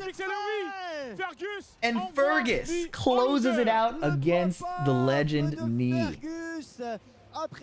Incredible. It was Knee just could not find an offensive timing that worked. And Fergus found all of the counter hit timing. Also super smart of Fergus too to notice that Knee is just defending and say, okay, I'm just going to run the chip damage. You're going to have to respond eventually. Usually Brian plays this strategy with like down 4, right? But Knee is kind of on the back foot. That trade was super unfortunate. But Fergus capitalizing. A great adjustment, honestly, to using the new version of Asuka. Usually players who are like big legacy players struggle to pick up what the developers want you to do in a newer game. But Fergus is clearly not struggling, using the new command throw into the mix-up, the chip damage charge moves. It was well played by him. For how much I don't like Asuka, he wields the newest version of the character well. Credit to him for that. Beating Knee is beating Knee. And now we have the final match for this round of the tournament. So we are doing a bunch of videos for Evo France. Rather than covering every single match, I'm just covering some highlights. I was not able to watch the stream live. I've been having some sleep issues. But we will be watching the top 8 live. Again, if you're watching this video right as it comes out, it'll be tomorrow, October 12th. Last match, Sin versus Low High. And then a couple more videos too where we cover top 48 and top 24. So lots of Tekken content coming. Like and subscribe if you want to see it. I've done my ad pitch for FDX Corp already. It's time to watch Sin versus Low High. I've done a few videos on Sin. This guy is one of the coolest Yoshimitsu players to watch. He is creative. He's confident. he is a rare specimen. He will say things like, I hope they nerf Yoshimitsu, because I want to show how good I am, even without Yoshimitsu being strong. And that's pretty cool to see. He doesn't always win, but when he does, it does feel pretty decisive. And he's an interesting European player too, because he likes to attack with his movement. He'll play a lot of dash and duck to threaten like full crouch moves and then do nothing. So whereas Yoshi is traditionally a defensive character or like a tricky stance character, Sin likes to use a lot of fundamental Tekken ideas, right? And sure, Yoshimitsu's doing it with the assistance of flash and down forward too. But it is regardless a fairly solid strategy of play. Now, of course, low-high is solid incarnate, and I know that's crazy glazed, but low-high is about playing the book-smart correct option, doing it as cracked as possible, and splashing in the read only when he really needs it. Right? He is so solid. So the clash of these two minds will be very interesting. And I think historically, Yoshimitsu feels weird against Brian because Brian can control a bunch of the ranges that Yoshi would normally be fine at. But that's enough preamble. Let's see what happens. Okay, no taunt at upper, just taunt forward 2. Low-high likes to keep it consistent, get the guaranteed damage. Because look, now he has a counter hit QCB1 and he has the wall. Heat smash, doesn't spend his frames right away, and Sin flips out of there and hits a down 2-1. And now he's wall splatted low-high twice. Suddenly, this round is looking like a disaster, walking all over him with his swords out. Pause. Whirlwind? Oh my goodness. Suddenly the round, after one backflip, Sin is able to close out. Counter hit down forward 2. You know this is going to be a good one. Back 1-1-1 to the wall. Goes for the back turn to blow up the wall. Flash strong aerial tailspin. Can he get the next one? Just the edge of the wall. Back turn sweep. Spending all his heat right away. It's been 18 seconds and low-high still has a full heat gauge. So Sin pushing the offense, but he eats a heat engager. Not good. Out of the air. Is he going to spin again? Oh, no whiff punish. Instead runs a full crouch mid. Gets block punish, but it's not that consequential. 1-1. Door knocker into spin. Full crouch sweep. He's out of there. Whiff punish. Running 3. Doesn't go into a helicopter stance. Down jab from back turn. Playing from a distance. He's not forcing anything. The orbital hits nothing. Can't get the back one to whiff, though. 10 seconds. Low-high tries to whiff punish. He just gets a second opportunity. No rage art. 5 seconds. Hatchet kick. 1-2. Sidestep duck sweep from Sin. Understanding that low-high would likely try to trap him with a quick 1-2. Finds the sidestep duck and thinking on his feet, instant sweep. That round was almost decidedly low-highs, but Sin didn't fold. Light speed decision making, constantly adapting. I love to see that kind of gameplay, especially because I'm kind of bad at it. Finishes the machine gun punches. 1+2 throw, no break from Sin. Sweep again. Force him to interact.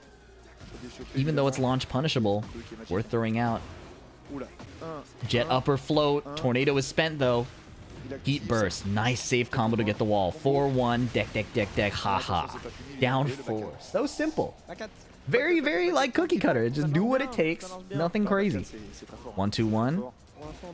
1-2-1 is a little scary to throw out. Look at that Sin holding the full crouch. Trying to see if he can get you to respond. You do nothing, I'll sweep the feet. Counter hit jab. I think that was an attempted samurai cutter. He tried to do the unblockable again. And the thing about threatening that move, the sword sweep, is Sin has to be point blank. So he's running in and ducking. He's not ducking from a safe distance. Counter hit down forward 2. Oh my goodness, this is looking ugly. Heat burst. Flip over. Flip over. You better get up. While standing 4. Counter hit get up kick was really good from low-high, and he waited out the flash. Great patience, and now it's tied up. Now it's tied up. Counter hit sweep. It hasn't been blocked yet. Why stop? And it beats the QCB1 like we just saw. Flip over. He delays that string to get the flip over, get some better wake up situations.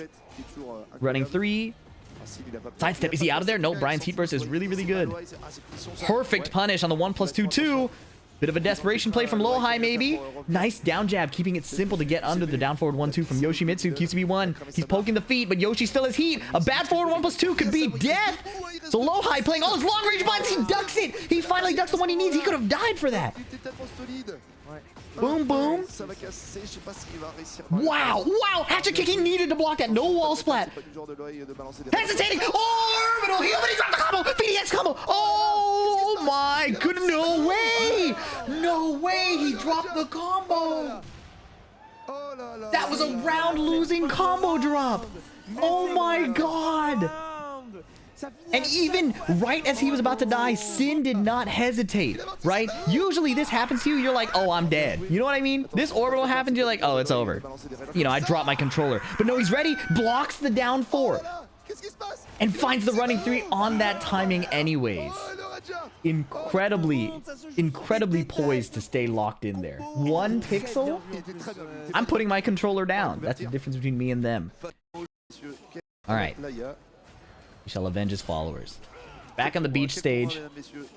1-0 in Sin's favor. Back and forth gameplay from both players. Sin playing not like... Okay, well, I was going to say not insanely risky. Aside from the sweep, which just got blocked twice. The Lohai is now cashing out on the data he has that Sin is going to use the sweep. And it's now worth trying to block it.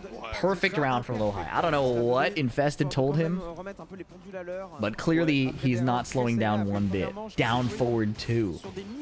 Bit of pushback from the down forward 4. Set up that down forward 2. That was cool. Forward dashing in his face. I can do it too. Flash, but the forward 3 was far away enough that it didn't connect. Look at them, both of them forward dashing. That's some Virtua Fighter gameplay. Forward 3. Okay, Requiem. No trouble for Sin. Notice that Sin is not using the sweep from a distance anymore. Lohai has blocked it a couple times. He's just standing there and getting hit by Requiem. Luckily, he was floated, so the combo's not as bad. Oh, he tried to do crouch cancel. Lohai did. That's why he got the jump. Uh-oh. Looking ugly. Sin has a full heat gauge. Will he activate? No, just counter hit 1-1. Finding Lohai's timing. Counter hit 3+4. Sin attempted like a sidestep button round start. Great Yoshi move. You know, Yoshi in general, you're like trying to figure out the exact time you want to hit him. And if you've gotten past the flash and the down forward 2, suddenly he has sidestep 1, sidestep sweep, sidestep down forward 2. He's out of there. 3-1, huge heal. Backing up to get a better combo, but it drops because of the side angle. The QCB1 evaded his jab. That's cheap. 2-1 counter hit confirm. Oh my goodness, he tried to get him kick. Nice rage art. Can he spin out of the way? No, it just goes under. The rage art went under the back fist. He's dead. He's so dead. Yeah. 2-1 Lohai's favor.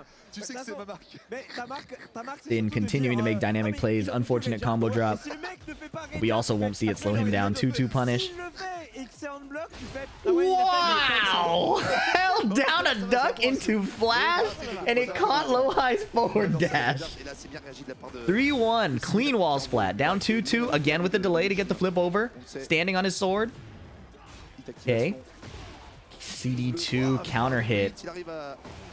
Spike combo. Standing on the sword again. Mix up. Refloat. Heat dash.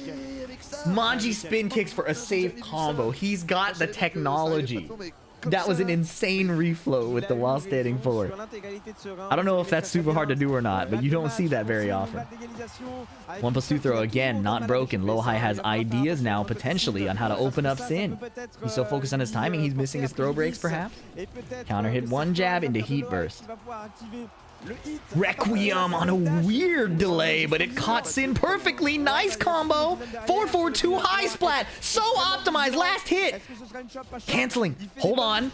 Nice down through. That did a lot of damage. And it was a perfect. Look at this. Do you think he's dead from 1 low hit here? That's crazy. Perfect 3-2 to close the gap. Sin now getting coaching from Ilias. I don't know why Sin has 2 sets of headphones either. Maybe he likes the... Wait, he took off his other pair of headphones. Never mind. He has like a pair on his neck and then a pair on his head. Okay.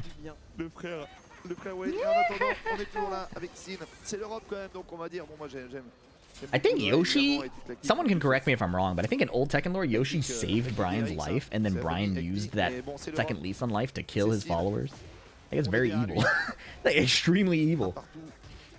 joué des F1. Putain, qu'est-ce que c'est fort ça. Des F1 déliés à l'autre bout de l'écran. Okay, Requiem blocked this time. Sin no longer doing that full crouch nonsense, just standing still from a distance and whiffing a sweep. Low-high, absolutely ready for that. He has not lost sight of the full crouch sweep being a thorn in his side. Down back 3 whiffs. Trade, but no heat engage. Break the one throw. Sweep again. Not deterred at all and finding the down forward 2 he needed. Awkward sidewall. He had heat burst to save it. Oh my goodness. He saved the combo perfectly with the heat burst heat dash. It somehow magnetized to the wall and he put him into a 1 mix-up situation. That was incredible. Down forward 2 again. Sin finding the down forward 2s. No high splat on that one. Flash. Too small of a punish. You hate to see it. But when you're fighting over timing so, like, quickly, it's easy to miss a flash punish, but that feels really bad. Okay, I don't feel bad for him anymore. That wall carry was disgusting. One throw, that was a taunt, but it worked. Get up kick used to be punishable. He's threatening the sweep. Low high not biting. Back 1. Oh, if you're ducking, I have the Snake Eyes Neo Incinerator. Oh boy. Dash 3+4. Sin staying so far out of range, forcing Low High to attack into him, which leads to a counter hit. The basics, right? He's not doing any trickery. He said, okay, you have to chase me. I'll try to counter hit you. Uh-oh, momentum. Back 1 resplats. What is this? Flip over. Oh, counter hit forward 3? That was probably a read on a sidestep and it just blew him up. Was that an attempted running move? I can't believe that happened. I wonder if he was trying a running 3. Okay, Low High. Keeping it solid. Again, the 1+2 throw. I wonder how much he'll insist on that. Down 4 and throws. Requiem is good. He evaded the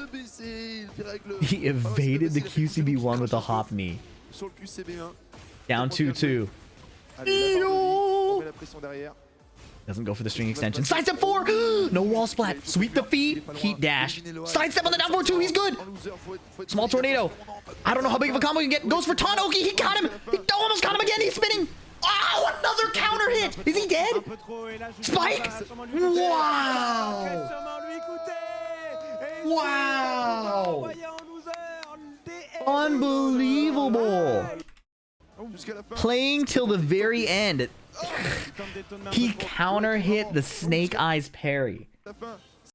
Low High wanted to cover any high or mid.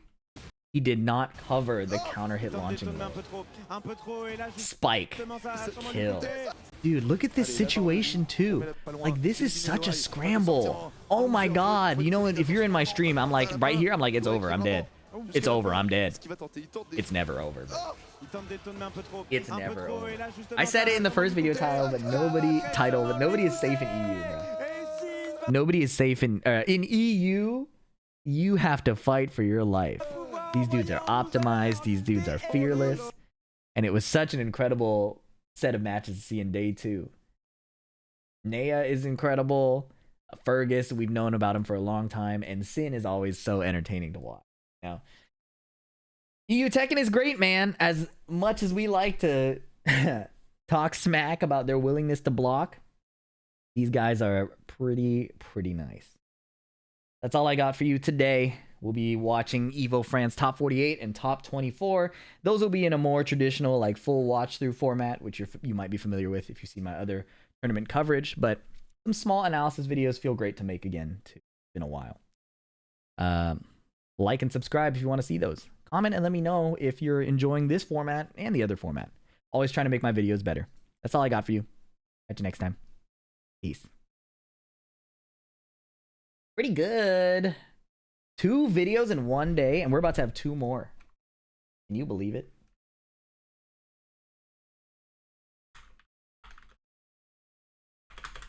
Oh.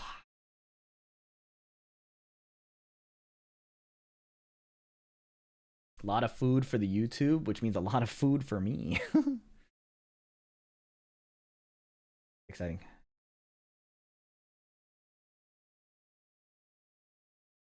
Rief versus Ilias. Is that a top 48, top 24 match?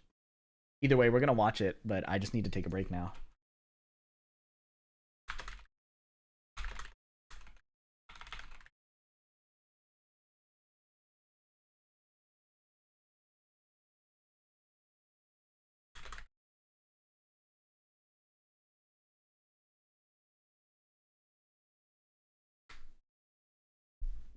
Okay.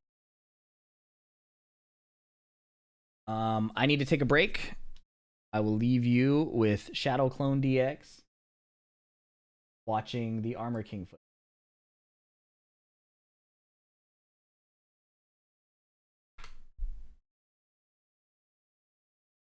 Enjoy. What's up, guys? It's FeedEX. Welcome to the second channel, FeedEX Unhinged. I'll be back. Just taking a short break. Today is the early access Armor King footage. 3 videos just got lifted from the embargo that these creators had in Japan.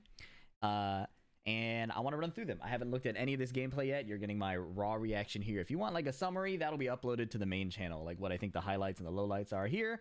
On the second channel, we'll be preparing for that and giving you the unfiltered reaction. You can check out my notes I'll be taking here. So what we're going to do is there's 3 matches in this first video. I'll show a couple of them. Then we'll go through this like highlights video of combos and key moves. Then we'll watch another fight knowing what the move list is with a bit more info. And then finally, there's a video with the entire move list here. And we'll definitely want to go through that towards the end for the people who are really interested. But let's start with the gameplay. That's the interesting part. All right, this is his rage art. Okay. These videos have Japanese subtitles, so I'm a bit gimped. I can't read Japanese, but we'll just be looking at what they show us on the screen. Kind of set for you. That rage art is pretty cool. All right, first fight, Armor King versus King. There's going to be changes to both characters. So it's not the exact... King is not the exact same version that he is in the current patch, 2.05. We'll be seeing some new things, maybe. I only know some stuff on Twitter. Apparently, Armor King is supposed to be a heel fighter. There's going to be like rivalry, and like I think the crowd boos when he does some of his throws. Down forward 1-2, so there's now an extension off of his down forward 1. I wonder if they kept the frames the same or not. Okay. Forward, neutral 2. Goes into stance now. He has a low now. That counter hit knocks down. Back 1-2 into stance. Blue Spark Shining Wizard. So Armor King already has string extensions and stances off of those strings. Down forward 1-2. Oh, I have not seen that string before. And the homing high, Bad Breath, which is faster. Oh, okay, they're cutting it off now. Bad Breath is faster in heat mode. We have seen that from some other footage. Okay, that's just a little preview.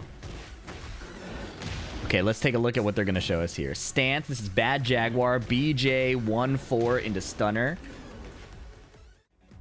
The string. Bad Jaguar 1-4. Okay, they're just showing it a couple times, I guess. This is the stance that has the parry, too. There's Dark Upper, Heat Burst into Heat Smash. That's a cool Heat Smash. I wonder if that breaks wall hazards. It looks like it does. Okay, Hop Kick. Forward 2-1, just like King has. Down 3. King also has that move. Down 4-2. This looked like a counter. Let's take a look at this real quick. Oh, it was not a counter. It was a normal hit.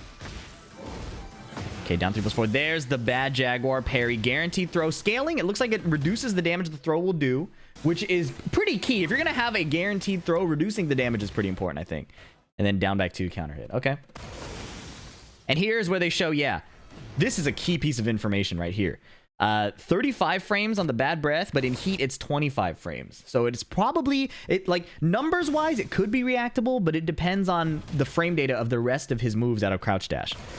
Me, I'm pretty sure, like, my opinion right away is this is probably going to hit a lot of people, right? So Crouch Dash 1+2 is going to be faster in heat and gives that debuff.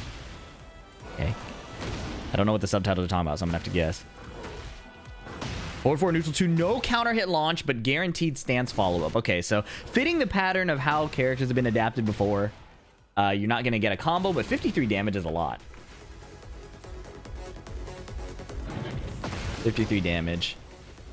Okay, these are a couple heat moves. I think I can hear him the meter being spent. That's a homing launcher. I believe it's a high. And then it's a mid power crush that looks plus on block. We didn't see it here, but on Twitter they showed some footage that had people being quite angry, to put it lightly. This rage art is insane though. This rage art is insane. Destroying the ring. Oh my goodness. I'll do whatever it takes. No matter how low I sink, that is the path of evil I walk. This is a different video fight now. But let's watch this one, and then we'll go through more of the moves and the highlights. Round one. Fight. Yep, CD1. And then, yeah, down forward 2, counter hit launching again. I'm surprised that's still in the game. Is it homing? Let me back it up and look. If this button is still homing... Okay, it doesn't look homing anymore. That's kind of a big deal. Right? I don't see any trail sparks or like the homing trails. So removing the homing but keeping the counter hit launch is definitely a decision.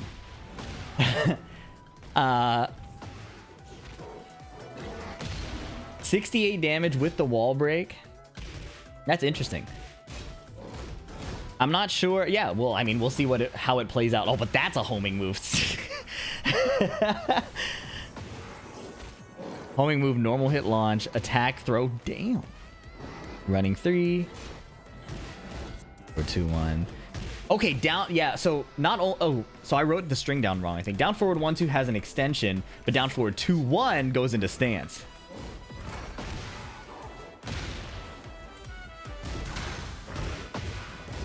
I'm surprised 2-1 doesn't go into stance, given the design pattern of like 10 frame punish into stance that like Jin and Leo have. Counter hit launch on the home, that used to just knock down. Wow, is that a homing move? Let me back it up. That's crazy that they're giving out so many counter hit launchers. Okay, this doesn't look homing either. I have to go frame by frame. Is that homing? There's a little... No, it doesn't look homing. But maybe it just tracks to the left. Maybe it has the left tracking thing. Counter hit launchers. We should write these down. Down forward 2. I think it's up back 1.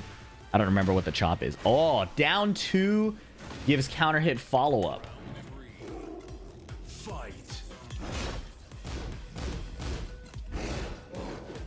Down forward 1 sidestep. I'm very curious about the frames in that now. Oh my goodness, down forward 1-2 gives a counter hit extension. Okay, Brad Breath parry, guaranteed throw. Punch parry only blows up the wall. Okay, heat smash combo. Does wall splat, so or like it hits the wall, contacts the wall. We don't know if it breaks it. Kind of wish he saved it to see that. Looks like a new demon paw animation. Forward 2, that is. 9 duck and a hop kick, okay. Forward 3 plus 4, I assume. Strong aerial tailspin, stance low, running 3 gets anti-aired.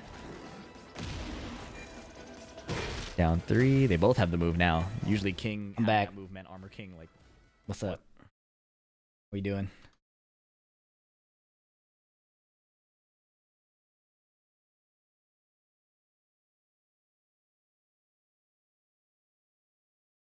Ugh.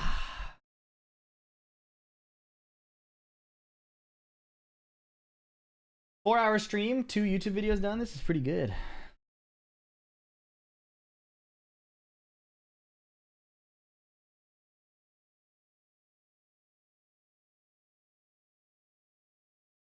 Don't tell him. Now I gotta look. You sent me on a goose chase?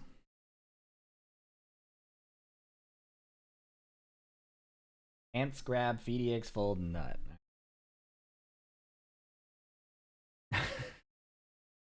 We all know what he wanted.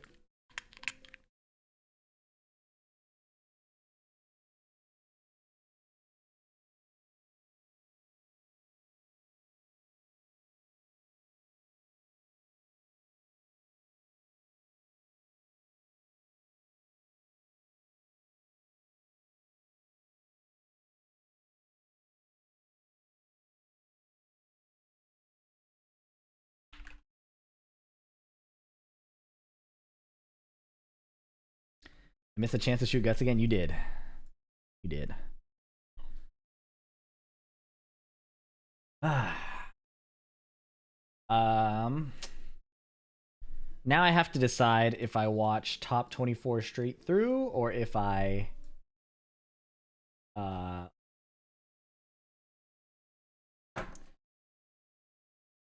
watch top 24 straight through or if I hand select some key matches. Or top 48, sorry.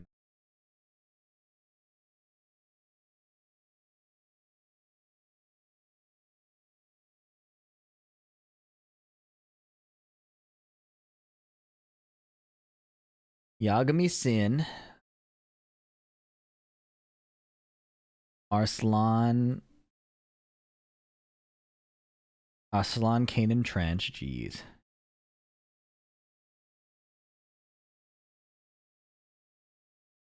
DBM Chow Lane DX.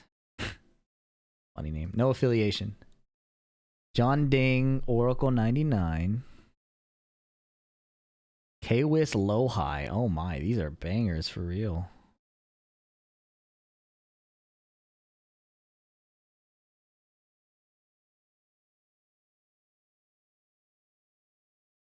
Breadman Low High.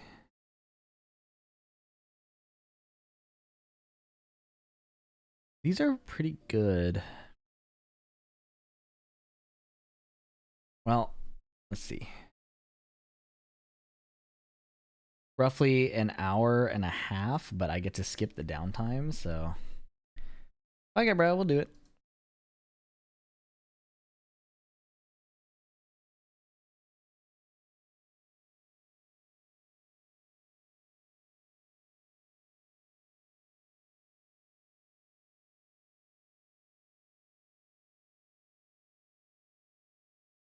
Have to check these Evo cuts. France is in full swing. I'm recording this on October 11th. This is technically one day round straight. It was looking so ugly.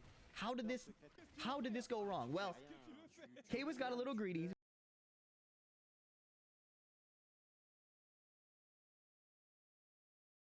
Down 3. Hits the counter hit back 1, blows him up, and this is going to be a near lethal combo. One more mix, down 3. So Aspire takes game 1 against John Ding.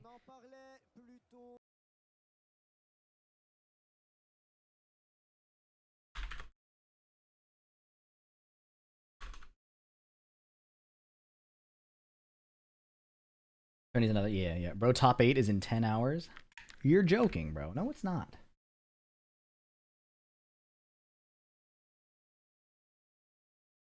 It's in 11 hours.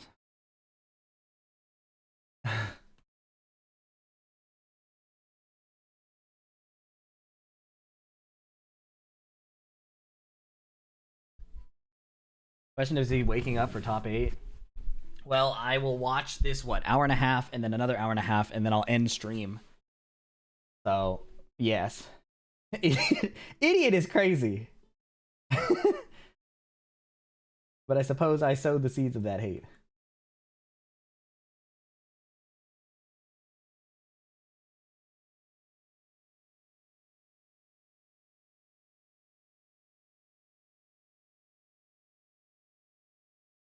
Idiot is crazy, but it made me laugh. I didn't shoot. You're a good mod. I thought the same way.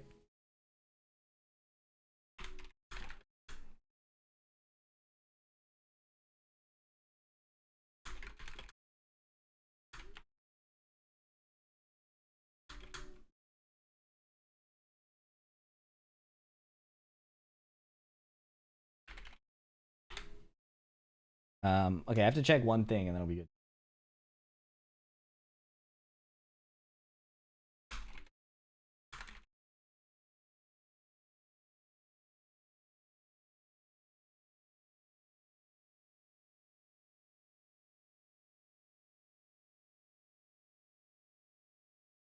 And you gonna hit the freeze style? I told Brawlfoot. What are you talking about? What is the freestyle?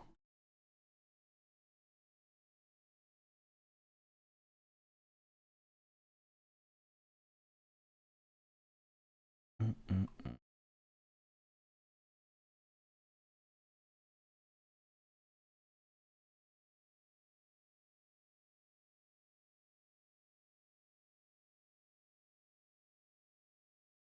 Two hours?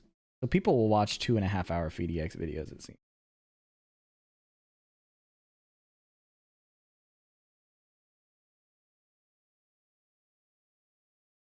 He said your freestyle game whack? It is, bro. I got no experience. I grew up in the I grew up in the zero type of environment that would cultivate my ability to freestyle. And I know where to admit that I lack skill. I'm not afraid. I'm not afraid to admit that I can't do it. Evo France is in full swing. I'm recording this on October I can yap like 11th. crazy though. This is technically one Unique day skill after... set.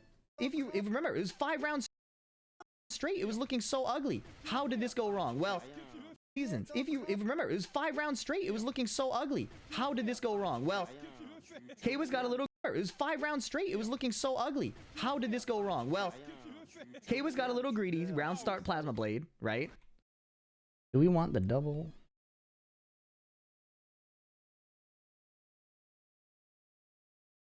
What am I watching? Fucking Over and working over on again, a you're always risking creating getting counter content. hit. You're risking getting clean. This happened for a few reasons. If you remember, it was 5 rounds straight. It was looking so ugly. How did this go wrong? Well, Kaywa's got a little greedy. Round start Plasma Blade, right?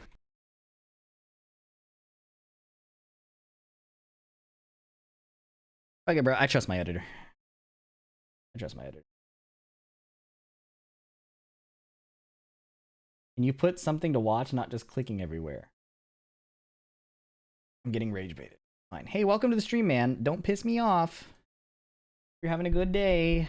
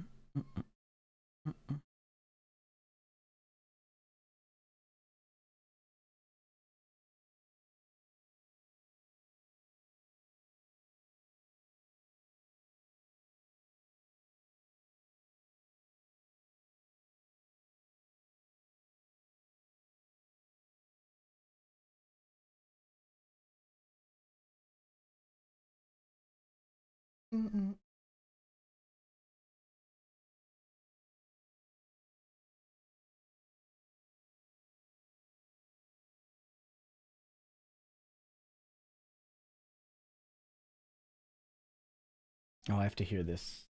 722. Ah.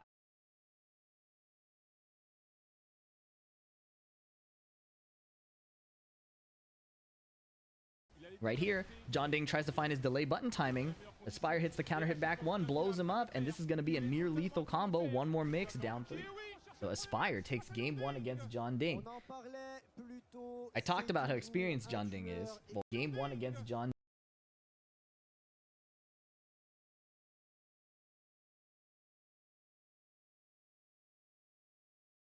Montekia saw the backlash before. He saw time down 3. So Aspire takes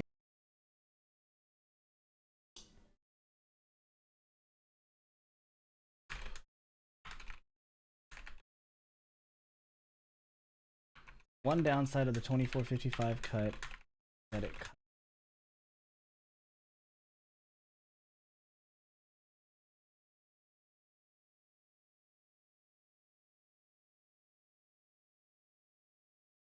the over again. You see what happens. John Ding lethal combo, one more mix, down 3. So Aspire takes game 1 against John Ding. Takes game more mix, down 3. So Aspire takes game 1 against John Ding. I talked about how experienced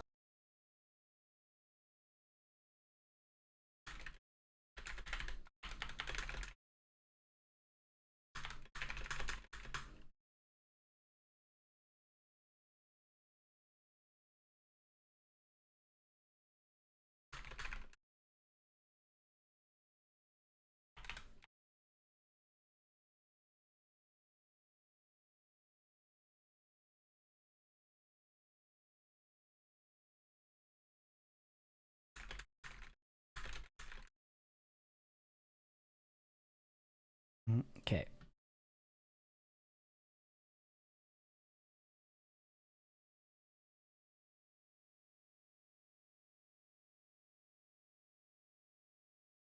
Okay. If that chatter is still here that was craving content is wondering why I didn't, or why I was getting pissed off, is because I've been having sleep issues and I wasn't able to watch this live, and I'm trying to get this up and running until I'm trying to get this up and running so that the videos are up sooner rather than later, because I also have to serve the YouTube audience and I'm just one person.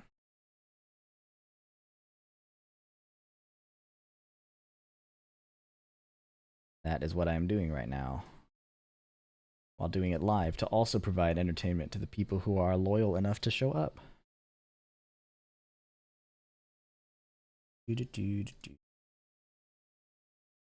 Okay, first video's up. Second video's on the way.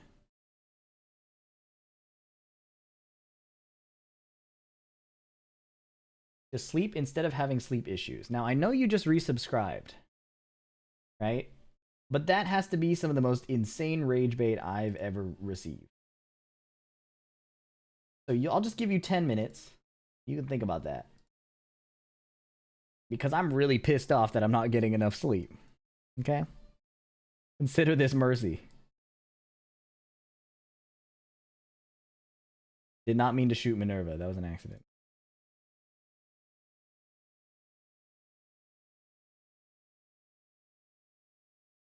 Alright. Now, we will watch top 48. If it fits, we'll also watch top 24. And then top 8 is tomorrow.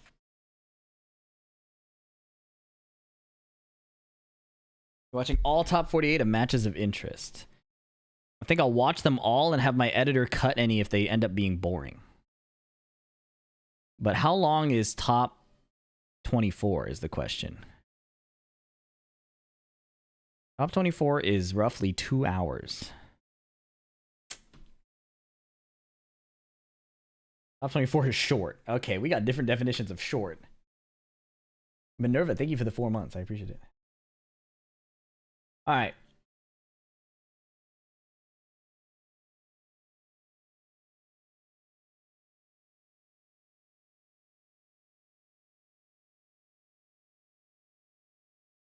OMG Genius. Yeah, he's fun.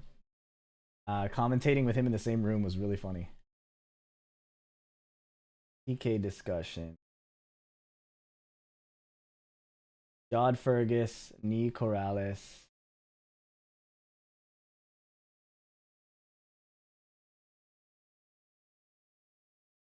Ilias Edge. Sin Fergus.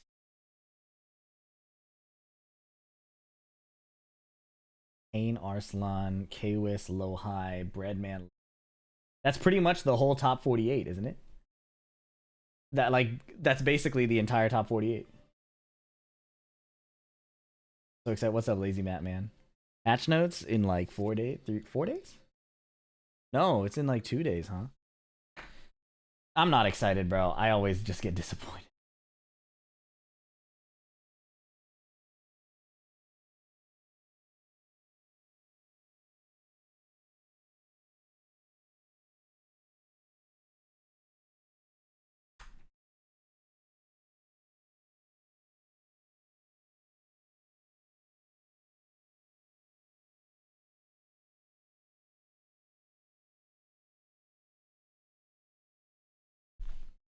All right, I'm going to make...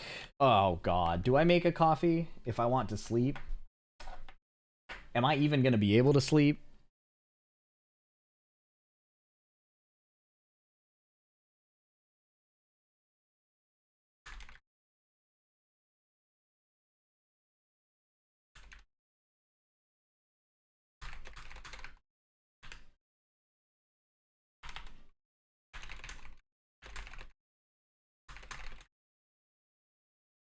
What's your ideal sleep time? My ideal sleep... I'm trying to get numbers.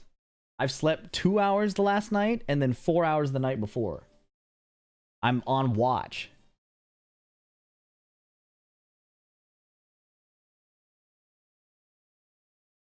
Like, I'm losing my mind. And I'm talking about eye mask on, no phone, drank my tea, took my magnesium. I'm talking like I did the whole routine to sleep, and I could not sleep. That's why I'm so pissed. Whatever you choose, you're cooked, so better get started sooner rather than later. I think I can power through the next 4 hours of Tekken without coffee. So, that's what we're gonna do. Alright.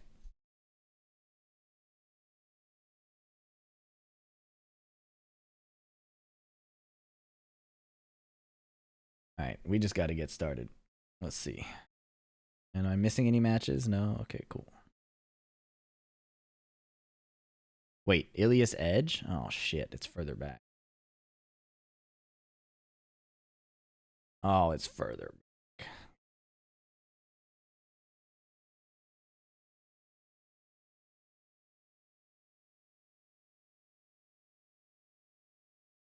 The reason I don't want to take pills for sleeping is because if I take like hydroxyzine or any other like sedative, I can't play fighting games the next day.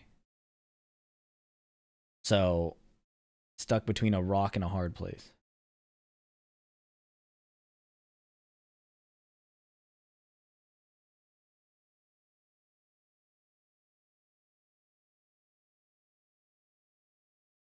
Is Jod Fergus really worth watching? Is EU? So many matches. Wait, this is round 3, right?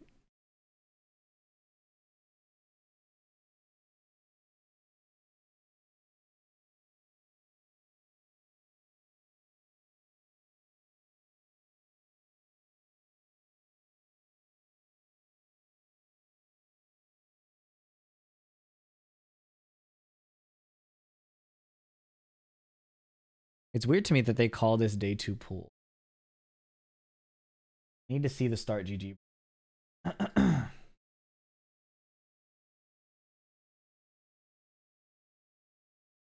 mean, shout outs to them for streaming so many of the matches. I think that's a good thing, but god damn, there's so many.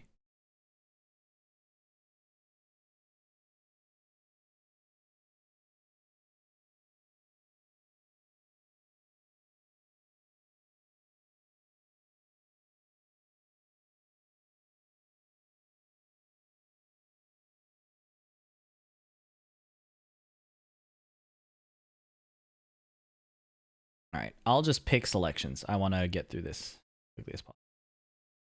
I made my decision. I will trust suggestions of one of my Discord members. Well, let me ask. Is Jod versus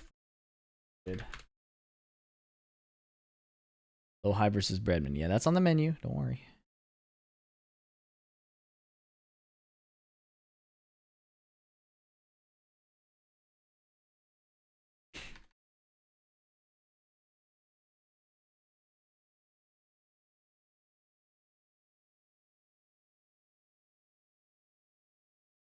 Marginally better than trusting chat. I would give it more than marginally. That's some slander on my Discord. I would give it more than marginally. It's straight up better. Alright. Be real, bruh.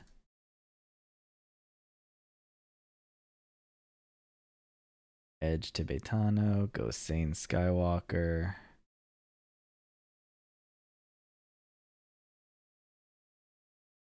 Ni Corrales.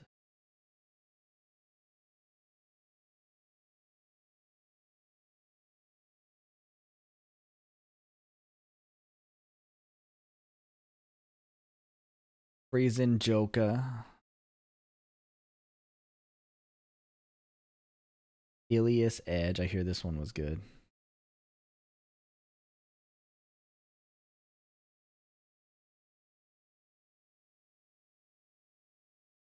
I just feel like Nina Asuka is, you know, kind of a... Aren't you spoiling yourself by doing this?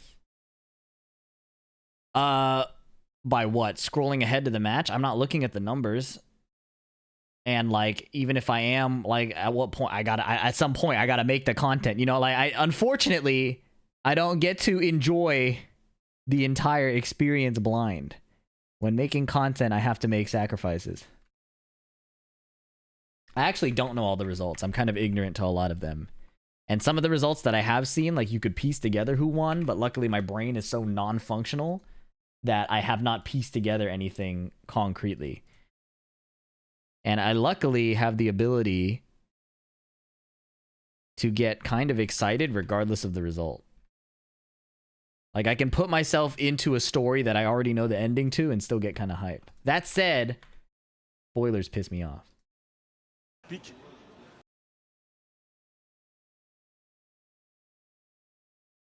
Yagami Singh, Arslan, Kanan Trench, Lohai Kwis.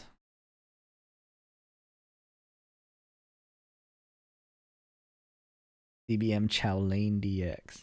No affiliation. I have to say that every time. Junding, Oracle. We've seen a lot of Eddie and Shaheen. Okay, Lohai Kwis. Yeah, this one will be good.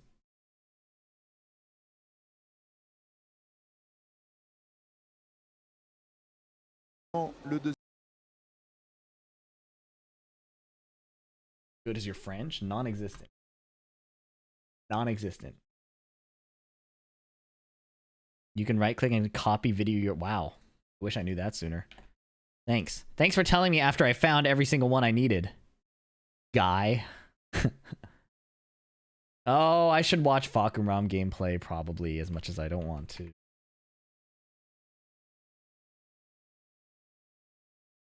I feel like I should watch Fakuram gameplay.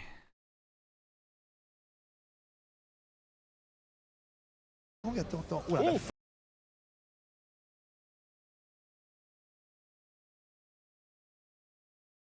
Breadman low high, is this... What round is this? Et fait remporter un Evo, c'était en 2018. Face à lui, c'est un Coréen qui fait beaucoup parler. Am I stupid? En Did ce the moment, audio die? Oh, it's muted because I hit this button. échelle locale. Losers round 3 pool.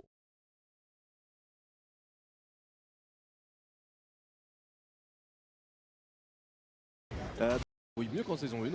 On va avoir Pour mon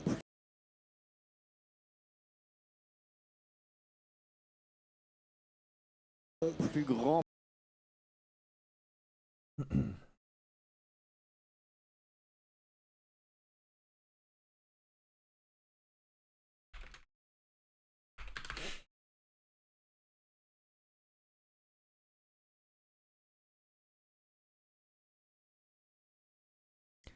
King player. Does the king player win? Because if the king player loses, I'm never going to hear the end of it. Attention, la volée! Attention! Yeah, executive decision. Executive decision.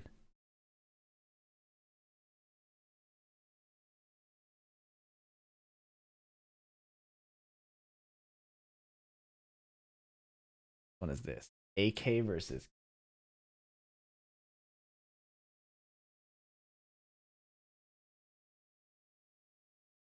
This will be top 20.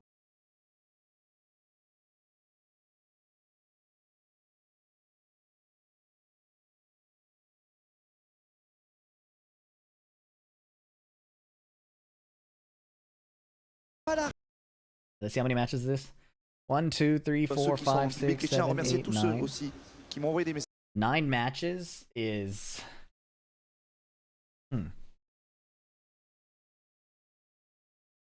Sorry for the rage bait. Have you tried melatonin?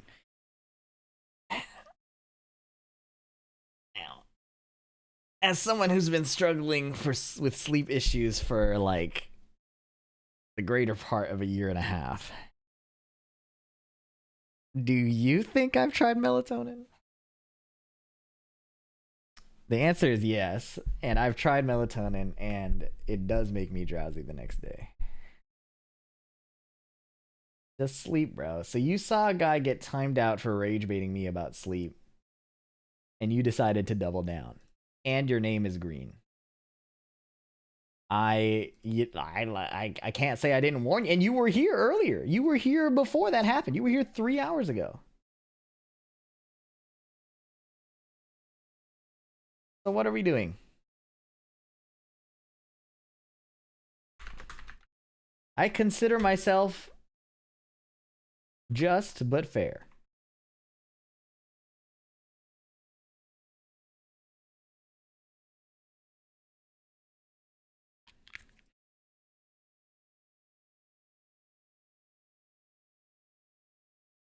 Do you know why you started getting shit sleep? It's stress related. Every time there's a Sage M slam, I stop sleeping.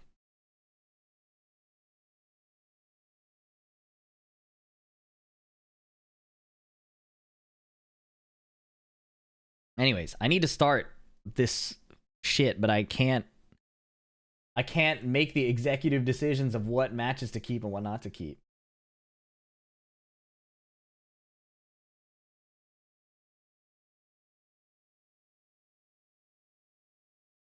But I think top 24 will watch uninterrupted.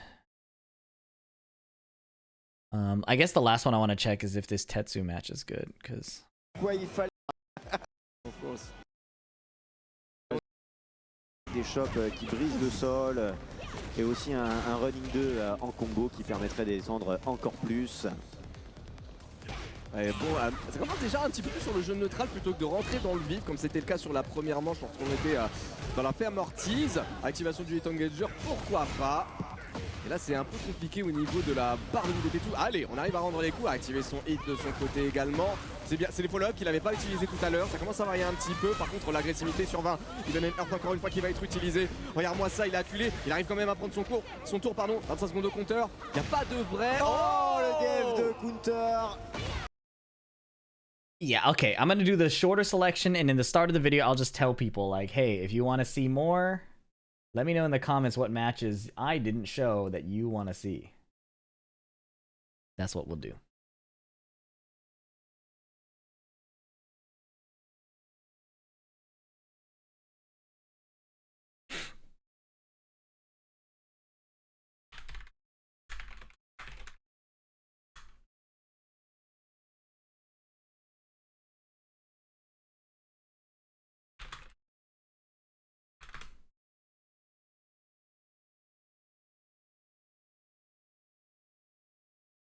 Oh, what's up, Definitely?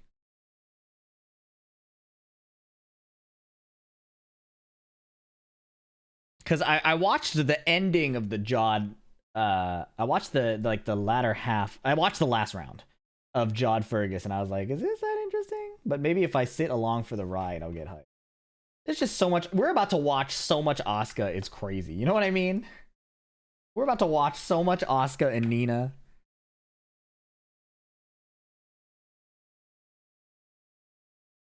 It's gonna be ridiculous.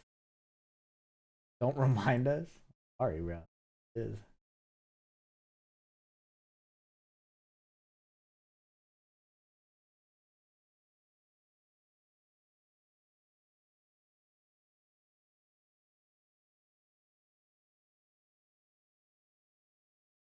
I think it's fine to skip. Appreciate the help. Okay.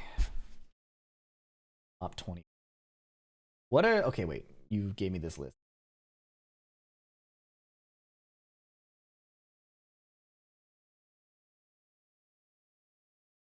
Evo France, top 20.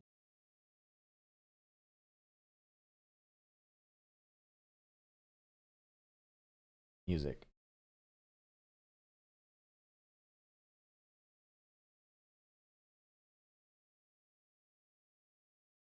Let's see. Top 24 is Reina,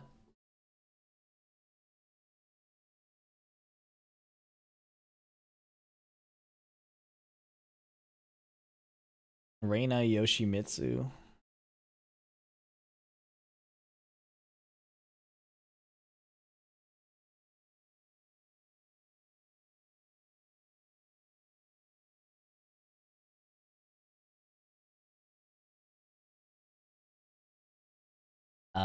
let's see. Urban Square. Night, sunset time. Reina in yellow. E2 outfit. Nina, Yoshimitsu? Yoshimitsu in outfit. Top 24.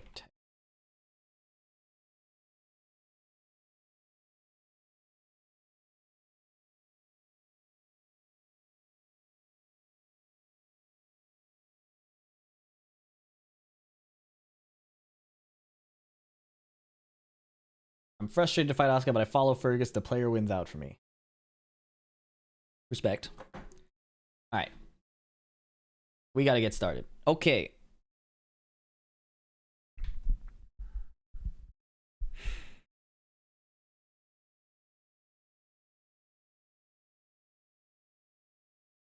Oh, wait, I'm on the wrong scene. I need to show the chat. I need to include you guys.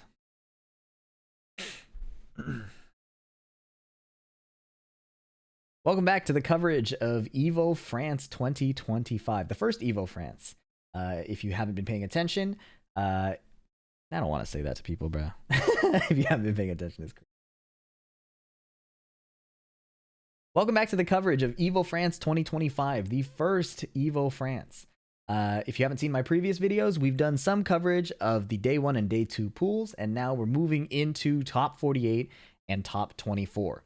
So I'll be watching these more as a commentator than as an analyst. So just reacting to the matches and showing you as many as possible. If I miss any matches that you want to see, let me know in the comments. But the matches today are spicy. We have Knee in the loser's side, and we have Arslan Ash running up against some of EU's heaviest hitters, who have historically given him trouble in the past. So excited to show you these matches and watch them together with you. Cheers. Chat, am I tweaking, or did Arslan Ash and Kanan Trench fought before, right? And Kanan Trench won, so I didn't make that up. You guys remember? They have? Yeah. Yes, he did. All right, that's what I thought. Okay, cool. Let's get started. It's time to move. Et on est parti. Nous sommes prêts pour le combat suivant. Oh, I have to turn this shit. I have to turn it down. Edge. Sound check. Avec son beau maillot T1. Oh. Editor, we're here now. If this is your first time watching the Evo Japan or Evo France footage, the commentary is really entertaining. These guys put a lot of energy into what they're doing, and anytime there's a French player on like the screen, they're like unapologetically biased, which is pretty refreshing. Anyways, we're on the loser side of the bracket. A lot of matches were streamed today, which is really cool. Edge versus Tibetano. Tibetano going down into loser's side by the hand of Nea, a 16-year-old Lily player from France. Edge finding a counter hit 2-jab here, pushing to end this first round. Infinite stage means there's not going to be a lot of wall pressure, which is probably better for Edge. I think Asuka gets really nasty at the wall. So this is a good stage to be on. We have 4 whiffs, no whiff punish, counter hit low on the power crush, 2 throw not broken. Okay, forward 1, stand blocks, the charge up low, nice. Optimal punish on the power crush, and it kills. That was smooth. Okay, down 3-4. Asuka went for the punch parry. This is a bit tough because Hwoarang is kind of a death by 1,000 cuts character, right? And Asuka is kind of like, if you swing at the wrong time, I will half HP you. But so far, it's working out in his favor. The airborne, I think that airborne mid can't get parried either. Oh my goodness, backdash down forward 2. First hit of the string whiff, second hit gets counter hit. Okay. Tibetano's now in heat. Oh, he's too far for the whiff punish. Dragon Lash? Yeah, I guess it does look like Dragon Lash. Okay, side roll the forward 2. Tibetano has burned all his heat. Edge still has a lot of gray health he can heal. That didn't connect, and that did? I thought he was gonna hit Asuka and go into heat, but now he's almost dead. Unbelievable. How did that happen? de Edge. Non, elle est pas passée, il se l'est mangé. Okay, Peacekeeper trading with the down forward 2. Whiff down forward 2, small punish. Ouais, parce que je crois que le premier a whiffé, je crois. Le premier a whiffé, le deuxième a touché. Ouais, c'est ça. Okay, 1-2. Flying Eagle, no blue spark. Counter idea 4 is good. Chat, do you know who put Edge into losers? Et on y répond par l'agression, on l'a dit, Edge est un joueur qui... 2 throw. I think Tibetana went for a throw also, no? Peacekeeper heat dash, and all it took is a simple frame trap after, catching Tibetana moving. Side step forward, Dragon Lash, Backlash. I like that. Yagami put Edge in losers? I see. I assume that wasn't streamed. Flash Duck, he tried to launch it, but the whiff recovery is so high. And nice, Dragon Lash over the down jab. That's something I've been vocal about on Twitter, at least, is I think whiff recoveries need to be super long again. Like, I think, yes, the game is offensive. Yes, you should be rewarded for your attacks according to the design philosophy of the developers.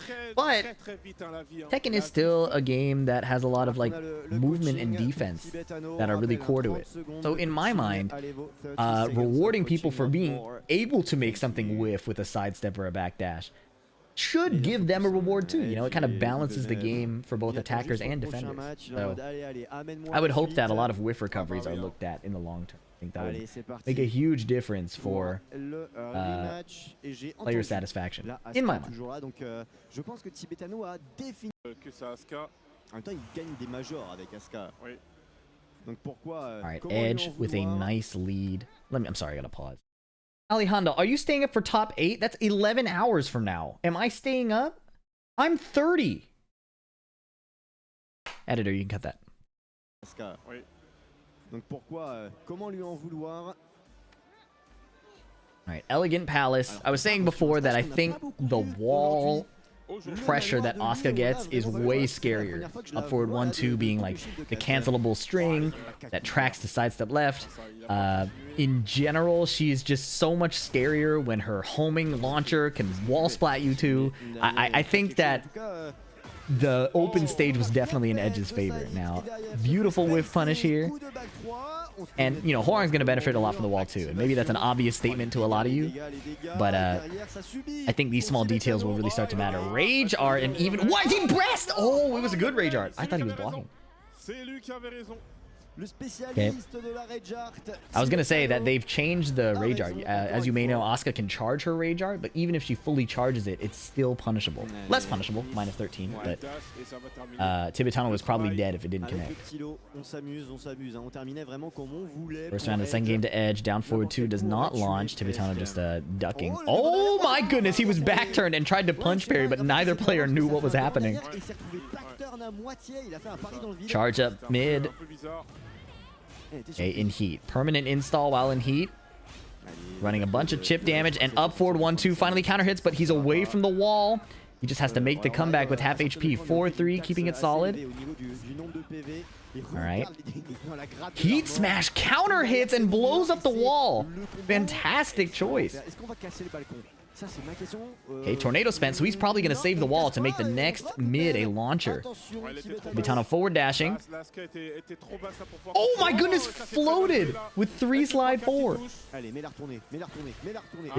Simple one hit to kill.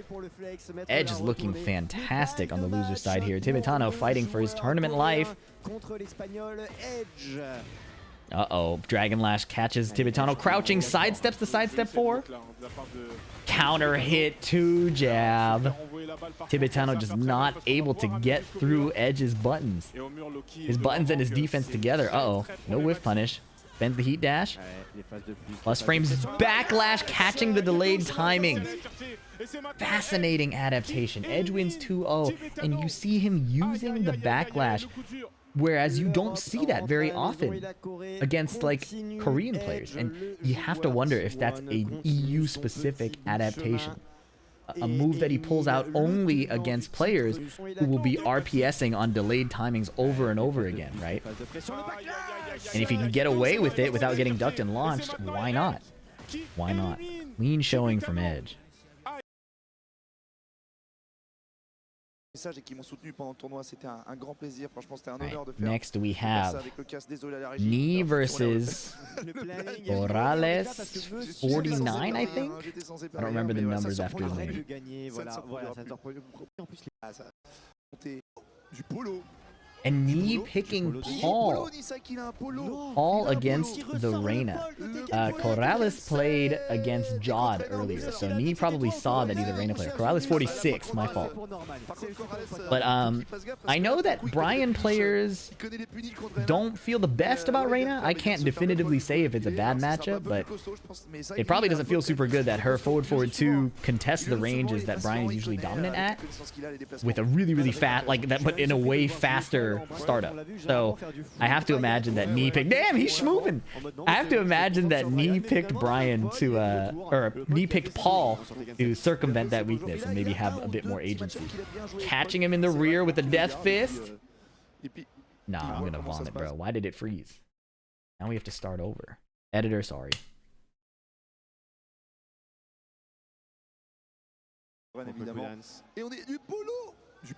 And Knee picks Paul against the Reina from Corrales. Corrales 46. Maybe Knee saw him play against Jod earlier in the tournament. And I do know that Brian players have complained about the matchup against Reina in the past. So I can't definitively say if it's a bad matchup, but clearly Knee picked Paul for a reason. I do think Paul is really strong in this season, even without a bunch of tournament representation. He is moving with the deep dive stance and the crouch dash. Down forward 1 while standing 3. Okay, no whiff punish on the electric. Sidestep, catches her rear with the death fist. Heat string. Oh, okay. The VOD itself has some delay. The VOD itself has some delay. That's fine. But yeah, I know that when you think of like Brian, usually he has these huge long range buttons that are kind of uncontestable. But Reina has forward 2, and it's faster than anything Brian can do at that distance and goes just as far, right? And she can do it out of wave dash to realign. So I have to imagine that the Paul pick is to circumvent some of that. Morales takes the first round. Exploding wall is still active. Down back 2, they are whiffing. Reina is so skinny too that she can get around a lot of hitboxes that other characters can't evade. She has like some very unique evasion because of her strong single backdash and very skinny hurtbox. Combo drops. Knee running up and ducking, maybe looking for that electric, but forward 2 is still on the table. QCB4, but she's just out of range. Nice sidestep left around the 1-1. Paul has really good movement too, that could be a factor. Knee playing so defensive, misses the punch but gets a sidestep down forward 2. Okay, deep dive 1-2. Death fist, saving his heat though. Reina's out of heat state. Forward 2 counter hit. I think that's the fastest heat dash launcher in the game. The fastest heat dash launcher at 12 frames. And he just lets the time run out. That would have been a punish as Brian. Yeah. Okay, counter hit, but he was airborne. Sorry, 13 frames. I misspoke. 13 frames. It's the only 13 frame heat dash launcher. 12 would be crazy. I guess Dragunov has 12 frames, but his is from crouch. The while standing shoulder.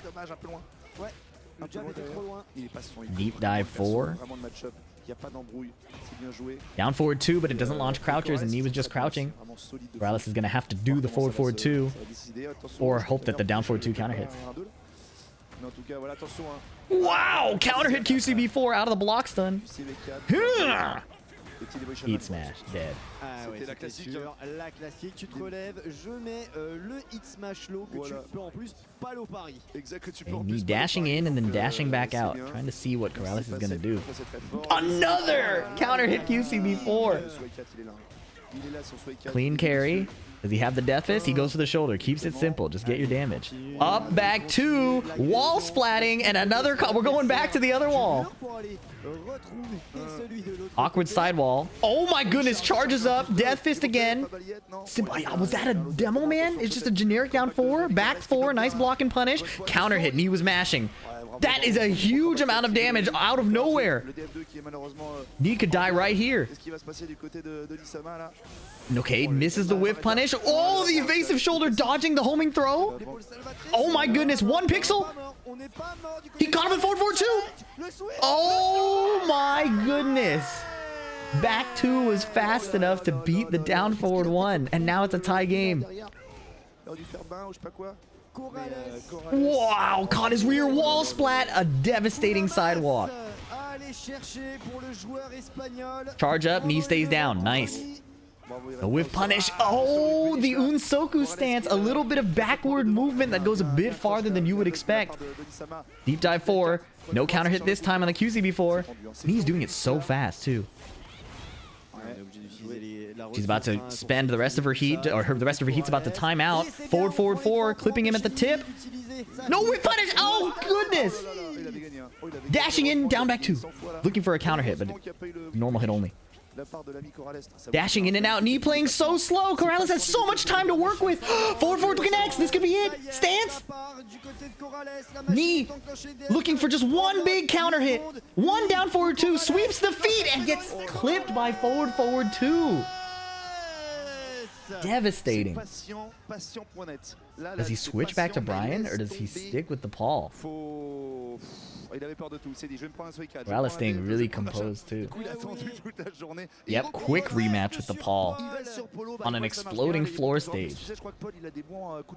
This is scary because Paul has the 1+2 throw that breaks the floor, right? But Reina has the heat low. She can spend meter out of stance to do the her former heat smash that blows up the floor. Hop kick. Nice punish with the standing 4. Knee doesn't commit to the punish. There he does. Now he finds it. Okay, CD3 connects. Death. That did 58. Okay. Knee swinging a little more, applying more wall pressure, but he's still just kind of sitting there, giving Corrales room to play so that he can try to find a counter hit, trying to understand his timing. Nice punish. Heat burst. Uh-oh. Okay, little whiff punish. A bit of a scramble. Knee closes it out. Okay, again, not really whiff punishing the electrics, which is a missed opportunity. Counter hit jab, unbreakable throw out of Sentai stance, forward, forward 2. He now staying in there, playing a couple jabs to the low, and now he's just moving again. So low commitment. He wants Corrales to attack, and he wants to understand when it happens so that he can find the QCB4, find the down forward 2.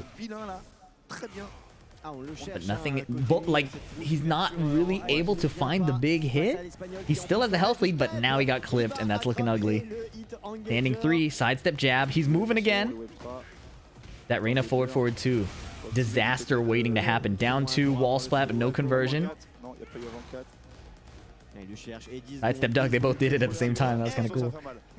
Okay, hitting the feet. Time is running out. He has to make some plays. The 4-4-2 is probably coming. The electric is on the table. While standing 4-4 from Corrales, waiting till the absolute last second. Okay, down back 2 again. Forward, forward 2 challenge. Forward, forward 2 counter hit again. Sidestep. Oh no, it was the evasive shoulder.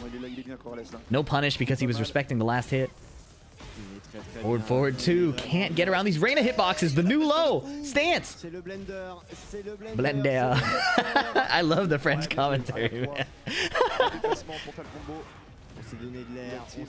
One hit into Death Fist. Oh. Death Fist again, but Corrales is not biting. Knee may have to go low. Oh, what a rage art, man. What a rage art. That was good. Can Brian play good keep out versus Reina? No, we were talking about how the hitboxes Brian usually can put out for free are very contestable by Reina because she has faster buttons at that distance. So, oh la la la la. I wonder, like, it might not be Knee's style, but I wonder if he played a character that tested Corrales' defense a little better. Like, that might have made the difference here. But he's playing pretty, like, he's not playing a lot of buttons. He's kind of letting Corrales play a lot and trying to find a big counter hit, and it's not paying off just yet. Sidestep duck, movement, and then getting evaded. Forward 2 every single time it hits him. Counter hit low, guaranteed follow-up. Hell Sweep gets low parried. Low parry. They need more tournaments in France. That I like more majors in France would be awesome. More. Oh my god, and that's it. It's over. 4-4-2 to eliminate Knee, and they are hugging him. They need more tournaments in France with French commentary, specifically. And Knee is out of the tournament. That's rough. Corrales able to resist the offensive pressure of Knee's movement. Even though he got counter hit a few times, still places forward 2s well enough. No handshake. In most tournaments, they don't switch the camera right as the last hit happens. So we as the spectators miss it. But if there was no handshake, you would know. It would be like tweeted about and stuff. So you can assume it happened off camera. Edge versus Ilias. Ilias is also super young. We saw Nea, who was a really young player. I think Ilias is like 20.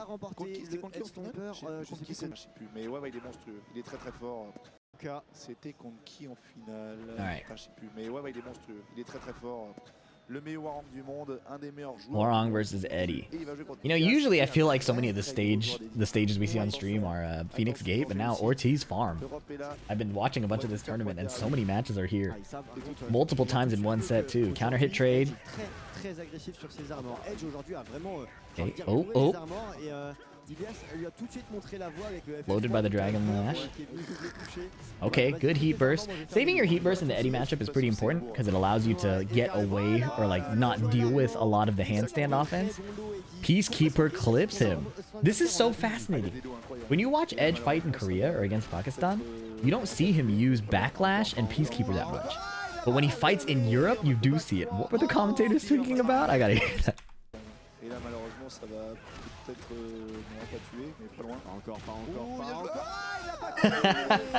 Eddie hit the counter hit back 3 but didn't confirm it, and they went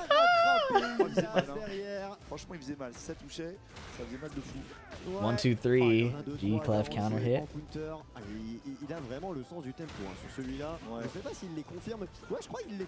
Okay, get up 3 plus frames down back 3. Ilias avoiding the keep out buttons from Edge and finding the handstand sidestep into launch. Spike combo, huge damage. Canceling. Edge trying to find a counter hit. Again trying to find it and evades. Ilias evades. And finds a full launch. Well, a tornado launch. Okay. Lingo back 4. Counter hit confirm. Okay, goes for the power crush this time. Small punish. Ilias is now doing a punishable string and getting heat engaged on. Okay. Down jab. Breaking the flamingo pressure and creating a better position for himself. He whiffed. But Edge didn't get the whiff punish. Challenging with down forward 3+4. Last hit situation. Sidestep to get up kick. Simple whiff punish. Wow. Forward 2 from that far, and it was a whiff punish. Running 3, and he sidesteps it, but he misses the punish. Forward 3. Heat burst is good. Wow. Chop him in the face. Dragon Lash. Flamingo sidestep. Getting around the jabs and getting a small poke after. He gets clipped by the heat smash. His back is to the wall. Heat burst to get out of the pressure. Up 4 again, fishing for these counter hits. Peacekeeper is good. Long combo coming. Does he spend it? Saving the wall break could be great here because a counter hit down forward 4 becomes a launcher. Yep, he's using it. Full string, no punish, Ilias. But instead, finds a wall splat. He's gonna get a balcony break. Oh. Oh no! Tailspin, Rage Art. Yeah, just put him at the last pixel. The floor break is also a factor here too. Not so much for Ilias. Well, it's a factor not for Ilias to win, but Edge can get a floor break into a win. Ilias trying to rob him with big keep out button. Forward, forward, forward, sidestep 4. Edge not looking for anything too big.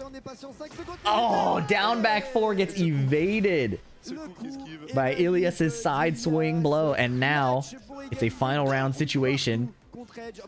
Oh, just a bit late, missing the whiff punish. And now Edge can blow up the floor. We're going down to the Mickey Mouse Clubhouse. Disney, please do not DMCA me for that. It's a joke. The wall breaks. Horrifying. So Edge backs it up. While sending 4-4 gets sidestepped. Ilias gonna get the first wall. Maybe. No, he saves it because if he can get a wall splat off of the stance, now he gets more value. He doesn't need the extension right away. There's not much damage to earn, but turning the next mid wall splat into a launcher is insane value. And all of a sudden he was losing, but he's in a winning position. Edge gets the wall. He mashed. Why would you mash? They really are in Europe. Oh my goodness, he's out of heat. Back 3 flip over. Rage Art is good. He mashed to set up the Rage Art. That was 700 IQ. Oh my goodness. That's the nightmare of fighting in Europe. The nightmare of fighting in Europe is that they will mash in situations where you think this is insanity. I have to really call them out for that. And then they will Rage Art or Power Crush in situations where you just want to frame trap them or just take your frames. Unbelievable. Well played from Ilias. They get another hazard stage. Exploding floor on the top. And then 5 exploding floors on the bottom. Edge tries to call out the handstand stance with a low. Gets counter hit. Down 4-2. A little float conversion. Blows up the floor right away. Peacekeeper pushback. Dragon Lash. Okay, waits for Ilias to do the jabs in retaliation and then takes his turn back right after. Backlash is good! Anti-European move selection. Counter hit, G-Clef, wall splat. Does he blow up the floor? No. Orang is not... He was like a pixel off of the exploding floor. Okay, heat dash. Dragon Lash, he backflips out of the way. Missed punish on the plasma blade. He only got a small one, but he gets a mix-up now. Edge, down forward 1-3 into Power Crush. He waits and punishes. Counter hit, down back 4-4. Oh my goodness. Delayed timing forward 2, catching the running move. Okay. Edge, down back 3, but it wasn't about the damage. It was about getting him to swing into the sidestep. Down forward 2, blow up 1 floor. Nice half HP combo. Goodness gracious, natural. Both hits are natural in heat. The mid plus frame option out of Flamingo stance. Listen, Orang gets a lot of hate. I thought before Season 2 a lot of it was not super justified if your defense is good, but with the addition of that move, that Flamingo move, Flamingo move from right stance that goes back into left Flamingo, that's a bit egregious. And the new low that's homing and high evading, that's extremely egregious. Now, the complaints that people have had about Orang for so long are all valid. All extremely valid. But it's up to Edge to take advantage of it, and he used it well. Catch him ducking in Europe. Again, we've seen that Edge is willing to call out the Europeans for randomly ducking. You don't need to win damage with every mid. Sometimes you just gotta do the mid and hit them. Because the Europeans will sometimes duck in situations where it's not, like, strategically smart, right? I'm not saying it's a dumb decision. I'm saying that sometimes by strategy, based on your HP, based on the state of the game, you might say, I don't want to duck because I don't want to get a wall splat. The Europeans would rather make a confident read and kill you for it than to play every single situation by the book. That's what I mean by that. And Edge is adjusting his move selection and playstyle to counter that. He'll run the mid even though there's not necessarily enough threat represented by the lows. He doesn't necessarily need to condition them if they're willing to kind of spin the dice or roll the dice on each decision without being conditioned. Okay, breaks the one throw. Uh-oh. Counter hit, a little follow-up, and he tries to mash on Wake Up, and Ilias catches him. Ilias in the lead. This is still, again, on the loser's side. A little bit of forward shimmying into an innocent forward 2. There's the new low, down 3+4. Down back. Ooh! He got sidestepped. Big launch, but it's a back turn combo. Strong arrow tailspin, heat burst. He tried to take the wall, I think. That was a big hit. Oh, no whiff punish. He was too far. Counter hit. Boom bop. Huge combo damage, man. Sidestep 4, Edge. Fighting back. He's scrapping, backlashing, trying to hit his block as much as possible to heal the gray health. Waits out the backflip. Resumes his offense. Nice duck under the throw. Uh-oh. Counter hit. A lot of ducks here, and again, I wonder if it's because of the influence of like a player like Kwis, who loves doing a lot of the throws and the Flamingo 2 jabs. A lot of the players he fights against often, I don't know if Ilias fights him often, but I would assume a lot of the players are used to dealing with that style of offense, which is why Edge is running a lot of the mids, right? But in that specific situation, Ilias got the duck off, and now he's on elimination point to take Edge out, floated out of the air. No floor break. EDX combos. You hate to see it. Punish. He got clipped. It's not a floor breaking heat smash, but now Ilias has to fight a Horong with heat. Sidesteps him. He does not have enough HP to survive one more combo. Backlash. Ilias is just blocking. Backflips out of trouble. Backflips again. Oh my goodness. Edge is trying to make it whiff. Spaghetti everywhere. He got nothing out of that heat state. 4-4 punish. New Flamingo offense that we have not seen. Ilias, he could rage art to ruin everything here. But so good Edge. One hit. Down forward 4. Keeping it solid with the mid. Still alive. Okay. Ilias is challenging with the 1-2 jabs. Evasive punch. Trying to stuff Edge's offense before it happens. Ducking again the throw. It's the same thing we saw against Kwis. If you watch the very first video of Evo France, we saw Kwis getting his throws ducked over and over again. And I wonder, I mean, you have to assume that Edge is seeing that and may just run a high risk or a medium risk, high reward mid to blow him up. Mid, mid, mid. Oh, he ducked it. Mid again. Is he going to fold and go low, or is he going to see if Ilias will finally duck? Nope, he goes low. Final round. Oh, big whiff. He got floated. No conversion. No, he does get a conversion. That's nasty. 36 damage. It's 56. Oh, he tried to do the evasive punch and got tracked. Dragon Lash. Trying to heat engage. It would be nice to get a heal, but now he's still healing just by hitting him. Waited out the heat smash. Great patience. Where is Eddie going? Oh, the heat smash blows up the wall.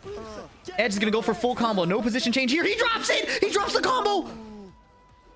Oh, whiff punish.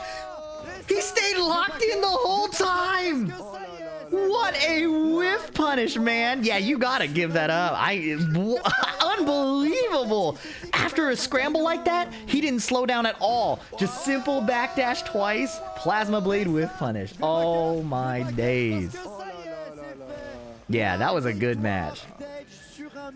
That was a great match. Unbelievable. And Ilias is eliminated. And now I think this will be a winner's side match. Sin giving a little chuckle and a fist bump. He's also rocking the double headphones. We saw against Low High, he did not run the double headphones. Alright. Yagami, I don't know why he picks the different costumes between 2P Reina and 3P Reina. Oh, sidestep 1 goes around the electric. You love to see it. Yeah, this is the winner side. That's what I thought. A War God kick. Now, if you watched Sin versus Low High, you'll remember that Sin likes to do a lot of run up and duck, right? Wow, forward 2. That way he threatens the sweep, both the unblockable sweep and the counter hit homing kick. And he also threatens a lot of while standing offense and just tries to understand your timing. Against Reina, you don't really get to freely run up and duck because of her forward 2. So Sin is playing a lot more of a traditional Yoshi you might expect. Wow! He went for the sweep, and Yagami did the backflip punch over it. Great option. Okay, position change throw. That doesn't look good. Kin forward 2, heat engage, door knocker. He's running the offense. He's canceling his stances. Block and punish the hop kick.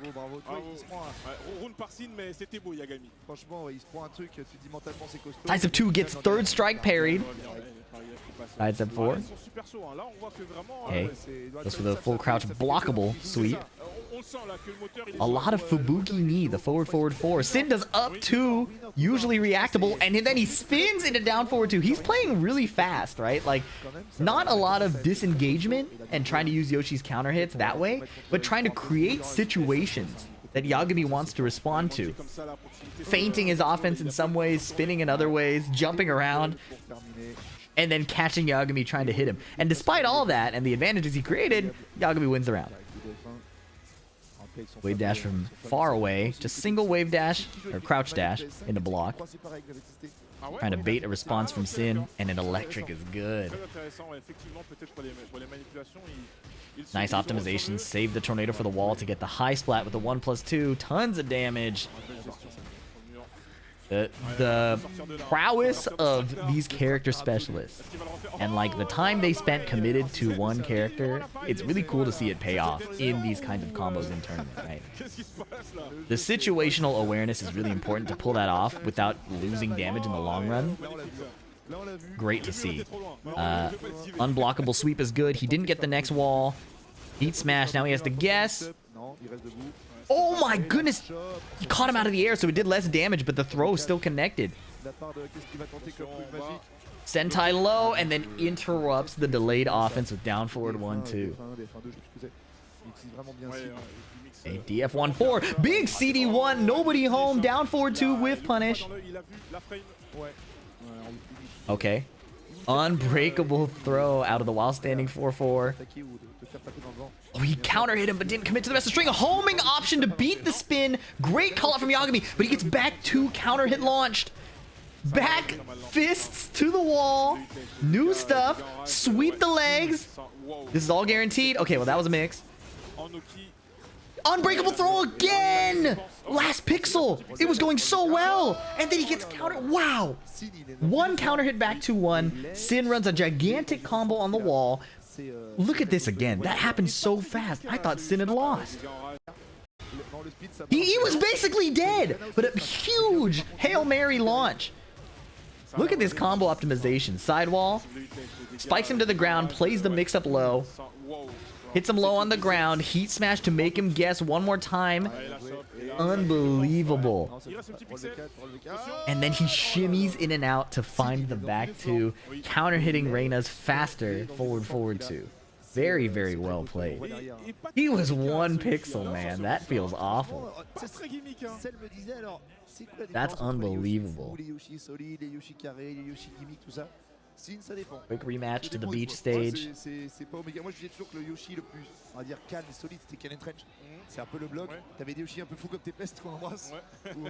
Nice duck under the 1-1, but he was a bit slow on his launch. I have to wonder if he was looking for that or electric, but that was a confident duck. Just a bit late on the punish. Boom, boom, bop. Down 4, sidestep 4. Get up, buddy. Forward 4, guaranteed, and it wall splatted. I think if she had not heat engaged already, it may not have wall splatted. Like, the heat engage animation sometimes denies you wall splats that would otherwise work, so pretty fortunate that heat was already activated. 3-2, no duck on the second hit. Yagami again shimmying with the single crouch dash, trying to bait a response, gets a counter hit trade with the War God kick. Boom, boom, bah. Okay, 3-1, no duck on the second hit. Hell sweep, the first one we've seen. Unsoku 4, down back 2. Reyna has no lows, so I've been told. It's only bad if it's blocked. Counter hit Wargod. Wow, he baited him to try to keep him out again with the single crouch dashes. That's really impressive. Down forward, plus frames into guess. Doesn't commit to anything. Sin spins out of the wall. Wall splat! Oh, that went so far because of the ballerina spin. Spike. Oh, nice duck! Wow. I'm flabbergasted that he ducked the kin forward two. Uh-oh, down forward two is good. Interesting wall carry. I've never seen this combo. Spike again. Yagami doesn't duck against the helicopter. Just mashes out of the crouch with the full crouch down forward 4. Stomp, last pixel. We know Sin wins these. Uh-oh, he stayed cool. He stayed cool and just blocked the power crush. He did not greed for an offensive opportunity, and Yagami, looking desperate to end, now has to win a round again. All these last pixel situations, Sin is able to clutch up. Delayed the back 2-2. Oh, okay. He tried to rob her with a hop knee. Now for 2 sidestepped. Oh, ducks. Running out of heat. Oh my goodness, what's happening? Nice sidestep. Aware of the string. The third hit is steppable. No throw break. Uh-oh. Grabbed her again with his legs. That's 3. 4 almost to whiff. Ah, no whiff punish. Everybody, I'm pretty sure everybody thought that would hit her block. So understandable, but a critical error. Door knocker spin. Position change again. What a sidestep on the forward 4. Yagami! He didn't force the low, and Sin stayed so composed. He said, go ahead, sweep me. It's fine. Sidestep 2, whiff punish. Yagami still on the winner's side, but nobody wants to go to the loser's side. Uh-oh. Uh-oh! A little bit of folding. Flash resplat. Sidestep 2. What is this combo? What is this combo? Got her rear again. Didn't whiff punish. 2-1. Uh-oh. Uh-oh. Double War God kick. Triple War God kick. 4 War God kicks. And Sin on his magic pixel finds the duck, but no launch. He's going in. With less health, he's going in. Power crush is good this time. Yagami doubles down on the previous strategy. Sin scratching his head. Evaluating his strategy for the next match. Coaching. One of the headphones has to go for him to receive this information.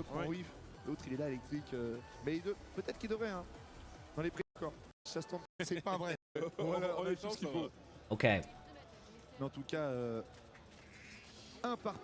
Genmaji Temple, I am not aware of how Yoshi's messed up Okazemi functions on this hexagon stage. So hopefully Sin can educate us. You know what's crazy is, like, before this, I was hearing a lot of talk about Yoshi being significantly weaker in this season, which could be true. But watching Sin play him, it doesn't feel that way. It doesn't feel like he's gotten significantly weaker as a character. Oh my goodness. Now, he was ridiculous before, let's be clear. So maybe he's just less dumb, less insane. Alright. Yagami is known for leveling up as the set goes on. The more games you give Yagami, the stronger he gets, significantly. Like a multi-phase boss fight. 4-4-2 duck, Yagami special. Oh, Fubuki counter hits. I was gonna say Yagami was doing a good job of like dashing up and not getting hit. Big block and launch. Yagami was doing a good job until that Fubuki knee hit. But it may not matter. Great block and punish. Leanly to the other wall. Yoshi side rolls away from the stomp, but the spin gets whiff punished by 3+4. Homing option again. Power crush. Nice punish. He punished with the throw to get... Oh, it doesn't give a better wall position. Oh!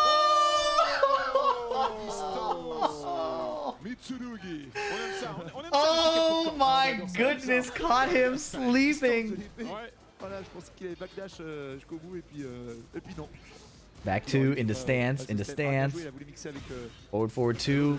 He didn't go into Sentai. Back turn manually. Electric, nobody was there. Sin didn't whiff punish either. Yagami's using a lot of forward 4. It hasn't been connecting, but I know the button can be annoying. Yeah, there it is. All right, it connected. Heat burst. Side step 4. Yep. Homing option again. Such a good tool against Yoshis who like to spin away. Okay, breaks the throw this time, but now his back's to the wall. Air to air. Oh, convert. Oh no, that was almost sick. 7 seconds. 6 seconds. 4-4-2, but he's not committing to stance. Oh, oh my goodness, he dropped the combo. Very uncharacteristic. Him dropping it. Forward 3 plus 4. My fault. Yeah. I saw the right leg and I spoke too soon. Okay, simple block and punish. Down forward 2, counter hit. Queen splat. Misses the extension though. 10 string? Whiff! Oh, Sin missing the whip punishes. Missing the block punishes. But he's finding the robbery up forward 3. He's not letting these mistakes get to him. He's still making the next play. Oh my god, she's dead. Final round to see who advances to top 24. Electric gets evaded. Down forward 2 for down forward 2, but Sins are connecting. Yagami is trying to attack, but the strings are still coming out. Ooh, with punish forward 4-2, but he put his back to the wall. Is that what you want to do? Uh-oh. 1-1-2, catching the spin. He ducked! He ducked the throw. Why would you duck there? I can't believe he found it. Is she dead? She's dead. Heat dash. Boom, boom, boom, boom, boom. Manji spin kicks. Clutch plays from Sin. It was looking like he was folding, missing the block punishes and the whiff punishes. But he clutched up. He's always on to the next play. Very impressive play. Friend of the stream. Never get tired of watching him play. And if you thought you'd seen enough Yoshimitsu, it's time for Kanan Trench versus Arslan Ash. Kanan Trench has given Arslan Ash trouble before. I believe the last time I saw them play was Red Bull Golden Letters 2024. Still in Season 1. Down forward 2, evading Kanan Trench's string. Boom. Oh, I should say sidestep down forward 2, evading it. Nice wall carry. It's not like Arslan didn't have optimal Nina combos, but seeing him play Nina versus Anna, you can see the comfort. Down jab gets... Avoiding the puddle, avoids the down jab. Nice. Floor break perhaps? Yep.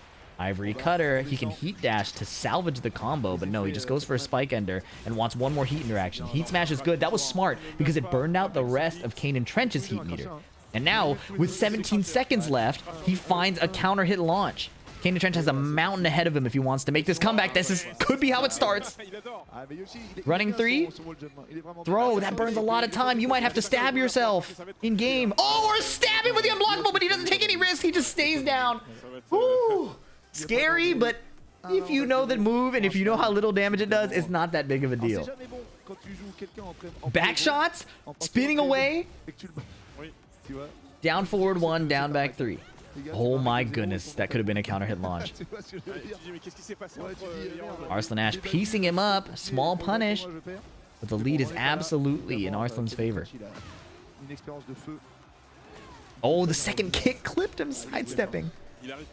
Let him do the string. Don't need to force a duck and attempted launch and get counter hit. And now Kanan Trench is out of heat. Arslan biding his time, trying to find the right moment to start some offense. It's not easy. Small whiff punish. Counter hit throw. He broke it. He's so cracked at reacting. Down back 3. Homing mid, just trying to catch the spin. You can see how these players are trying to adjust to what Yoshimitsu can do. 2 straight rounds for Arslan. These guys also on the winner side. Down for 2 counter hits. Arslan looking way more comfortable. Great performance so far. Not really concerned about the flash, but overextending and getting ducked and launched. Kanan Trench might take the floor here. Oh, it dropped! Heat smash! Between the legs! Combo starter! Now, he does lose the wall position, but he's able to attack a lot more of Nina's HP. Now, the downside here is a lot of it's gray. So if Nina... Oh, he got hit! He challenged and died. I was going to say, a heat engage could have totally nullified that entire combo, but Kanan Trench was able to close it out. Down forward 1, down forward 1, down forward 2. I think that's the 3rd time that worked, or maybe the 2nd time. Something about the two down forward ones makes Kane and Trench run into Nina's down forward two. Down back three. Tapping the toes. Down forward. Oh, lo, lo, lo, lo. I don't understand. Somebody who's French is going to have to explain that commentary to me. Because I truthfully think my job would be a lot easier if I could just decide it's time to say, oh, lo, lo, lo. You know, no hate. I just got to know.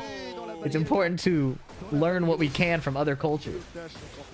Wow, this setup situation is nasty. Refloat while standing forward. We saw that from Sin's gameplay earlier. Monty spin kicks, not too many, amigo. Oh, sidestep, but no launch. Down by three, gets low parry. Nice, nice, nice. It's something you say in a stressful situation. All right, I'm stealing that. I'm stressed a lot of the time. Down forward one gets spun away from. Oh, he tries to go for the jawed extension, I think. The sidestep one to continue the back turn combo. Or maybe it's not possible there. Down forward one whiffs. Fubuki knees fishing from downtown. But Nina is not biting. Manji spin kicks. Dash down forward two. Nice combo. Burst. Toe kick. Buying him a little bit of time. Heat smash too slow. In the trench just healing as much as possible. It whiffs, but Arslan wasn't ready. Was that an attempted heat smash? He just got a standing three. Oh, well, the second time it worked. Very nice. Arslan taking game one. Look at this last situation. This clutch was crazy. This was so clutch, man. From both players. So, Arslan has a disgusting lead. Kane and Trench has his heat. Gets a sidestep one, counter hitting to wipe the floor. Clean combo, high splat flash. He's healing a ton. That flash heals him a ton. Refloat. Right? Magnifique indeed. Spike combo. And now Arslan is almost dead, but that's this. Look at that. Look at this. Manji spin kicks. First two hits guaranteed is natural. The third hit's an on, you can block. But Yoshi can mix you up with a while standing four. Now, it's technically a reaction check, but in a last pixel situation, this is the most likely chance to mess up whether you're going to stand block or duck, right? Arslan finds the duck and interrupts when the spins stop. Perfect punish into wall splat, sidesteps the get up kick, and you can't fault him for going low there. That's kind of his read. He's like, maybe this guy's nervous, I can just attack. But Kane and Trench, despite everything going wrong, was still ready for the low parry. That was really, really good. Unfortunately, Arslan closes it out with just a heat smash. So he takes game one. Now we're on Phoenix Gate. Oh, this is nasty because Nina's heat smash blows up the floor. Yoshimitsu's leg throw from helicopter stance blows up the floor. Yoshi's regular heat smash blows up the wall. So, happy robbery attempts are in Yoshi's future, perhaps. Spinning out of trouble. Wow, the down jab whiffed, or the down three. Sidestepping, fishing for a forward 1+2. Nice punish on the sidestep two. Oh, second hit, Arslan mashed! He's dead. Wow, that was a life-ending decision. Been there. EF1 trades. Down forward two. Single jab. I wonder if that's to get a high splat. Nope, he couldn't find it, but he did get her to the wall. Sweep, and he does running three to get out of there. I think that was on reaction. Uh-oh. Nasty back turn combo. Kane and Trench blocking the down back three again. 1-1. And he got it. Oh my god, she was airborne for a little bit. Heat smash. Oh, Arslan ducked but stood up. Down jab, heat smash. He's healing a ton from that. Bad breath. Yoshi ducks. DF1, DF1. No down forward two this time. Bit of adjustment from Kane and Trench. Mix. Arslan gets hit. Honestly, it's fine he gets hit by that instead of the launching mid that would have ended the round, so I get that. Oh, no, wait, funny. Oh, it was close. It was close. Down forward 1-2 off of a dash. Sidestep one, catching the sidestep four. Oh wow, wall carry with 2-2. Oh, blows up the wall. That guarantees the next. Well, I think either way, the next one would have been the transform stage. But 4-4-4. Uh-oh. Et il y en a un par contre qui va pas attendre du tout la prochaine phase. Arslan's gonna get the wall here for sure. On a de la vie à récupérer, Nice. des dégâts à mettre. Huge chip. Canyon Trench not in rage yet to mitigate the chip damage. Ducking the guns after the first hit of the Heat Smash whiffed. Great knowledge and awareness. The opportunity to duck that is tiny. No sword stance sweep. Spike! Oh, it's a guard break! Wow, a disgusting sequence. I think in that situation, Arslan had no choice but to either take the grounded hit or stand up into the guard break, and it was unfavorable regardless. That was disgusting. Nice duck under back 2-2, man. Break the floor. Oh, he dropped it. Could be disaster. No duck on the last hit of that string. There is a mid mix-up.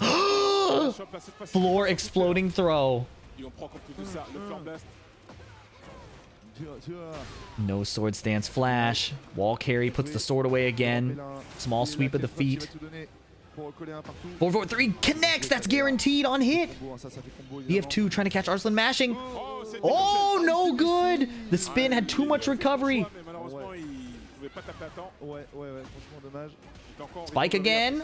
Heat dash. Single jab. Just frame trapping as solidly as possible. Eats the back 2-2. This should be the end. Extra credit on the combo. Oh my goodness. Trying to squeeze out as much damage as possible. Flash. Rage art. Oh, it's good. I thought it may have spun her too far away. Crazy. That's so insane to me. That's so insane to me that Arslan didn't get the floor explosion.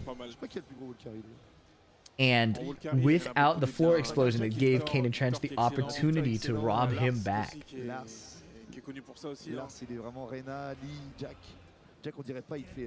And recomposing. I wonder if he'll switch to Anna. The Nina's been working. Yeah, no, he didn't.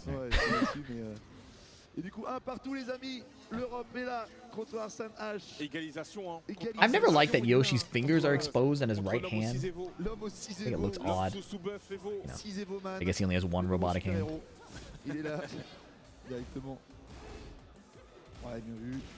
Now, even though Nina has so much control and oppression, I think we're seeing how the matchup pretty much should play out. Like, Nina bullies Yoshimitsu, and then Yoshimitsu finds a big counter hit. Canyon Trench is a big fan of attacking with, like, Fubuki knee and other options. You'll notice it's a very different style from what we see Sin play.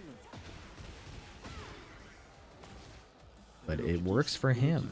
Neither is objectively better, I think. It's more of a playstyle thing, and gets his heat burst, sidestep down forward 2, right as I say that.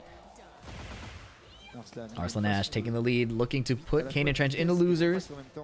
Defeat one of his tournament demons. Down forward 2.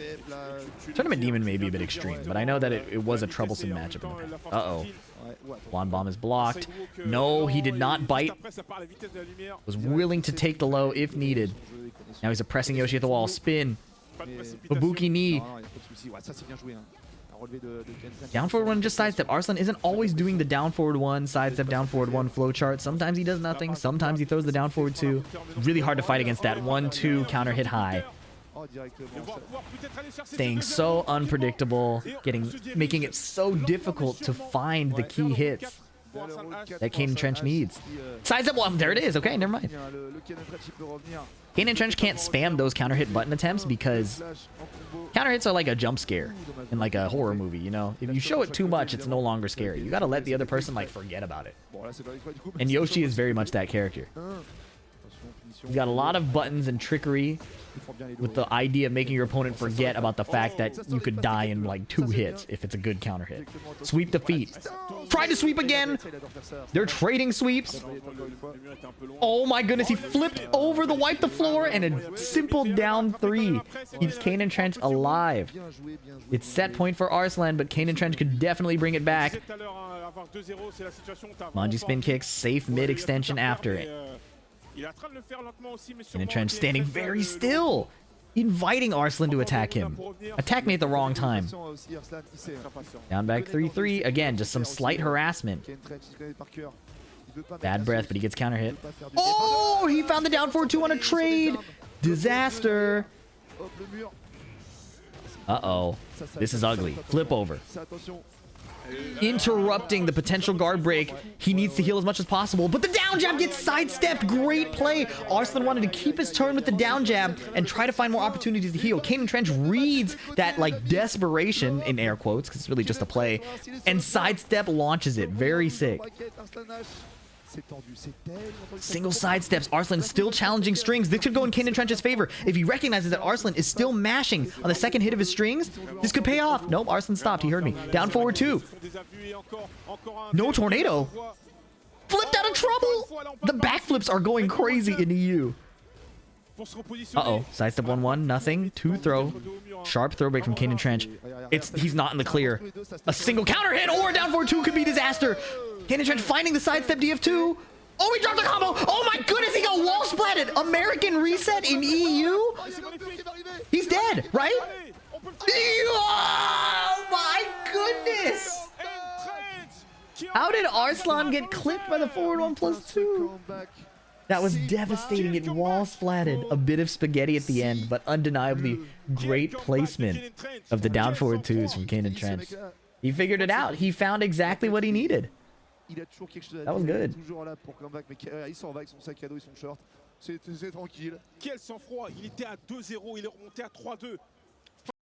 Wow, wow, wow. All right. And I think these are our last few matches for top 48. Again, if there's a match here that you wanted to see that I didn't cover, let me know in the comments and I'll try to do an extra video on it.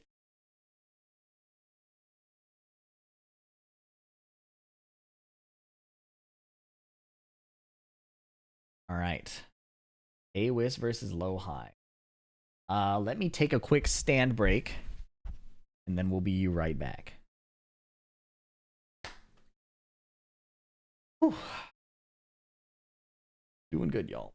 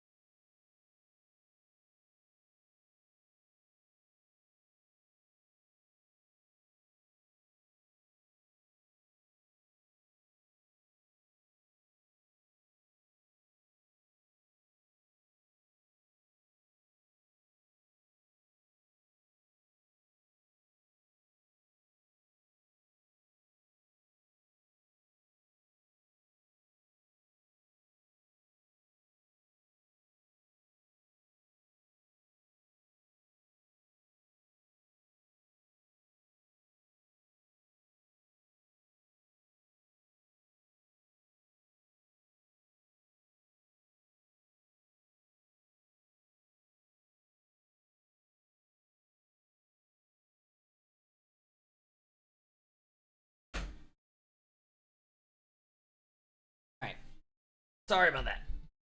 Ugh. Hadn't eaten in a while. I'm low-key dying, but we shall persevere.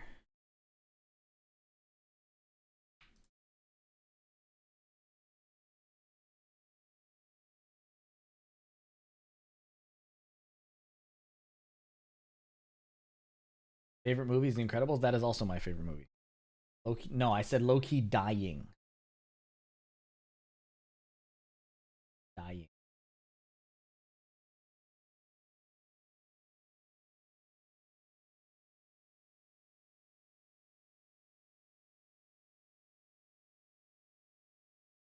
Appreciate the sacrifice you made to deliver quality. Oh, thank you. Low-key dieting is funny. Like life dieting.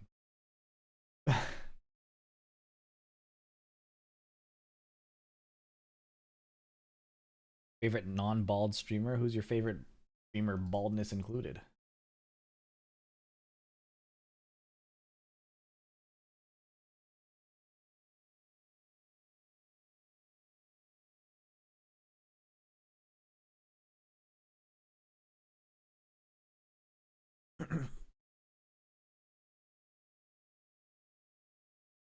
I wouldn't ask if I...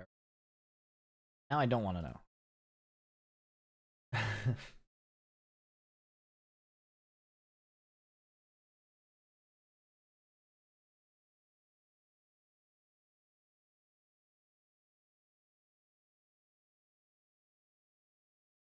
All right. Let's continue.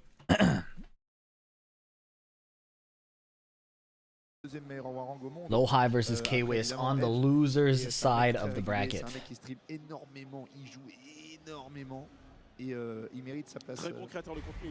Phoenix Gate once again. I know humans are bad at evaluating randomness, but I feel like we see this stage a little too much. Down forward 1, trading with down forward 2. K-Wiz does not convert. That may be a big issue. 1-2-1. Blocks the power. Oh, he tried to jet up. He tried to jet upper it. That's what the 2-jab was. Low-High shimmying forward and finding a counter hit QCB1. That wall splats. That is so disgusting. Yep. Oh, super hatchet. Okay. Insane first round after an ugly trade with the down forward 2. Low-High seemingly unscathed. Saving his snake eyes here. Nice duck under QCB1. K-Wiz sharp. Swap sides. Gets a little grounded hit. But now he's lost the position again after just a couple sidesteps from Low-High. Low-High with a clutch jab, or clutch is the wrong word. That was a precise jab to stuff K-Wiz's slower button. And now he gets heat smashed. K-Wiz just smothered by the movement and jab of Low-High. Tries to fish for a counter hit. Low-High does not bite. Oh my goodness.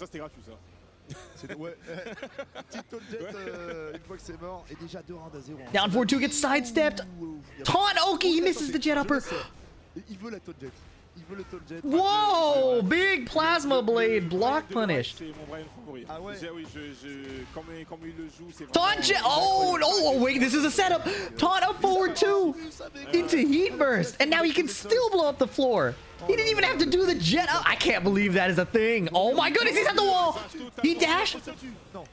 Is it enough? 1 pixel. Oh my god. Oh my god. He hit taunt up forward 2-2-2, which means you have no need to even do the jet upper. And the heat burst converts it. I don't think he could have gotten any more damage than he did. This is gross, though. I can't believe it. That did 91 off of an unblockable. That's a rough way to get, like, 3-0'd. It's like you have less data. You have barely gotten to run your game plan. Being shut out like that doesn't mean it's over, right? It's far from over, but it's a tough position to be in where you can't even get some more rounds of information.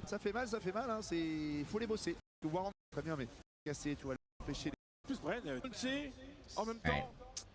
There's some coaching from fellow UK member Gosane. Member?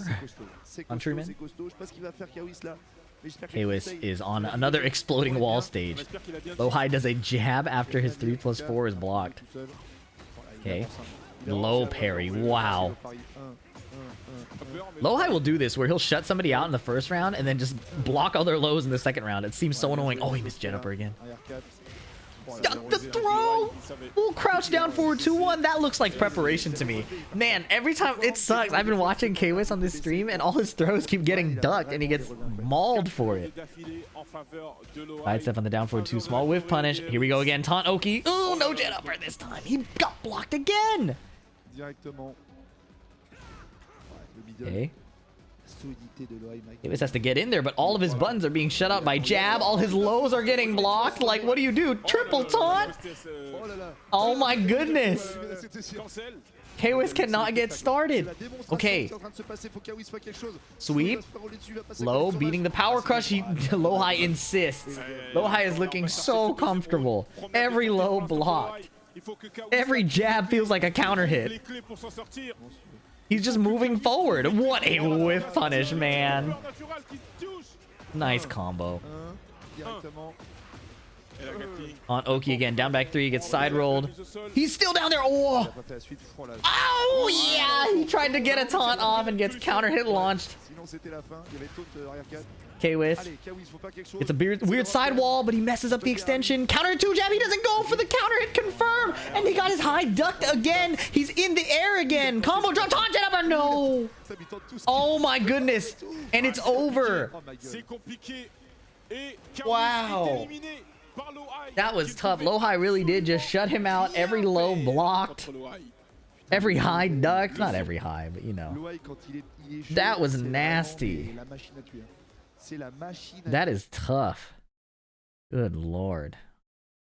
Okay, well, 2 more matches of top 48. I do not know. So the matches were curated by people in my Discord who said I had to watch those. But this one I wanted to pull up because we haven't seen a lot of tournament Fakumram, and I want to stir the pot. A lot of people are saying, you know, he's not as unfair as we thought. As we thought he would be based on his announcement and his history in Tekken 7. But I don't think a lot of people who say that have fought Landon D on Fakumram. And, you know, obviously Eddie is not Landon D. But I based on the trauma I have, I'm inclined to believe that Fakumram is a bigger threat than may appear. Now, he got his jab evaded by Horong's down forward 2 again. I believe that's what how the first down forward 2 connected in the first game or first round. So this is looking quite ugly. Okay, little float, but he picks the wrong extension. Down forward 1-4. Eddie is getting shut out. Nice duck in the backlash, and he gets a bit of healing instead of going for the launch. Does a faster punish. Down 3-4. Oh, okay. Rama stance parry. Whiff punish. Still has heat. Guard break again. Into stance again. Okay. Tying up the rounds. Down 4. Counter hit. 41 damage. Dang. Nice duck in the backlash. He's a bit slow on the launch. That's tough to do. It's tough to do. Down 4. Kick parry? Or is it only a punch parry now? In Tekken 7, it was a kick parry. Running 3 is good. Dang, 1-4, down 4. All of a sudden, Eddie looking like he's the one in control, despite that oppressive first round he was dealing with. 1+2 throw on counter hit. Running 3. Plus frames again. Back 3. Homing high. Heat engage launcher if he heat dashes. While standing forward, chunky punish. Uh-oh, he got counter hit. Rolls away from the wall. Smart decision. While standing 1 a bit late. Extension. No sidestep right from Ned Shock, but he's in heat now. Counter hit launch. That did 51. Just the launcher itself. Oh my goodness, he's dead. Wow. Unbelievable. That counter hit launcher did so much damage. The up 4. 125. He could have got more too. He did the rage art to keep it solid, but he definitely could have. He definitely could have gotten more damage. Fakuram's down jab is really annoying too. It's an elbow, even though it's a frame slower. Whiff punish with back one. Now he's got the Rama charge, or Garuda charge. Nice, interrupting. Oh, wall splat while standing 2-3. Plus frames. He's staying at a range where only Fakuram can hit him. Bends it. Oh, duck. 2-throw for 2-throw. Standing 3. So in this situation when Fakuram, like, how do you contest this? The standing 3 goes insanely far and the down 4 is insanely far and fast.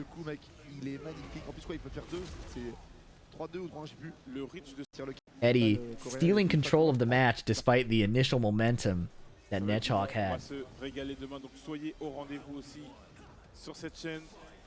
Okay, down 2 again. Back 1 raw. Shutting out Nechok from getting any offense started with his longer range moves. Okay, he gets Peacekeepered. Parry. Unblockable, and Nechok was too far away, or I think he canceled his power crush. Oh, and he got counter hit and he's dead. Fakuram may not be the strongest character, but in a 1st to 2, I think his kit is designed to be strong. Like, just because he can die for his decisions doesn't mean that the pilot has to expose himself to dying for those decisions. You know what I'm saying? Like, you're not seeing any jet kicks. Oh. The jet kick would have been stepped that way to the right. We're seeing Eddie instead play his plus frames over and over and over again, and then using the string mix-ups in situations where it would, like, kill. Running 3. Playing from a distance where Fakuram is super strong. Oh, that move looks like it teleports. I think it's up forward 3. Oh, nice rage art. That was good.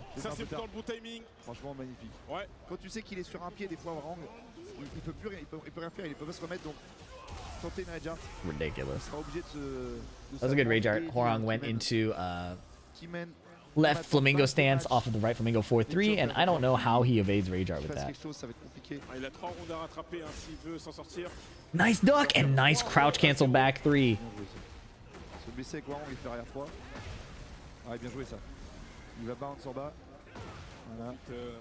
Strong arrow tailspin.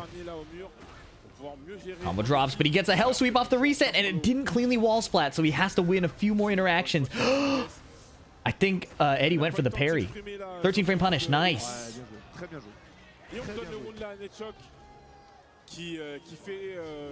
Sidestep 4. That used to be a launcher. Now it just gives a guaranteed follow-up. Doesn't finish the down 4 3+4 string. Nice low parry from Nechok. Breaks the floor. Spike. Oh, he tried to catch him ducking on wake up. Little whiff punish there. Nothing crazy. 4-4-4. Dragon Lash. Yeah. What a whiff punish. Yeah. Running 3. Running 3. Running 3. Okay, he's out of there.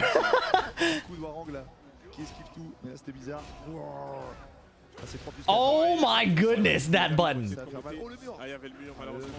3-4 counter hit, the string mix-ups, and Eddie closes it out. We didn't even see it to the degree that it could have been. But that is a lot of guessing, man. Like the entire 1st to 2, Eddie was doing the standing 3 extensions, right? And this is the first time he chooses not to. He does it immediately. Nechok gets counter hit and could have been wall splat comboed. The sidewall saved him there. And then he rips the new lows. This low here has a mid fake out. And we've already talked about that low enough. Not only that, look at this situation, man. You can't fight Fakuram from this range. He does a Brian 3+4 twice.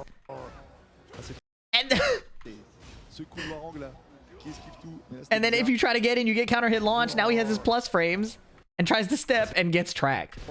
That move is crazy too.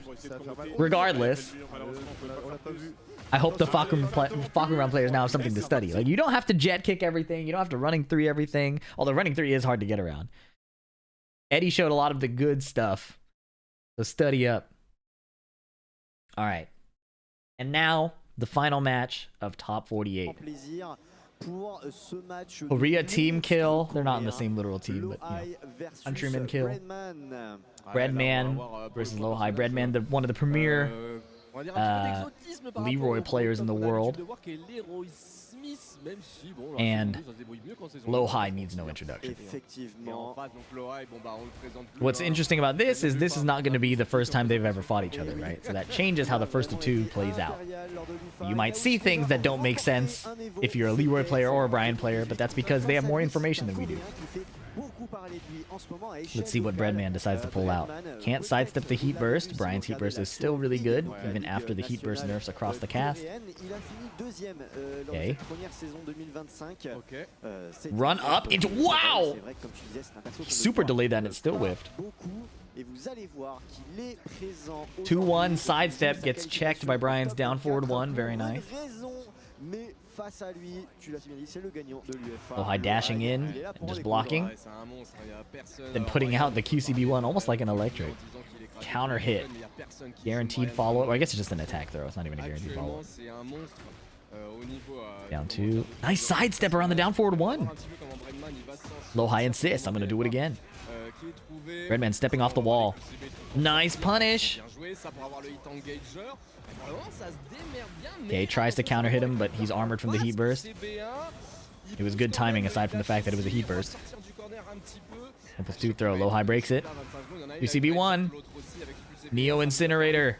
Single down forward 1. Tries to punch parry. Got baited. Oh, and he grabbed him. He tried to do the low cane.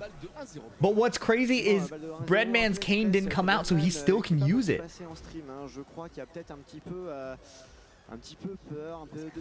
UCB2, not fast enough. Uh-oh. Okay, little mix up there. If you tech roll, you could eat some taunt Oki. You obviously don't want to get comboed by the heat burst. Cane is used. Oh, jabbing her up, but didn't confirm the rest of the string. This game is looking all Lowhigh. Gets counter hit as soon as I said that. Spike Ender. Ouch. Step on him. Back 1. He's got plus frames. Hatchet kick. Parry. Oh, he waited out the entire thing, but Brian was able to recover. Down 2 is blocked and punished for a perfect punish with a wall splat, but he drops the combo. He tried to do a down back 2 resplat instead of just jet uppering right away, and now he has to win more interactions. Down forward 1's playing around with the punch parry timing. And he catches Breadman with a counter hit. Scary situation. Scary situation. Qui permet à Lowhigh d'avoir un point d'avance, en tout cas de remporter cette première manche contre son adversaire Breadman. On change de map comme d'habitude, le random stage. Alright, double floor break stage. The presence of a hazard is honestly a big difference in this game. The fact that it makes some characters' heat smashes stronger, makes their throw game stronger, and the reward is very non-negligible. No punish. Leroy's a fast counter hit attempt. Taunt, heat smash, that's 1 floor down. Usually it would just be the end and some Oki, but now it's a combo. Oh, he must have thought that he could have broken the 2nd floor. A bit of a lapse in judgment there. He didn't even use a tornado yet. Oh, but counter hit while standing 3. All Brian players. All Brian players will do it. You put a Brian player in crouch, he's going to hit while standing 3. It's not a matter of if, it's a matter of when.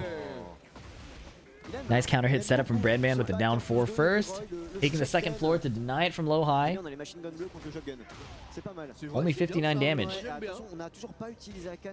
Single jab, well placed.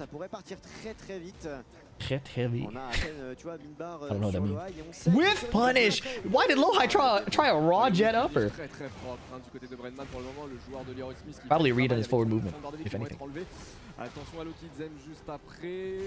Running tackle. Down 3-4. Time to guess. Heat smash. Lot of chip, even though he's enraged. That's a cool little Leroy specific thing. He does so many hits that the chip really adds up. That's cool. Hatchet kick gets interrupted and down 4 to kill. A low parry there is not that catastrophic, or even an orbital, because his back was to the wall, so any combo Brian did would be really short. Oh, sidestep the counter hit attempt. Big jet upper. Oh, hatchet kick. Uh-oh, sidestep 1+2. Pressure starting perhaps. Homing high. Frame trap. Orbital attempted. Hatchet kick. Into sidestep heat burst. Okay, Requiem is blocked. Down 4. He still has Neo Incinerator and the punch parry. Neo Incinerator spin. Gets caught by the last 2 hits. Down jab. Heat smash. He's healing a ton. Sidestep 3+4. Frame trap. Oh! Patience. That was good. Waited out the orbital. Took his turn right after. That was good. Redman looking to equalize. Nice punish. Punch parry. Running tackle again. You don't see as many of those running tackles. They've been taking a lot of the setups out of the game. Like Hwoarang used to get one a lot. Oh, nice counter hit timing. Not holding back.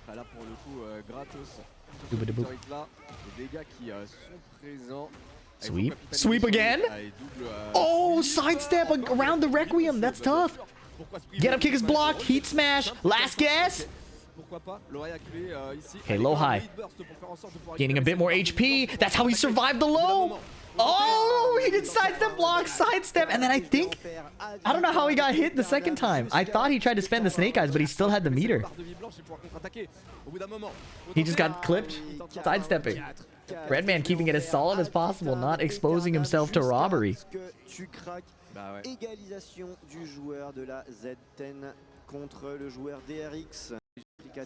Alright. This is the loser side. So, elimination for one of these guys. And I believe this qualifies for top 24. Match it. Little block and parry mind games with the extensions. Oh, but Breadman mashes on the 1+2. UCB1 Tornado getting a bit more range.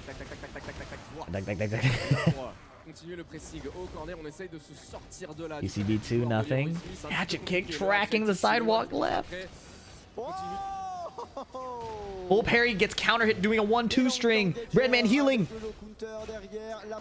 Orbital catches the sidestep button. Counter hit. 1-2 forward 3. Breadman spacing out a bit. Low high responding by tapping his feet with the down 4. Breadman now counter hitting the down 4 with the jab. Wow. Down forward 1 confirms. 1-2 gets ducked. Wow. Sidestep duck. Recognizes the 1-2. And look at the reward. Oh my goodness. He's almost dead. Hatchet kick for 1 pixel into down 2. Low high is feeling it today. The innocent 1-2 jab trying to deal with his forward movement and his sidesteps. Low high just decides to duck. Ain is blocked again. Okay, but he heat engage for Breadman. Oh, he made a whip, but he wasn't ready to whip punish. Flash duck, no punish. Breadman missing huge opportunities. Low high capitalizing, stepping to keep him at the wall. Forward dashing. He's giving up the wall position though. Down forward 1. 1+2 tracking. Taunt Oki. Boom bop. Oh, he missed the jet upper. Forward dashing. You will not get away from me. Oh my goodness. Oh my goodness, he's running him down in the corner with forward movement alone because he has the threat of the super parry or the Neo Incinerator. He spent the last like 10 seconds walking at him. Uh-oh. Oh, punch parry. This could be a disaster. Hatchet kick. Hatchet kick again. Punch parry 1 pixel. All of that aura dashing and Breadman still clutches it out.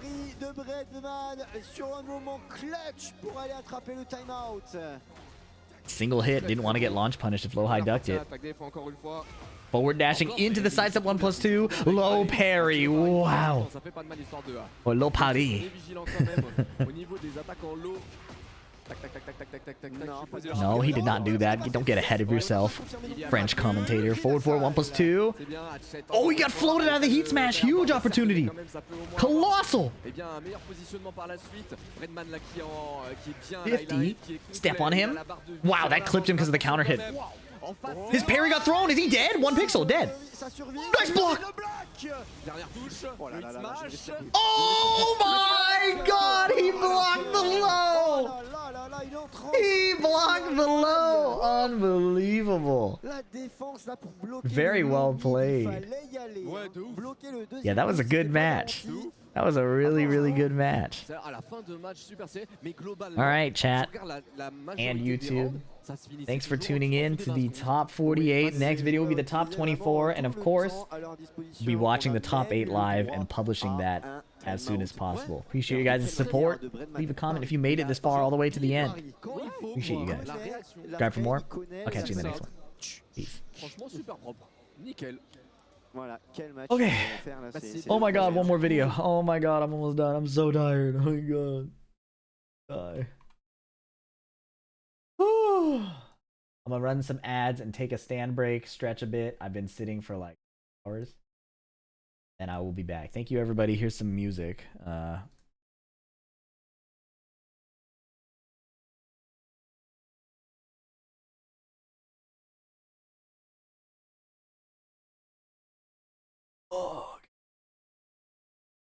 Here you go. All right, I'll be back. Thank you.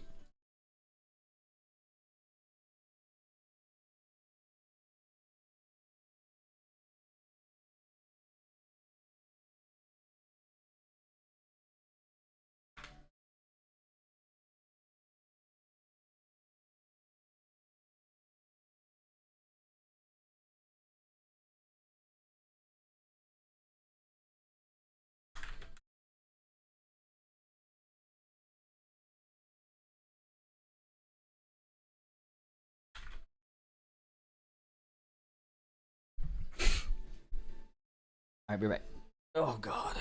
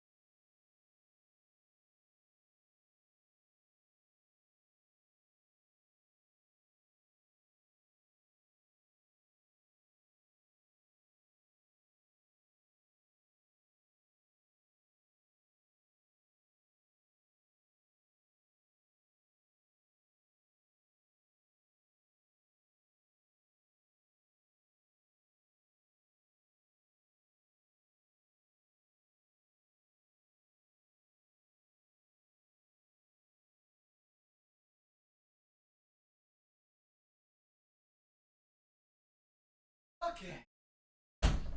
Oh my god.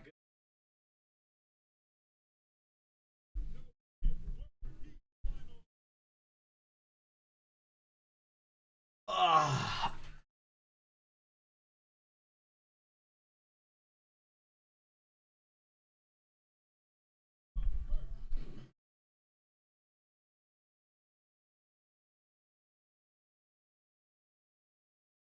Boom, boom, boom, boom. All right, mentally preparing myself here. 8:20 to 10:27. So a clean 2 hours.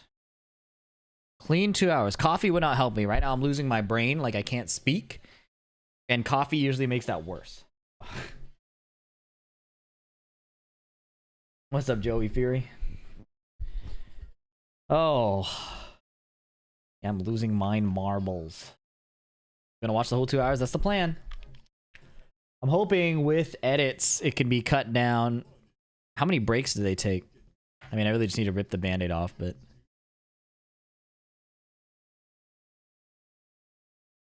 if they like, okay, there's one break,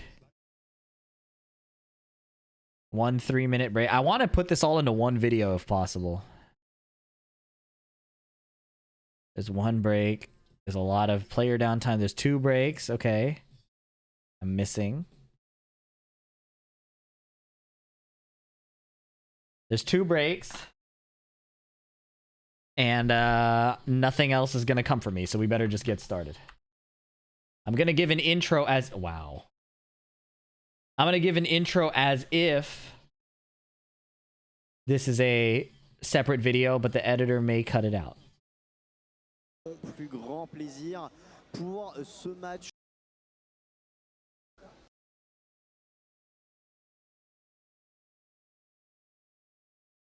All right.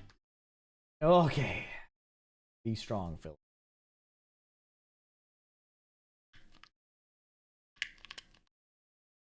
Okay.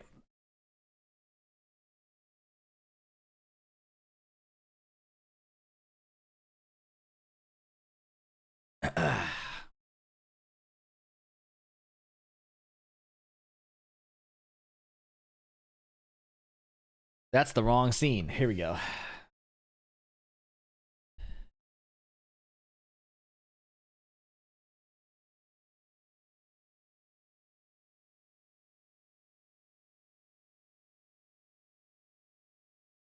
Uncooperative strand of hair. Favorite. Hello, YouTube main man here. Hope you'd. Don't distract me.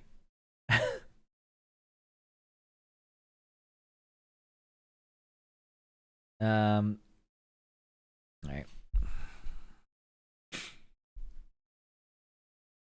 What's up, YouTube? It's finally time. We are in the top 24 of Evo France, held in Nice. I'm recording this on the day that it happened, October 11th. We have less than 9 hours until the top 8 begins bright and early tomorrow morning. That may not be relevant to you at all if you're watching this on YouTube after the fact, but I thought I should share the context. It's been a long stream and it's been a lot of fun. Editor, we can cut that if this ends up being in, you know, anyways. Top 24 is starting off with a bang. AK rocking the Claudio against NA's superstar King Ray Jr. This should be on the winner's side, and I believe based on the bracket, yes, the winner of this instantly qualifies for top 8 on the winner's side. Winner, winner, winner. AK, I have not gotten to watch a lot of his Claudio. Truthfully, I didn't know he was playing the character until this tournament. I'm curious to see what he's using that may be more beneficial than his normal Shaheen pick has. King Ray Jr. hitting a down 1+2. Has the 91 gusto. Challenging the string extension. Or Claudio did 2 hits of a string, didn't do the 3rd hit, and King Ray Jr. takes his turn right after. It's kind of in your favor in this game to be the masher, right? Unless the 3rd hit of the string counter hit launches you, stealing the momentum away from your opponent, incentivizing them to finish these unsafe strings is definitely in your favor. King Ray Jr. closes out the first round. Looking super clean. At this phase of the tournament, wow, back three clipping, I think, AK's movement. At this phase of the tournament, well, all the players are probably pretty warm. They've been playing all day. So it's going to be a factor of stamina more than it is how hot you are, right? Are you able to stay warm? Are you able to re-warm up if needed? Bit different than a top 8 day where you're coming in first thing in the morning fighting another world-class player. Alright, AK. Sidestep 4, hitting grounded twice, 3 times, getting his free damage as King Ray Jr. tries to navigate away from the wall. It's a nice price to pay, I think. Well, it doesn't feel good, but it's a worthy price to pay to avoid Claudio's potential heat smash breaking the wall. Down 4-3 after a jab. Nice duck, but he misses the launch. That could have been the round. Won't let it slow him down, though. Forward 2, clipping AK out of the air. Time is running out. Can he burn more time on this combo? 5 seconds. He goes for offense. Could have gotten rage-charted. But he pumps the brakes at the very last second. No hesitation. Forcing AK into an anime-style block string. Up 2. Big whiff and punish from AK. AK is no slouch when it comes to whiff punishment. Oh boy. Okay, down 1+2 off of a tech roll from the missed combo ender. I've never seen that miss. Running 1+2 into down 2. AK does sidestep heat burst. And the whiff is cleanly punished with the down forward 2. 1 spin. Another spin to the wall. No, goes for down back 4-3. King Ray Jr., like a European himself, is very optimized with his combos. Backflip into miss as soon as I speak. Backflip into forward 1 whiff. And now, AK is looking to steal this round back. Unbelievable. I can't claim responsibility for that. I'm watching this after the fact. AK backdashing away. Sidestep 1+2 from King Ray Jr. Spin into carry. Clean combos, like I was saying before he whiffed the forward 1. Chip damage. Frame trap with up forward 1-2.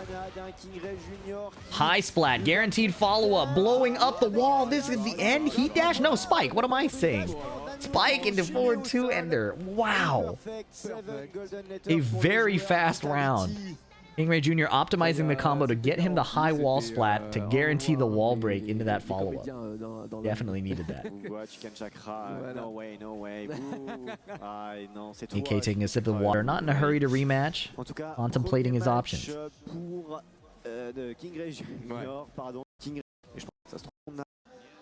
It looks like he'll be sticking with the Claudio. Down forward 2 is blocked and punished. King Ray Jr. not afraid to run the chip, and you know, why should he be? Nice power crush through the up 2, and AK is caught ducking and eats the 1+2. High splat again. Flip over with install. One good power hit will do it, or a duck into up forward 1-2. King Ray Jr. is tearing through the bracket. And down back 4, sidestep and duck. Didn't need to duck. Turns out the axis was already good to evade the down 1+2. But you can tell AK is looking for the move. 1-3 frame trap after the forward 4, but a colossal whiff. Maybe expecting AK to run in with a running move. But now this is ugly. Finishing the string. Asuka doesn't have a good punish for that. It was definitely a worthwhile risk-reward. Partial charge in case King Ray Jr. stepped, but King Ray Jr. staying still, risking eating the full charge. He's got in the wall position. Sidestep 2 whiffs. King Ray Jr. is clearly attacking AK from a bigger distance. He's playing neutral from farther away, willing to risk getting whiff punished, especially because AK doesn't have the forward 1+2 with the install right now.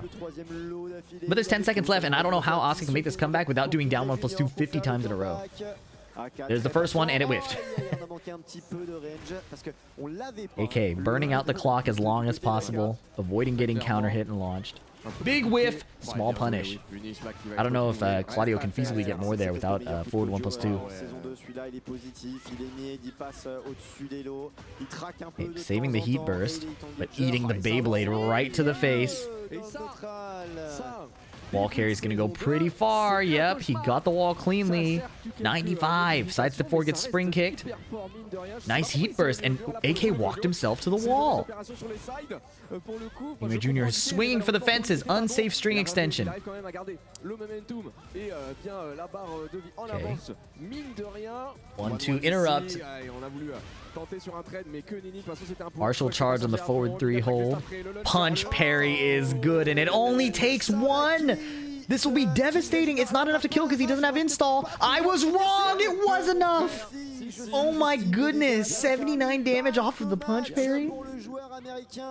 Big whiff, but AK didn't rip the hop kick quickly enough. Hop kick again? Don't know what he was looking for. Oh, so many whiffs, but AK isn't launching them. It could be the character unfamiliarity. It could just be that he really is not super on point today. Either way, King Ray Jr. in a great position. Although that position is quickly getting worse. Nice power crush denying the next charge mix-up threat. 1-2, 1-2 to the rear. King Ray Jr. couldn't turn around, and now it's a tie game. AK looking to equalize the game count. 1-2. Oh, no launch because AK was already airborne. While standing 1, tracking the sidestep right after the yaha. Again, King Ray Jr. keeps stepping right, but he finds a back 4 counter hit. She doesn't need many opportunities. Now in heat, she's able to burn a lot of his HP with charge up chip. Is that how he's going to play it? No, he's going to heat dash. He still has 1 more install charge. Canceling the string. Sidestep. Doesn't get around the heat burst. Back 3-3. Counter hit confirmed. AK spends his. Wants to heal as much as possible. Again gets caught airborne. Surviving a potentially lethal combo. Punch parries the second hit. Matchup preparation. He was so ready. King Ray Jr. known for his specialization in different matchups. Able to use Asuka's parries against the strings. He's known for that. As crazy as that button is, that was a great usage against Claudio. That was very, very well placed. Very, very nice. La victoire de King Ray qui se qualifie. Mishima préféré de ton joueur de Mishima. And what do we have next? Kudons versus Fergus. 2 very old men in the scene. Kudons obviously the Tag 1 and Tekken 5 legend. Fergus, I don't have a lot of knowledge of when he first started, but I know him from seeing him play Asuka in Tekken Tag 2. So if this is your first time seeing him, you may not know that he has been an Asuka player before Asuka was strong. Asuka in June. He's been a Kazama specialist. So now that Asuka is good, imagine what he's capable of with a good version of Asuka. Generic down 4 to start. Another funny quirk about Fergus, besides the fact that he didn't block the second hit of the Hell Sweep, is that you won't see him backdash very often. And I'm not talking about Korean backdash. He is a very forward and sideways moving player. It's very Virtua Fighter-esque how he chooses to play the game. Heat smash, no wall splat, luckily. He has more opportunities. Forward 2 cancel into charge. Charge again, this time Kudons is caught ducking. Tries to sweep him on the ground. Forward 1+2. He hasn't even gotten into heat yet. No whiff punish available. Oh, underneath! Ready for the extension from Kudons, and that should be lethal. Spike? Death didn't even need to rage art. Didn't even need to rage art. Down forward 1-2 with counter hit. Kudon's wave dashing in. Movement is not liable to being parried by Asuka, so not that scary to throw out some wave dashes and change up the timing of your offense. Wow, evading the back 3. Back dashing the down 2, or down 1+2. Charge button. Running the chip, trying to burn out the rest of his gauge. Sidestep down forward 2. Incredibly well played. He burned out the heat to the last pixel and knew that a heat smash was coming. Sidestep down forward 2 with no hesitation. Great outplay, not enough to kill. And now Kudons is chipping him. Sidestep 2. Fergus with some great intuition around navigating the heat resource itself, which is not really a Tekken type read. Back 4-2-1 finish, or back 4-2-3 finishing the string. Anti-air with the full crouch mid. Back 3-3-2 Warrior Instinct. Charge button again. He's burned out the rest of Kudons' heat. I've been playing too much Street Fighter. Burnout. Down jab. Oh my goodness, he was underneath the sidestep too. Forward, forward, 2-1 whiff punish. Wall splat. Fergus is so on point. High splat. Last pixel. The back 1+4 string. A fast 3-0. Look at this next play. Kudon's investigating his stick, but look at this next play. Or this last play. Instead of running different offense, instead of just playing regular mix-ups, he plays the heat smash, right? He sees there's this much gauge left. Then he runs the I think it's back 2-1-3 string. Recognizes Kudon's has 1 pixel. He knows a heat smash is coming. Sidestep down forward 2, no hesitation. Adjusting for the combo hitting Heihachi's rear. The experience of age, the confidence of an old man. You love to see it. He's not that old, I'm just yapping. Anyways, great plays. Fergus on point. Kudon's getting some coaching from Breadman.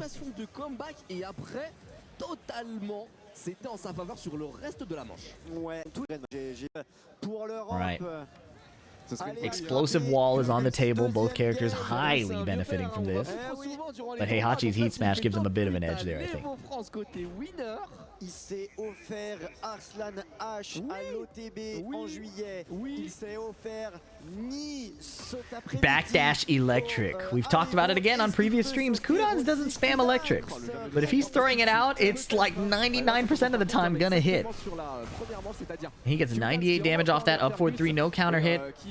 Nice reaction, but he doesn't get a launch. Full crouch down forward 3 again, then trying to evade a high with the down back 1. He's just running individual hell sweeps, but again gets caught going for the extension. Fergus making the first hit of the hell sweep whiff, despite his very minimal backward movement. Spike into the ground. Spike again. That does a ton. Standing 3, catching a side roll.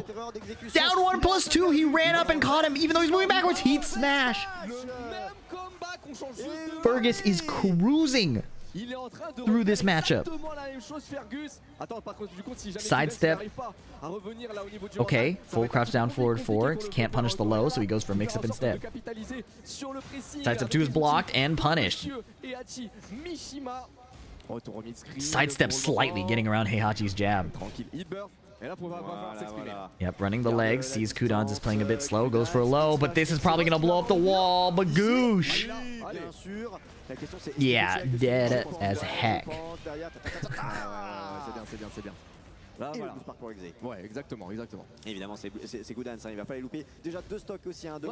walking him down towards the wall, but gets a nice sidestep in the full crouch 3. You don't see that very often. Or full crouch down forward 3. Waivu sweep. 1-3, no low parry. Asuka does have a mid extension off of that, and you know the low really doesn't matter that much. Wall splat 1-1-2, the Heihachi special. Single sweep again. Kudon's persistent with his lows despite the fact that they're launch punishable. Fergus catching the sidestep with up forward 1-2. This is devastating because he's peeled him off the wall, gets way more hits and a ton of damage. The kip up is blocked. Sidestep 2 connects. Heat dash. Boom. Spike again. Oh my goodness. And Fergus is on set point to advance to top 8 on the winner's side. Undoubtedly one of his best performances to date at a super major. Sidestep 2 is blocked. Kudon doesn't punish, just hell sweeps. 1+2. Great call out. Oh my goodness. Back 3-2. Or maybe it's down 3-2. A lot of threes. Final round. Nice. Stays ducking for the extension again. Kudon's not running the mid. Full unblockable charge. He's got a half HP lead. Kudon's is in heat, but no longer has Warrior Instinct. Anti-aired or air-to-aired with the hop kick. Spike, and Asuka has full install ready to go for at least 3 more hits. Destabilizer low is blocked. Hell sweep, heat smash, goes for the mid. Fergus ducked. He's now out of heat, but 1 more Nanimo Gusto charge. Kudon's in position to win. He has a rage art. Down 1+2. This could be the end. 1 hit mixes up the string with the low. And Fergus advances to the winner's side of top 8. Kudon's pokes him for the handshake. Hey man, I'm still here. This is a big win for Fergus. You can't blame him for being a little caught in the moment. defending European territory with his main character that he's rocked with through thick and thin. Listen, I'm not the biggest Asuka fan. That's no secret. I'm actually very much not an Asuka fan. But rocking the character through however many Tekkens of how not good she was, hard not to be happy for Fergus to finally get a meaningful win on his home turf. I genuinely mean that. I think that's pretty sweet.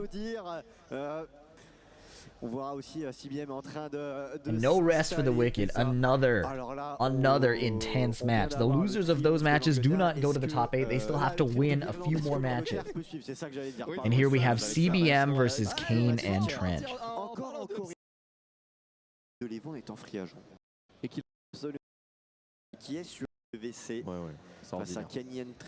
Jin Kazama, a shell of his former self in Season 1. Maybe that's a bit exaggerated, but he's certainly not as strong as he used to be. But CBM staying dedicated. He does have the Clive in reserve. Yoshimitsu also a bit weaker than his Season 1 iteration, probably just because of the HP changes. But a nice back 2-2 whiff punish. Kane and Trench looking sharp. Down back 1, usually a reactable low, but slipping through CBM's defensive 1-1 counter hit. Flipping through his defenses. You know what I mean. Flip over. Unblockable sweep. He's sidestepping to try to peel him off the wall. Wrong extension, but it doesn't matter. Finishes the Manji spin kicks. Down forward 1. He doesn't need a lot, and he knows it. He's keeping it so solid against Jin Kazama, the man with a million mids and highs that travel across the screen. Closing it out clean with the down back 4. Nice flash, but wasn't ready to launch punish it. Ibuki knee. Kane and Trench, a notable user of that move from Yoshimitsu compared to his other Yoshi brothers. Down 4. There it is, Fubuki knee. Bad breath extension. Helicopter spin. Doesn't have no sword stance, so he goes for that specific ender. Oh, forward 4 misses. CBM heat bursting. He's got his back to the wall. As long as Yoshi doesn't spin out, he's in a great position. Electric. Heat smash clipping Kane and Trench's movement. Exactly what Jin Kazama is known for. You can't get too frisky moving around or you're dead. Or you're dead. Oh, sidestep 1, evading the down forward 2. Whiffs on both sides. Not many whiff punishes. Back 2 and forward 4 gets counter hit by sidestep 1. Kane and Trench holding back the second hit of the string, but not hesitating at all. High splat flash grounded hit. New string challenged by CBM. Shark attack first hit. CBM blocks the sidestep 1. Counter hit magic 4. Delayed it though, so no wall splat. Stature kick. Can he get away? No. It's a thick heat burst. No wall splat, but he has to guess for his life. The parry on the mid. Great choice. Heat burst. Able to salvage the combo. He has the heat smash, breaks the 2 throw. Oh, small sidestep on the 1+2 throw. Breaks that one too. He's sharp. Reactable slide. He's dead. That slide is nasty. That slide is nasty. Sweeping the feet. Forward 4 Fubuki knee. Bad breath. Wall splat. Yes, he was aware and ready. Goes for the stance mix up. 60%, 70%, airborne hop kick. CBM stopping the bleeding, sidestepping away from the wall to extend his combo, get as many hits as possible, get as much healing and damage as possible. Very optimized. Down 4, breaking that throw. Dash electric, but now his back's to the wall, gets counter hit. Unblockable. CBM stays down. Electric counter hit. He needed that. Heat dash? Yes, combo extension. 1 spin. Wall to wall. Last hit. Hip up. Spinning all the way. Back to 1. It's not over. Down to 4. CBM. Fully optimized combo. Staying solid at the end. It's a final round for game 1. Sidestep 1 counter hit. Great start. Down 2-2-2. High splat. No time to flash. He's too far. Guard break on the tech roll. 2-2. Sitting on his feet. Gets anti-aired again. Boom. Yep, laser scraper. He had 2 wall hits. CBM very combo aware. Whiffed flash into wall splat. Very fortunate. He's gonna spike him down, guaranteed hook fist, or that's not the hook fist. You know. Parry is too early. Heat smash on the table. Now what? Yes. Yes. Kane sits still. 13 frame punish. CBM folding a little bit at the end there, throwing out the 2-4. Kane and Trench blocks, takes the easiest punish available. Qui mène la danse dans cette confrontation. Et qu'est-ce que ça va vite? Qu'est-ce que c'est? Quick rematch. Instant rematch du côté de CBM. Retour sur la scène. Tu te rappelles le premier round, ça se regardait. On avait CBM qui reculait et de plus en plus ça avançait et plus ça se rentrait dedans. Mais ils ont dit que c'était 50-50. Down back 3-3-4, jab 1-1 counter hit, challenging the minus frame, or stealing his turn with the minus frames. Allez, avantage côté dans ce or disrespecting the minus frames. There's a lot of specific terminology. He mashed at minus, okay? You can do that. You don't have to always play only from plus frames, okay? In fact, Yoshi is debatably better from minus frames. That's a discussion for later. Sidestep 4 counter hit, down 2-2. Eye splat flash, yep, Kane and Trench. Not sure if he invented that, but he is talking about it very early, and he catches CBM waking up with the windmill unblockable. Moi j'aime bien quand tu colles les choses comme ça. Mais moi j'aime bien, on se connaît. Kane and Trench doing some empty sidesteps, and then sidestep 1 with punished by CBM's precise electric wind hook fist, but not a precise combo. Down back 4 is blocked. Nice parry on the second hit. There's no string mix up there. That was good. Spin. Oh, no wall to wall this time. Back 2 counter hits. Avoiding the puddle. Gets armored. Now Kane and Trench has gotten in heat. He'll heal as much as possible. If he gets a flash, he'll heal a lot. He's spinning a lot. CBM burning as much heat meter as possible. Pushing him to the wall. Double electric because you can't sidewalk it to the left. So Kane and Trench is stuck sidestep blocking. Nice parry on the second hit again. DF1, DF1. Back 2-1. CBM doesn't need to risk a low, so he just goes for something real quick and then right back to the mids. Back 2-1, attacking from really far away, really safely. Dash electric after the whiffed sidestep 4. CBM is locking in. Gets him to the corner. Not a lot of room to spin out, but Fubuki knee. Again, Fubuki knee. He's taking some punishment, but he's getting out of these ugly positions. Well, the first time he got out of it. This time, it put him back in an ugly position. Down 4. Nice mash. Down 4's minus on hit. Spike to the ground. Healing a lot. Even past his gray health. Yoshimitsu can heal past his gray health with his no sword moves. Unfortunately, he dies to the heat smash. That's up 1. Forward 4. Contesting any movement after. Dodges the Fubuki knee again. CBM is looking really activated here. Not running into the sidestep 1s. Placing his electrics really well. Kane and Trench may need some new answers. Forward 4. CBM has seemed to adapt to everything that Kane and Trench has been doing. Down forward 1-4. Extension. Baited the duck and launch. Very nice game 2 from CBM. Amazing adjustment. That was really cool.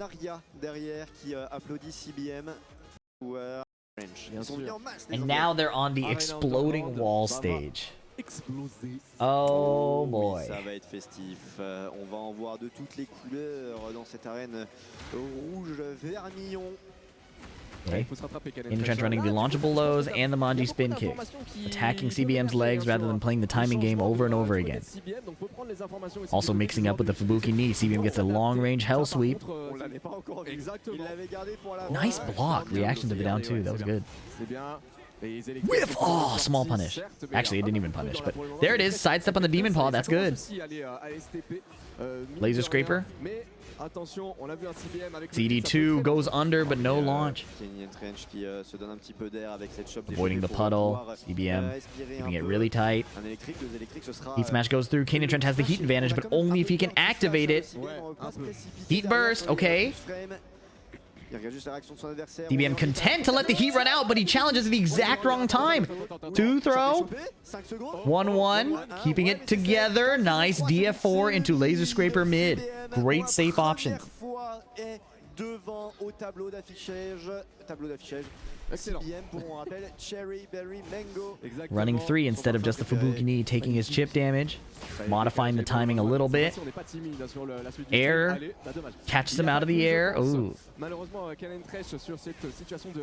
Hook fist. Taking some chip damage and catches him mashing with the 2-4. Have I been saying 2-3? It's 2-4. Nice forward 3-1. Long combo coming through. CBM. Oh, a slight error. Is that going to cost him the round? Down 4? Is this going to cost him the round? No way. Up back 2 misses. Back 2-1. Kane and Trench. DF Force. Oh, he whiffed! Down 2 anyways? Nice. Oh my goodness. That was looking ugly, but CBM. But now on set point. Counter hit Magic 4. Doesn't heat engage right away. It's good to save your heat. Nice electric! This could be it. Not literally, but you know, he's like right there. Blows up the wall. Doesn't want to take any chances. Reduce the variance. Spike to the ground. Wow! If Kane and Trench is going to make a comeback, it's going to be insane. Electric gets evaded. Oh, he gets clip sidestepping against forward 1+2. Running 3. Plus frames and chip. Plus frames and chip. It's homing. You're going to have to duck. Get a 4. CBM's lead has evaporated. Whiff punish 1-1. Oh no. Reactable low. Thatcher kick. Forward 4 clips his movement. No counter hit though. Nice block on the down 4. In Trench surely is foaming at the mouth to hit another forward 1+2. That was a devious robbery. Bad breath from a distance. Sidesteps the demon paw. Sweep the feet. Slash the head. Sweep the feet. He's got a lead again. CBM has not activated heat. Sidestep burst. It's time. Back 3-2. Gets caught again by forward 1+2. And a tap to the toes to tie it up. It's now final round. CBM had what looked like an unlosable round, and now he's in the air. Wall splat, high splat, spike ender, half HP. Where did the lead go? He has to stay composed. He gets hit by a counter hit Fubuki knee. He breathes on him.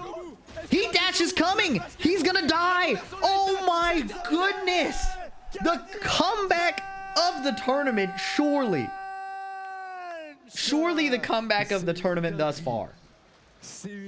Kane and Trench exploded and found the exact comeback moves he needed. Wow. Unfortunate for CBM. He was right there. He was so close. Look at this. He was right there. I can't believe it. This position. It's never over.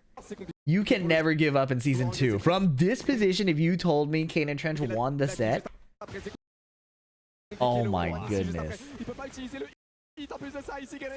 Wow. Chip damage is crazy. Look at, before the chip damage, look at his HP. They're tied. Unbelievable. Unbelievable! Whoa. Well played to Kane and Trench. That is a painful defeat. He goes down to the loser's side. Who do we have next? Sin versus John Ding. Oh, yes. So Sin, slightly different Yoshimitsu, less Fubuki knee, more run up full crouch. I don't know how useful that's going to be against Eddie. I don't know if John Ding has scouted that. We'll find out. Raw up forward 3, but drops the flash. You have to dash up a little bit. Okay, clips him moving. In preferring to play from a distance for now. Sidewalk left against the DF1. Going poke for poke, but he gets counter hit by the back 1. Whiff! Not able to get the whiff punish, but he spams the knee again and it connects. Persistence. Sidestep right flash. Adjusting for this combo. Forward 1+2. He still has some heat to do it again. Spends it. Gets floated by the 1-2 John Ding. Looking to secure the round. Heat smash. Sweep of the toes. Sidestep 3+4 does not connect. Then runs the Fubuki, spins out of trouble, but span too far away. Spun too far away. EF2 gets jabbed. Flashed out of the forward 3 on hit. Backdashing away, even with heat. Doesn't go into stance off of the new string. CD2 after blocking the heat burst. Only +1. Dash flash. Forward 2 ender. Doesn't put him in rage. That's actually kind of nice. If he's not in rage. Well, you know what that means. You can't get rage guarded. Whiff! Oh, but down forward 2 doesn't launch crouchers. He's out of there. Back 2-2. Touch his toes? No. Uh-oh. No duck in the last hit. DF4, he's just trying to keep him out. But every time Junding connects on block, he's healing. And getting a launcher will obviously help too. 2 straight rounds for Junding. They are really close though. The round count doesn't tell the whole story. Spinning. Both players content to play it a little slower. Down forward 2 is blocked. Great patience from Junding, but he eats a Fubuki knee as soon as I call that. Flash to spin. Sin. Healing. Low is blocked, but slides when they're meaty. Can't tell if you can launch them or not. So Junding plays it safe with the punish. Heat dash, air to air launch. So the scaling is terrible. Each hit is doing like 2 damage. But if he gets the wall, none of that matters. He's dead. 3 straight rounds. Then turning around, pointing. Will somebody please get up here and coach me? Junding touching his back too. Sir.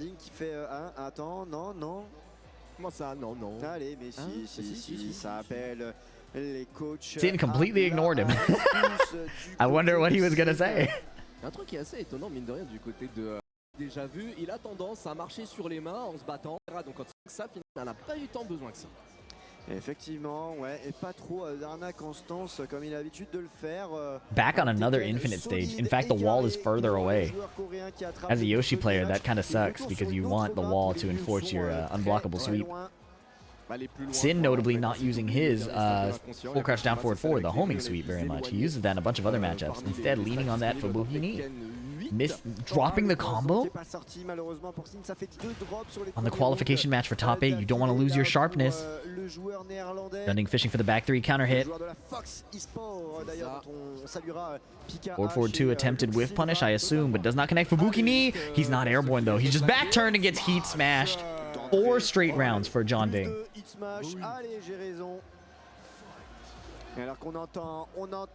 Okay, run up Manji spin kicks. He's running a few more lows, gets caught moving by the homing high. 1-1. Junding looking very comfortable. No problem just backdashing. Sin running in a bit. Counter hit low from Junding. Guaranteed heat engage. Waits for the spin. Catches his block. Air to air once again. The wall is nowhere in sight, but he may not even need it. Yep. Wow.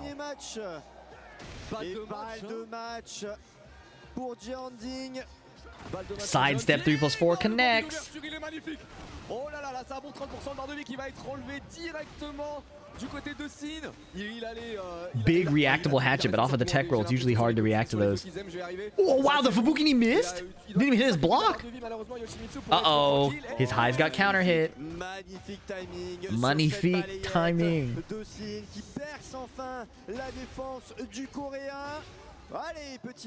One throw, gets clipped, finishes the whole string. He can flash between that matchup knowledge from Sin. These Yoshi players are nerds, man. They are not gonna be caught with a lack of information. Run up and block. Okay, only 1 charge though, so he's not knocked down. Letting him finish his stance pressure and sweeping his legs. He can't survive 1 more hit. He has no gray to heal. He's threatening the sweep. Anyways, he's running forward while with less HP, and he loses 6-0. But he goes down so confidently. Hard to be upset with that. Well, maybe it is possibly upset about that. But going down with a confident game plan is very cool. Very, very cool. Junding advances to top 8 through the winner's side. Very, very well played. I don't want to interrupt the commentators. They're really cruising. qui avait éliminé Edge. Oh boy. Donc, on aura un Okay. sixième lot. Ah, et aussi Banger après, after banger. les Edge matchs versus patriotes Yagami. entre Coréens pour accéder au top 8. Donc ça veut dire qu'on a des Coréens. Yagami presumably on Reina. Edge. He does have a Shaheen, but I think it's Hwoarang all the way. I think it's Hwoarang all the way. Yagami also has a lead, but I think that's specifically for the bear matchup that Yagami took the lead. T'as l'impression que c'est des airs de top 8 dès le départ. Voilà. Wow. I swear we keep seeing repeat stages on these rematches, right? Yeah, like Yakushima 2 or 3 times. Coliseum 2 or 3 times. It's not like the fact that it doesn't. It's not that they don't seem random. It's that you get them consecutively. 1-1-2. Down forward 1 counter hit. Playing with a bit of forward movement, hitting the hell sweep. It trying to punish the second hit or the first hit, but Edge rips the second hit, and likewise he rips the flappy kicks anyways, even without the counter hit confirm. Got a nice lead, and he sidesteps and gets the down forward 2, but the combo drops, and Yagami still has heat. This round is far from over. Now they're tied HP, but Yagami has a resource advantage. Shipping him down. 1-1. Power crush! But did he cancel it? The down forward 1-2 went through. I think he canceled the power crush, maybe. EF4 homing. Probably a great mid use against Reina. Hey, safe punish. You on paper you can electric that. It's -14, but that would be really, really difficult. 4-4-3 plus frames, dashing up to enforce more plus frames. Yagami ducks under and gets a full launch. Oh, that was cool. Frame kill with the crouch stance, the manual crouch, command crouch. Edge fishing for the counter hits. Yagami keeping it solid. Heat dash. Now he just wants to heal. Uh-oh. War God kick twice, and the low is good after that. 2 rounds for Yagami. EF4. We're now on the loser side, by the way, so this is an elimination match. Tries to grab, but Reina's in the air. Single crouch dash blocks. Not wave dashes, just single crouch dash blocks. It's caught by the huge mid heat engage. Underneath the flamingo high kick and getting an electric whiff punish. Yagami is so sharp. Wave, wave, wave, wave. Sidewalking cleanly around and ducking the flappy kicks. His defensive awareness is good. His patience is really there. He didn't go for the whiff punish immediately. He waited to see if Edge would throw the flappy kicks. No, really, really look at that. You finally get Hwoarang to stop mashing because you stepped a button. You step 2 buttons. You know he can counter hit if you get greedy. You duck. You wait. And then full crouch down forward 4. Such precise defense. Such patient defense. You punish too early at any point, you're the one that got launched. Very, very great play. Wow. And now we're back on Phoenix Gate. I haven't seen this stage. Vous voulez des explosions, vous voulez du spectacle, on va en avoir. Oh, okay. Down forward 2 counter hit, a VDX combo if I've ever seen one, but he's still playing the game. Keeps it moving. Plus frames, little wall crush there. EF1-1 catching the sidestep left with the down forward 3+4, nice. Sweep underneath the electric, a high percentage choice. DF2, but Yagami did a crouch dash block outside of range. Electric catches his advancing button. Sidestep 4, 2-2-1. Edge power crushes straight through it. Down back 4. Enhanced hell sweep. Heat smash. Changing stances to a quick low poke. He understands that Yagami is playing pretty well defensively against Hwoarang, so he's changing his options up. If Yagami's waiting for the flappy kicks, he can run a different style of offense. Sidestep left around the launcher out of Flamingo. Can he kill with this wall here? Jab down. No. Heat dash down 4-1. Lethal. 93. Off of a sidestep against the Flamingo stance. Yagami showing great anti-Hwoarang defense. Counter hit War God kick. War God kick again. Now he's hell sweeping. Sidestep left around the heat burst. Every option is simply successful. Spike. Stop. Oh, standing forward to down 4-4. Was that a setup? Unbelievable. He was dead and now he's about to kill. Kick him back towards the wall. Free back 3. Step on the toes. Sweep the foot. Wow, I thought he was dead. I thought he was dead. Standing forward into down 4-4 counter hit launch. Unbreakable throw. Delayed get up kick. Dragon lash. Uh-oh. 3-2 counter hit. Does he take the floor? He's charging up. Cancels. War God kick. Uh-oh. That's what I was talking about. Reina has a meter spend low in heat. She still has heat available, but she was able to blow up the floor with her old heat smash. No, that missed because of the sidewall. Nice challenge for a full heat engage. Oh, just frames skyrocket. The exact time he needed that. Down 3-4, enhanced sweep. Suddenly everything is going Edge's way. Woo. Down to 3+4. What was looking like a Yagami sweep was Edge's opportunity to make a comeback. Yagami not covering the exact option that Edge could use for maximum reward and to save himself from death. This is the last game they have to make their outplays.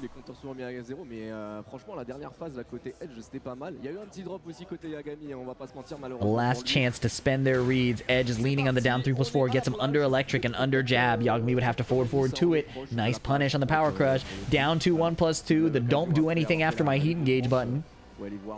He had 4 sidestep blocked. Underneath. Flamingo 2 jab. Edge wanted to counter hit him. Reina stance parry, does a chunk. 40 damage and a simple mid.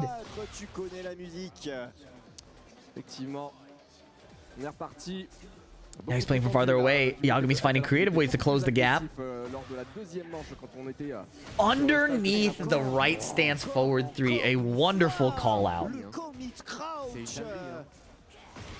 Tailspin, jeez. Yagami making all the right reads, man. 1-1-2. Okay, tries to fish for the counter hit with the down back 4. Yagami is not biting on it at all. 4-3, second hit counter hit.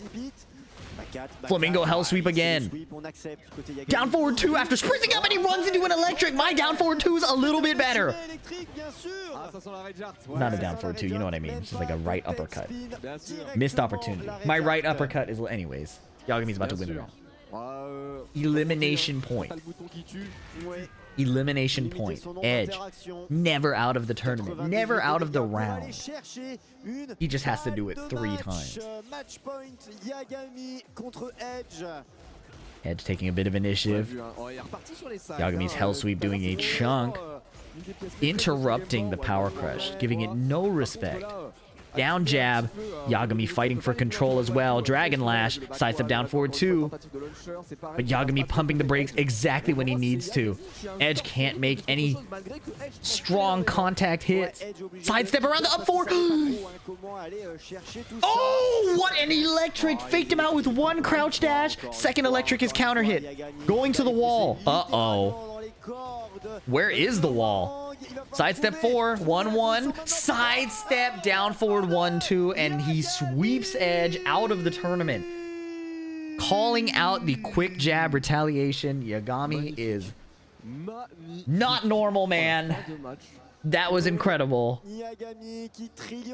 Every time Edge went for some innocent high as part of his offense, Yagami would duck and launch. If the high had extensions like the Flamingo 2-4 into the flappies, he just waited and ducked. Sometimes as Hwoarang, you just die, and Yagami is there to make sure all your decisions are wrong. That is a horrifying player to fight against as a Hwoarang main. Like, not me, but I could imagine it'd be horrible. Alright. We now have the man who eliminated me, Corrales 46, against Arslan Ash. Can he take down 2 gods of Tekken in one day from the loser side? Okay, Arslan Ash no longer repping the US tag. I don't know why that was there last time. Wow, little backsway into down forward 1-2. Uh-oh, down forward 1 whiff punish by Electric. Again, I'm stealing that commentary. French commentary is so fire. Dash down forward 1, counter hit low, bad breath. Look at these little wave dashes just pushing her to the corner. Arslan Ash finding some small hits and then a big down forward 2 counter hit. This is huge. He can heat dash to get the wall. Yep. Boom, boom. No, just a single one. The combo dropped and now he has to win another interaction and he got it. This is also on the loser side. Back 2-2 confirm. 50 damage. Heat engage. Big chip. Okay, down back 3. Corrales challenges. Down 2-1 + 2. The new low. A fortunate trade. Arslan would have taken a ton of damage there if not for that. Oh! Counter hit. Low string into wall splat. Stepped on again. Back 2-2. Slide. Uh-oh, wipe the floor, counter hits after evading the flash punch.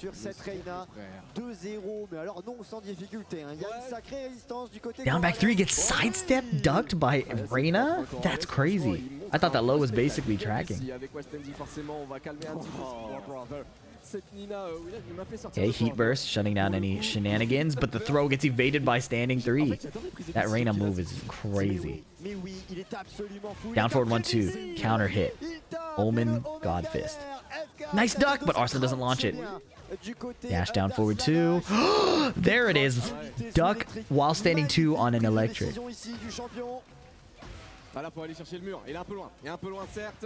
Shimmying around, finding a down back 2, putting out some small pokes. Challenges the Sentai stance and gets kicked in the face. Nice duck on the unbreakable throw, but he has to win again. Arslan Ash playing really fast, not getting the most precise punishes, but playing on regardless. Playing as fast as possible.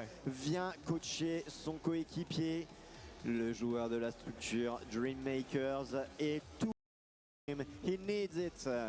Là pour le coup, il va, on l'a dit, filer quand même. En plus l'Evo, c'est sa maison, sextuple. All right, exploding wall stage. Allez, mine à siège, un mur explosif, vous connaissez. Nina's guns are devastating here. Évidemment. I think Reina's like 3+4. He's also really nasty here because of that. But Arslan is in a great position here. 1-2-4, sidestep down forward 2. You love to see it. Arslan spends the wall, get that off the table right away, reduce any unexpected variance points in the match. Down back 3. Oh, unsafe extension, but Corrales was not ready. No whiff punish. It's possible these guys are slowing down. It's been a long tournament day. This stream VOD is like, what, 10 hours? Back 2-2. Finishes it anyways. It wasn't even a counter hit. Double down forward 2. Arslan is feeling it. And like I was saying, if you saw the match with Knee was kind of moving around a lot. Arslan Ash is putting out a lot of control buttons. Now, to be fair, Nina is that character. Paul Phoenix is not a put out a bunch of control buttons character. But he's able to break through Corrales by swinging at him. And Knee did not pick a character that kind of enabled that. A nice sidestep down forward 1. Having a character that you can really push and drive with is so important. Heat engage. Looking ugly. Back 2-2 punish, canceling into the sidestep 1s. Down forward 1-2, sweep defeat. His HP is evaporating. And Arslan secures his future in the bracket while eliminating Corrales 46. Pour Arslan Ash. Mais bien évidemment, un maximum de bruit pour Corrales.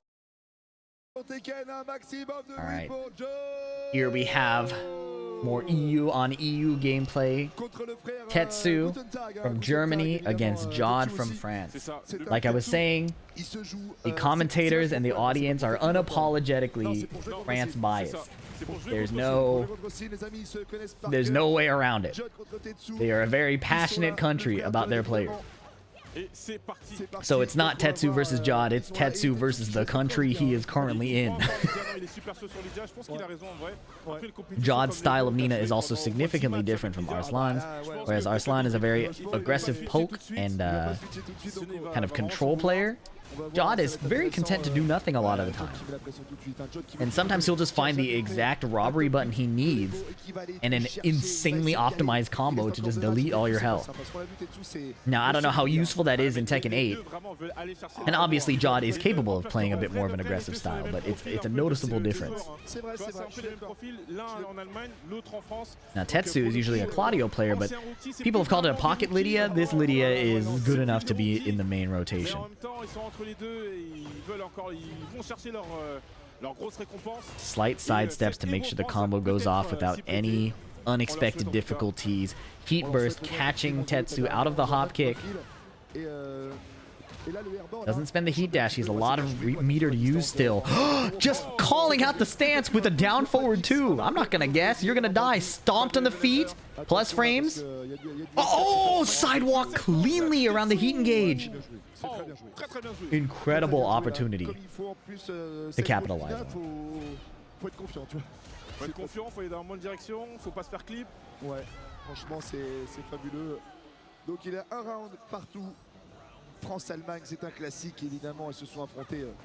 Tetsu playing a down forward 2, canceling the stance after, making it safe. Et notre ami Jod, notre star à nous aussi, avec le frère X-Mark. Jod throwing small down forward ones. Tetsu looking for side steps left after. Floated again out of an airborne option. Jod's gonna get wall off this. Again, the optimization is second to none. Sidestep 1 goes into a charge sequence after. The VOD has skipped. And now he's dead. Let me rewind and see what happened. Yeah, we lost a few seconds there on the Evo side. Yeah, we lost 6 seconds. Anyways, for whatever happened, Tetsu is dead.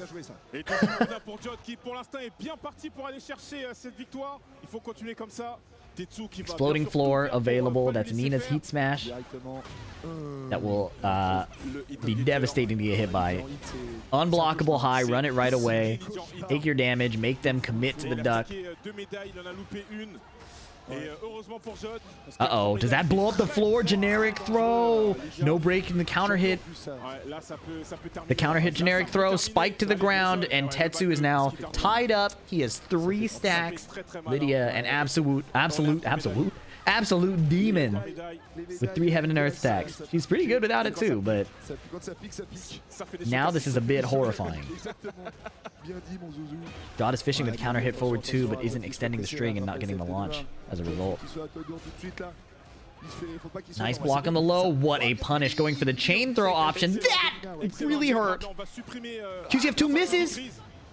Tetsu's in heat first. It's time to guess. Okay, small punish. QCF 1, but he gets floated once again, trying to hop kick, and Tetsu putting out a coverage mid or a coverage high that floats.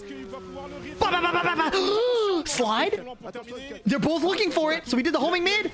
Power crush. What a great choice, Jod, to close it out.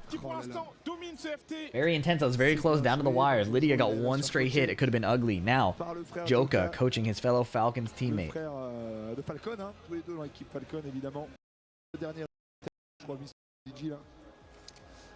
Now they're on Yakushima. Lydia probably not going to be able to take advantage of her wall re-stick combo when she has 3 stacks. Nina not able to take advantage of her while standing gun punishes that blast you into a wall and do 10 million damage. That number is precise. And Tetsu ducking and punishing jabs. You know he's locked in. Punch parry here. Down forward 2 after threatening the string extension. Catching Tetsu trying to challenge after a sidestep. Spike into the ground, plus frames. Wow, a combo ender into plus frames. That's tough. Nice block and punish. Doesn't charge it up, but the parry goes through. Heat smashes, so we can get another stack. Runs the chip damage mid, +6. Tetsu slowing it down, not forcing anything. That's guaranteed on counter hit. He gets another stance mix-up. John finishes the second hit of the string. Plus frames. 1-2 finishes it anyways, and a down 4. They're scrapping back and forth. Down 4-2 counter hit into guaranteed stance follow-up. Sweep the leg. It's launch punishable. Mid chip. Oh my goodness, just delaying the stance option, catching Nina moving. CD1 counter hit. Does 4 of them for this combo. John known for his insane combo game. Sidestep duck into stand up and block again, but eats the stance low, punched in the head. Uh-oh. Tetsu building a monstrous lead here. What can Jod even do? He can find a heat engage. Is he going to start wiping the floor? Huge chip. Oh my goodness. Spaghetti. But if Tetsu doesn't heal, oh my goodness, no throw break, and he survives. He finds the throw and taps the toe. Okay, punish on the backswing 4. Nice block again. Slide, counter hit. Full combo coming through. Uh-oh, never mind. On to the next play. Can't dwell on the combo drop. Back 1 heat engage. This is ugly. Power crush mid again. He's not running the unblockable high because a launch will kill him, probably. Jod gets like 79 off of his launch punishes, so oh my goodness. Oh, power crush! Jod has a challenge to make time, and he does not. He does not.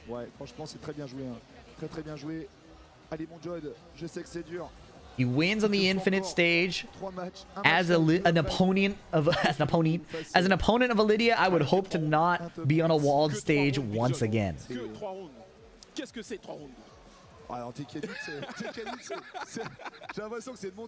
Jod's hat has fallen off as he leans heavily into his hitbox. He's up again. Eyes massaged.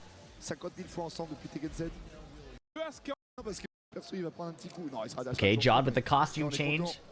Nina costume 4, one of my favorites personally.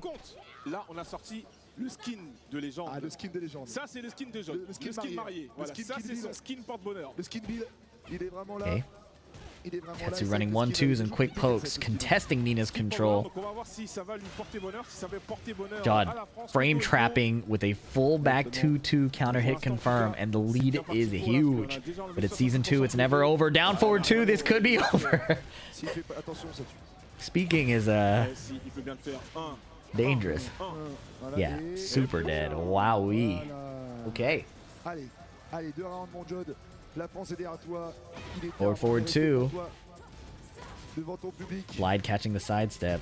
Jod is getting in there. I told you that he usually plays passive, but now he's getting really active. Recognizing that Nina is not really matched at all in the poke department, except maybe by Anna. Tetsu finding a nice hop kick, but it was absolutely like the last ideal option. He was getting pieced up and had to stop the bleeding. Nice down jab to get underneath the high of that string. Challenge the delay. Sidestep hop kick around the 1-2. Sweep, mid, punish. Wow. He got caught by the running 1+2. The instant running 1+2 out of the sway. New season 2 option for Nina is to do that move out of her sway option. 4-4-2. Now Tetsu in the driver's seat. Jod ducked. Jod ducked with his back to the wall. That's the European RPS I was talking about. Why would you duck there? You have a 2-round lead and now you're dead. Oh no. It is truly a guess, to be fair, in a 1-2. But if he still has meter left, you know. But hold on. Sidestep down forward 2. He's not letting that incident slow him down at all. 1-2-2. Uh-oh. That's it. Jod cleans it up and oppresses Tetsu's Lydia. Very, very well played. Very, very, I am losing my ability to speak in real time. In real time. This top 24 is drawing to a close, but there are still tons of great matches. Yagami versus Kudans. Oh boy. New Blood Mishima versus the oldest school Mishima that you could probably think of besides, well, at least of all that are still active to this day. Of all that are still active to this day. This is probably the legacy Mishima. C'est incroyable. Sur Tag 1, c'est une légende absolue. Absolue, il a quoi? Il a, je sais pas qu'il a là aujourd'hui, plus de 40 ans, 40-45. Et il est là, il nous fait rêver. Il a gagné le World Tour il y a quelques années. Et Hayashi contre Reina, ça va envoyer sec. Et encore une fois, leur accurate, hein, l'ancienne génération contre la nouvelle génération. Okay, wave dashing forward. Not a lot of hitboxes exchanged yet. Nice. Soku 4 heat engage. 3-2 evading highs. A crucial Reina tool. A homing high that evades highs. Quite good if you ask me. Sweep the leg. This is at the wall. It's going to do more damage. Nice sidestep around the forward 4. Wow. And using the 2-2-1 to wall splat. Doesn't need any more of a complicated punish. Actually, that probably does the most damage of any punish that you could do there that I can think of. Uh-oh, block, crouch, cancel, electric. I've been hell swept a few times in my life. Means I've blocked many hell sweeps and punished them with electrics. You like that level of precision and experience. That's the cool part of Legacy experience. You get really optimized punishes like that. I can't believe the whole combo extension hits there. Nice punish! Heat, a lot of healing coming. Stomp, stomp, stomp. Low get up kick. Yagami finding his way in. L Axel. Ducks a second hit. Third strike parry. 1-1-2 is guaranteed. Oh, he ducked! He ducked the Omen mid extension. He gets to break the floor, and that's going to guarantee a kill, no? Yep, strong aerial tailspin. A few extra hits. Get him as close as possible. Surely dead. Wow. Very, very well played. That Omen string mix-up into the mid wall splat was cheap. So cheap. 2-0. Close it out here. Yagami electric on Kudans' forward 3. Now Kudans has to force his way into heat really quickly because he wants to get Warrior Instinct. Oh, goodness. Can he find an opportunity? He's wave dashing in. I need to see a heat burst, perhaps? There it is, but now we got Power Crush. It's too predictable now. You waited too long, and now the floor is going to break. Oh, no. He dropped the combo. Warrior Instinct is active. Heat Smash just to heal the mid. I got 1-2. Oh, Wavu. 1-1-2, just challenging to get him off of me. 1-1, ducks a second hit. Down jab, forward. Oh, double forward 2. Wow. The heat burst came so late, Yagami was able to make the read with his own Power Crush and then dropped the combo. Surely he was trying to go for some kind of floor break. I'm not sure though. Regardless, he's able to close it out. And now Kudans' back is to the wall. This is the qualification match for top 8 right here. Sidestep 4, Yagami getting aggressive, getting right to it. Duck on the electric, 1-1-2. Kudans is not only a legacy Mishima player, he's a legacy Mishima player having played games where Mishimas were the only like viable characters that can tag. So, getting around electrics and hell sweeps, you know, just another day in the office.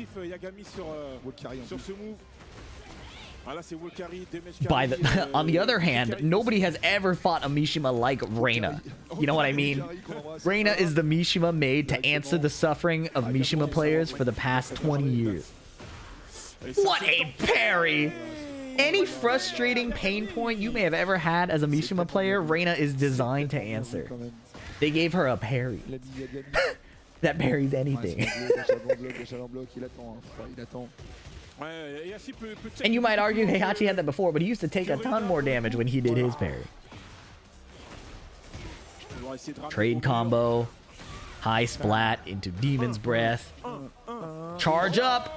He sidesteps, but he still gets clipped a little bit, taking some damage. Back for colossal counter hit, but the wall saves Yagami from a more painful fate.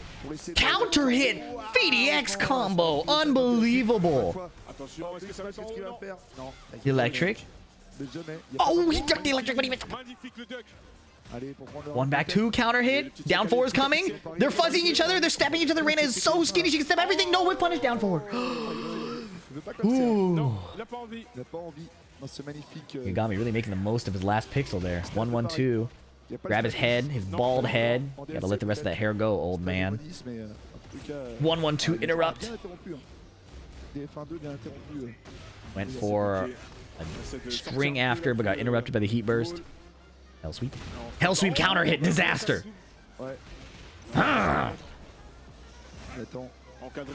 Heat smash. Cancels the stance. Doesn't even go for the mix, but sweeps his legs after. Forward 3 in case he was ducking. Sidestep heat burst. Far from out of it. Homing option with a disgusting follow-up damage. Disgusting amount of follow-up damage. While I'm worrying about my words, Yagami is worrying about finishing off Kudans. Set point. Elimination point. Warrior instinct is active. Oh, she can backdash the throw? Hell sweep number 1. Will he do it again? Wow, that hurts.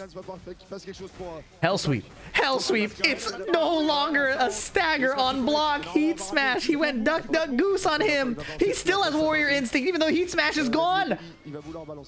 Down forward 1-2. He can't heal anything though. War God kick. Hell sweep is blocked. Crouch cancel electric. Kudans refuses to die. 2-2. To stay alive in the tournament. To qualify for top 8 in Yagami's case. Kudans' pokes are keeping out Yagami entirely. 1-1-2 wall splat. He's found a fast poke timing that is countering all of Yagami's approach timing. Clean splat. Bam, bam, bam. Thump, punch. Uh-oh, uh-oh. Sweep. He's not afraid of getting launched at all. Step on him! No, he blocked. There were so many particles I couldn't tell. Down forward 1-1. Uh-oh, last chance. Stance gets jab interrupted. He heat dashes to heal. Tries again. Oh. Goes for the high, but he gets 1-1-2 to the last pixel. Oh, he just insists on the mids. And he's tied up the game.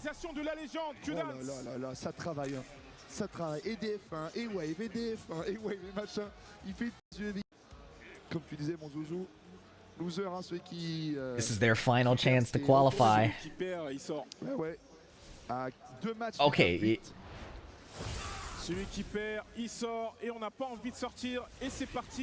Third strike parry on the electric. Stepped on his feet, but got blocked. Would you call that stepping on? It's like stepping sideways. You know what I mean? It's a kick. Who am I kidding? All these hell sweeps. So few of them blocked. 1-1-2 on counter hit. Flash ducks the throw. Oh god, broken toy, tons of damage. Down forward 1-1 interrupt. Kudans has shut down the way that Yagami wants to approach on offense. Yagami has to figure out a way around these jabs and down forward 1s. It's easier said than done. Heihachi is kind of known for that, even with a nerfed down forward 1. He's in though. Heat burst, he's out. Stance, headbutt. Oh my goodness. Duck, duck, goose again. Ducking the high, but only getting a jab punish does not feel good. Raiden is good, but he's already out of heat, interrupting the Unsoku stance. Down forward 1-2 counter hit again. Kudans running away with it. The mid electric. Bah! Forward 4 stance. Tries to grab his head. Nice block on the hell sweep again. Kudans hitting every hell sweep. Yagami unable to land any. Double electric is good though. He needed this. Under damage. Got over 50%. He's pushing the offense. He wants to close it out here. The hell sweep gets interrupted. Counter hit back forward. Kudon's smelling the desperation. Puts out a fat counter hit. Gets to the other wall. Interesting combo choice. Down two whiffs. That may have been a messed up electric, and that could be the end.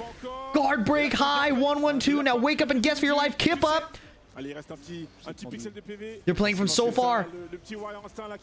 Oh, he got the electric, but it traded. It traded with the forward 2, and Kudons eliminates Yagami.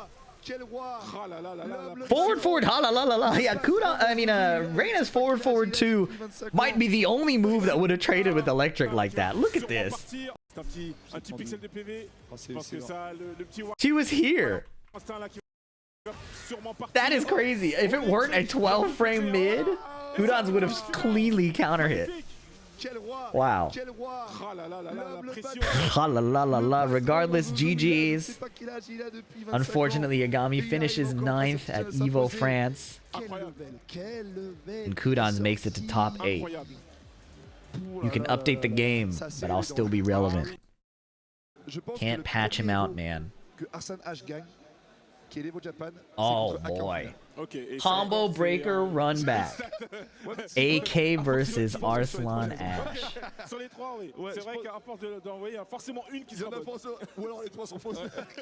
Non, je pense, tu sais quoi? Parce que bon, j'ai. Encore une autre stat? Je suis pas trop mauvais. Non, c'est ça. Non, j'en ai pas trop. Non, je suis pas trop mauvais sur les trucs souvenirs, machin. Voilà, ils se connaissent depuis.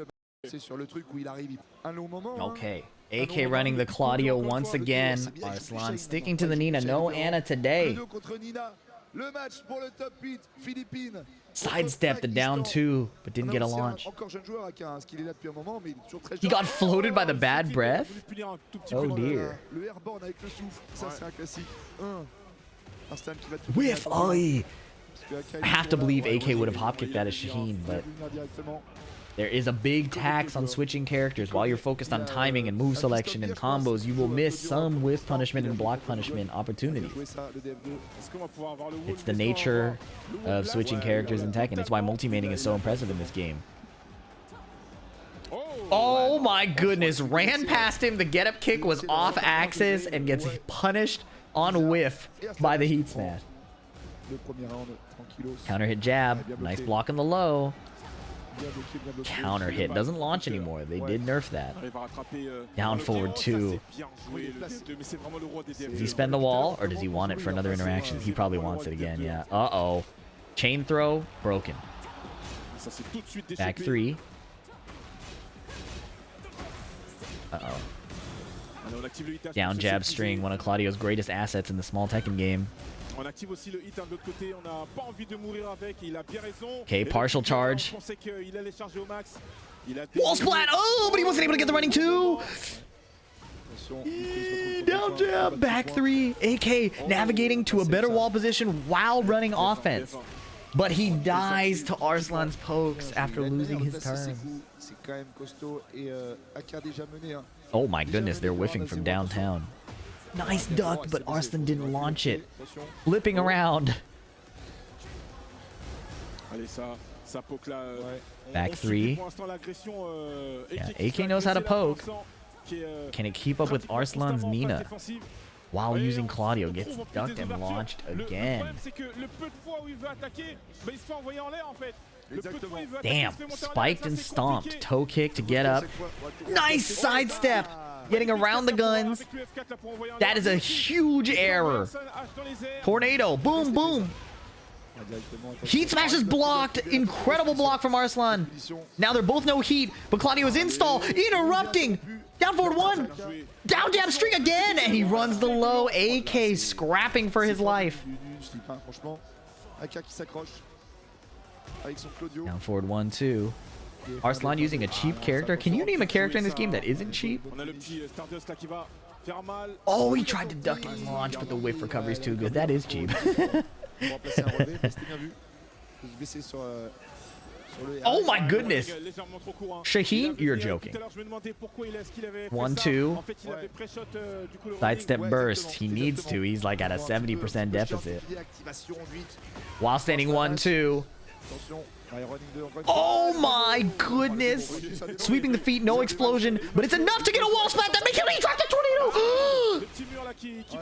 Chip and heal. Power crush is good, but she healed enough to survive. He tried a while standing forward, and he gets slid on. The floats that AK's unable to, or the side wall splats that AK's unable to convert on. They all looked so good, but he just barely isn't there in time. Just barely isn't there in time. S'il a fait un top 8 en ayant perdu. Mais en tout cas, ce serait historique les amis, de voir ça. Lui qui continue de performer. L'homme, je rappelle, ceux qui ne savent pas, hein, Arslan H en bleu, qui a 6 Evo. Il a remporté l'Evo à 6 reprises.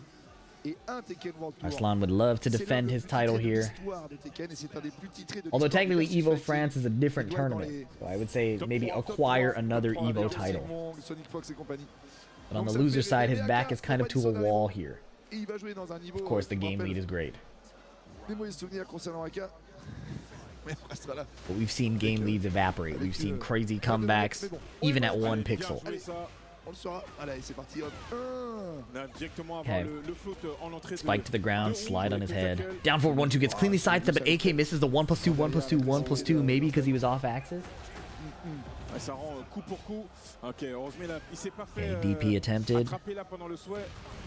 Catching the sidestep button. Back 4-2 is good. Clipped Arslan moving, I think, and this combo's gonna be huge. And the wall is kind of right there. Double tailspin. Yeah, he can get it.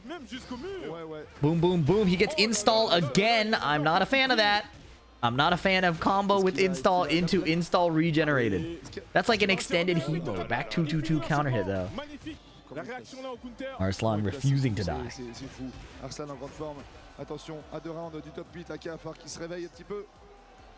Down 4-2 from downtown. I wonder if he was trying to catch AK running in.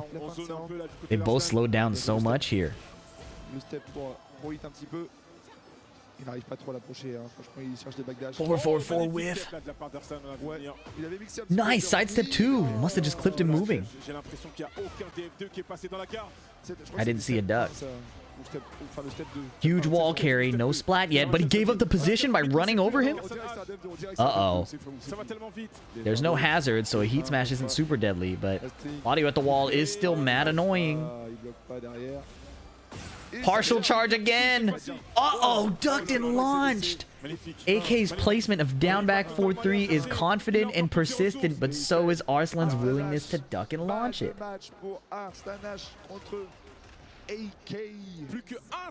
And now, elimination point for Arslan to secure a top 8 placement to take AK out. Will this be the round? Arslan started going in. Yep, dashing back in, playing his poke game. Bad breath, breathing on him, kneeing him in the chest. Down forward 2 when AK tries to run his offense back. Giving up a combo, an act of mercy perhaps? Okay, oh, trade. Chip damage. Oh, the second hit! Extension AK. You are out of opportunities, and the low get-up kick gets jumped over. Good games between these frequent rivals in Tekken 8. AK is now out of Evo France. And another top 8 spot secured by the legend himself, Arslan Ash. And if I'm not mistaken, we only have like 2 more matches left. We have Jod versus Sin. Sin getting extremely hyped. He said, "What are you doing?" Ah, c'est qui rentre en lui là, je crois. Ouais. Enfin, qui rentre en lui, il incarne l'âme de Yoshi. C'est aujourd'hui avec Kenneth Range qui a plus de plus, c'est le meilleur. Dude, les amis, il reste plus que 2 matchs. Restez bien avec nous sur la scène de Ken. Merci à toutes et à tous d'être présents. Et notamment aussi le public français qu'on embrasse avec Zulu et moi-même. D'avoir été là pour les gens français. Et là, notre joueur. No surprises here. Yoshimitsu versus Nina. Jod shelving the wedding dress outfit once again, much to my dismay. This is another top 8 qualification match. Jod, obviously the crowd favorite, hailing from France. pour le dernier match avant le top 8. Les deux joueurs veulent vraiment aller chercher leur top 8. Sin seemingly having a different approach for every matchup, which, you know, is a very logical thing, I suppose, like especially in a game like Tekken 8, but it's cool to see it play out. Wow! Instant while standing 1-2, getting around the highs, spike combo into kill. Even when Sin slows down, he is still very visibly, like, mentally active, and you can tell when he does finally make his play. There's no part of the game where he's like checked out or zoned out, you know. Even where he's standing still and just backdashing, he's paying attention. And that's not to say Jod isn't, or that other players aren't, but with Sin it's the most noticeable, because Yoshimitsu players will do a lot of sitting still sometimes, and you never really know what's going on in their heads. But when Sin makes his play, you can tell he's paying attention. 2-1 counter hit. Dominating lead so far. He's barely losing HP. Nina, usually a poking demon, usually able to oppress Yoshimitsu. And as soon as Jod seems to realize that, he gets flashed. Clean splat. Okay, side rolling out of trouble. Well played. While standing 2. Changing up his offense. Back turn ducking to get away from the wall. Tip of the toe sweep. Mid, but no wall splat. Backing up a little bit. Back to delay into heat dash. Trying to catch Jod getting a little antsy. No luck. Forward 3. Bash the head. Sweep the leg. He's changing stances, creating a bit of confusion. Missed punish from Jod. Nice block on the low. Sin sent it, and he has rounds to play with, so it's hard to fault him. But the thing is, Jod is about to burn out most of the timer with this combo. If he blows up the floor, he's dead. Kip up counter hits. He's healing. He can heal. The gray health is in. Yoshimitsu's favorite 3-2 string extension. Is he dead? He died. Okay. While standing 2, he goes into full crouch with a no sword stance to threaten that sweep that you just saw. But then he just runs the mid.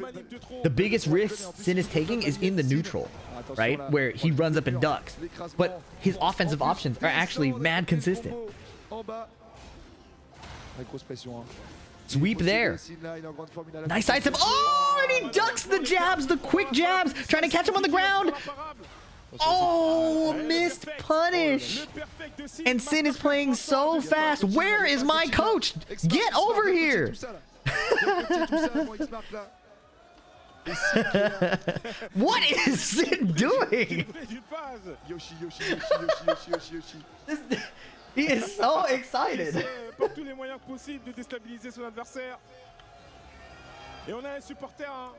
Sin knows that the crowd is behind Jod. Bro took one too many. Alright, he's settled down. Oh yeah, I have some water. Should drink some of that. Allez, c'est maintenant là qu'il faut y aller. T'es au-dessus, putain, t'es là. Tu connais. Oh, there he goes again. J'essaie de lui envoyer tout ce que je peux comme info. He goes again. Allez, là, toute la France est derrière toi, Jod. Ah, mais Sin, il fait un tournoi exceptionnel. Franchement, Sin, il fait un tournoi exceptionnel. C'est pareil, Sin, il s'investit. Il fait tous les set and reset, tous les tournois online. Il est vraiment, il travaille beaucoup. All right. Wow, how fitting. Jod defending France is fighting Sin on the France stage. The wedding dress is out. It's time to stand up for your country. Wow, she backswayed away from Fubuki knee.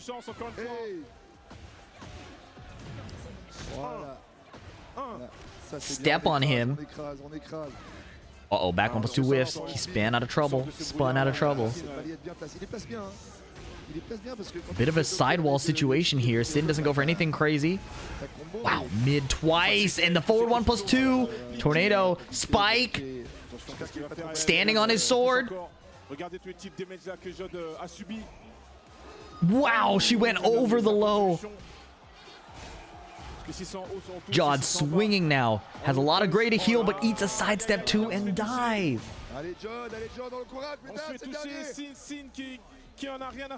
Back to 1. Big robbery attempt. Jod stays calm and launch punishes. Calm down. Stop tweaking. Flip over. Yep, taking as much damage as possible. Now he's really cornered. Pushes back a bit. Now he has spin available. If he goes to the left, forward 1+2. All of a sudden, Jod's back is to the wall, and he gets swept off his feet. Again, threatening it while standing 4. Nice block. 3-1 heat dash. Threatening the sweep again, and then backing off and whiff punishing Jod's hop kick. Oh, but he wipes the floor underneath Sin's highs. Counter hit launch. Tons of healing. Heat dash can carry to the wall, surely. No, he goes for the spike instead. Heat dash for pressure. Wipe the floor on delay, waiting for the spin to finish. The spin to finish. Expire. The word I was looking for was expire. Down forward 1-2, sidestep to the left. Counter hit, down back 2. You rarely see that these days. Back 2-2-2, slap, slap, slap. Oh, whiff, punish, and Sin heals all of that gray. Sidestep flash to resplat. These optimizations. 68 spike into refloat. Finishing the string. Nice block punish. Backflip.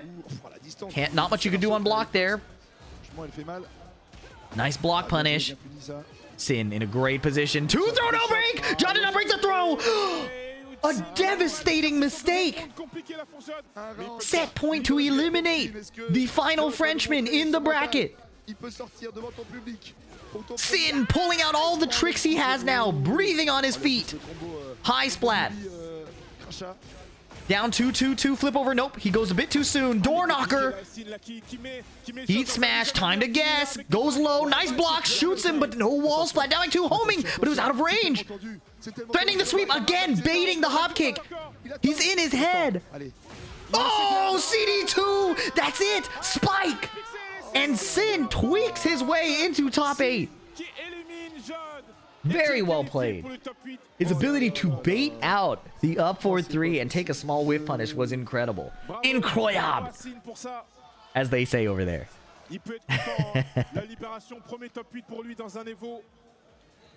Very, very well played. Then returning to calmly. Oh yeah, fist bump me. Get your hands away from me. That's valid. Handshakes at these big tournaments can like get you sick. So I don't blame people for going for fist bumps. I don't blame people for going for fist bumps. I usually go for handshake, but now I get it. And the final match of the night is here, ladies and gentlemen. DNF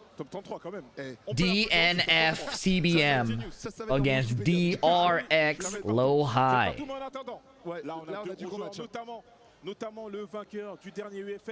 If you recall, CBM was quite literally like 3 hits from advancing and came back upon by Kane and Trench, I believe. Yeah, Kane and Trench. So here he is. Back again looking to qualify. Low High, I don't remember who Low High lost to. Remember who Low High lost to? Et CBM qui est fabuleux, hein. CBM qui est vraiment incroyable. On a beaucoup vu sur Clive, là il ressort son jean. Anyways, est-ce qu'il y aura peut-être another exploding wall match. En face de lui, le Brian de Loai, Brian ultra explosif, ultra agressif. Dashing in each other's faces. These guys have also played a ton. Nice duck under the hook fist. Des jumpers par-ci, des jumpers par-là. On va voir comment est-ce qu'il va sortir face à son confrère CBM. 2-1. Okay, down 4 underneath Brian's jab. These guys are scrapping. Je ressens depuis des années, c'est tout simplement aujourd'hui, vous avez en face de vous le meilleur jean du Back monde, 2-1. le meilleur Brian du monde, les amis. Oh, avec Isama, la famille. Bon, il y a Ref aussi hein, qui est costaud, mais voilà. En tout cas, aujourd'hui, c'est le meilleur. C'est les légendes absolues déjà du jeu. Oh, heat dash on the second hit. He just finished it. Didn't even hesitate. Lui qui a déjà remporté les veaux. Low High lost to Sin. That's right. That's right. So Low High has been battling through the losers bracket. Whereas CBM just got here. Down forward 1-1-2. Standing for a bit late. Hook fist on the whiffed Requiem. Back 2-1. Doop. Forward 3 into the 1-3 string. Unconventional offense. Not doing a lot, but maybe overloading Lowhigh's mental stack a bit. Uh-oh. Neo Incinerator, 4th hit. Back 1. Dashing into his face. He's cornered him. Down 4. Requiem does not wall spike cleanly. Misses the taunt. Confirm. Oh, wow. CBM is finishing all his strings off of the Zen 1. Nice Rage Art. Disrespecting the plus frames from the stature kick. And that should be dead. Tying it up. Tying it up off of the plus frames of the stature. Pretty confident that CBM was going to continue running his offense. These guys have more than just this first 2 of experience, and that's putting it lightly. Nice block. Nice step heat burst. Covering a lot of timings from the Jin, and a dash QCB1 blowing up CBM's sidestep button. Canceling the string into while standing 4. Confident play from both players. Uh-oh. Tech trap, no jet upper. Lowhigh is moving a bit too quickly. He's not connecting the knee on the taunt. That's happened multiple times now. But if he's going for it, that's good confidence. Sidestep duck while standing 1. Adjusting the combo for the high splat. Doesn't get it. Gets the snake eyes anyways. Taunt threatened. Taunt twice! Neo Incinerator. CBM got up into the second one. 1 game away from making it to top 8. Lowhigh would love to claim this Evo title. So would CBM. So would CBM, to be fair. Who wouldn't? What am I really saying here? What am I really saying? Lowhigh would love to claim another Evo title. His last win was Evo 2018 in Tekken 7. Okay. These guys moving in and out of each other's space pretty well. Lowhigh using that long range down 4 to chase CBM down a little bit. Down 2. I wonder if he went for an electric. CBM can 14 frame electric. He is that guy. So the down 2 makes me think that he went for a punish.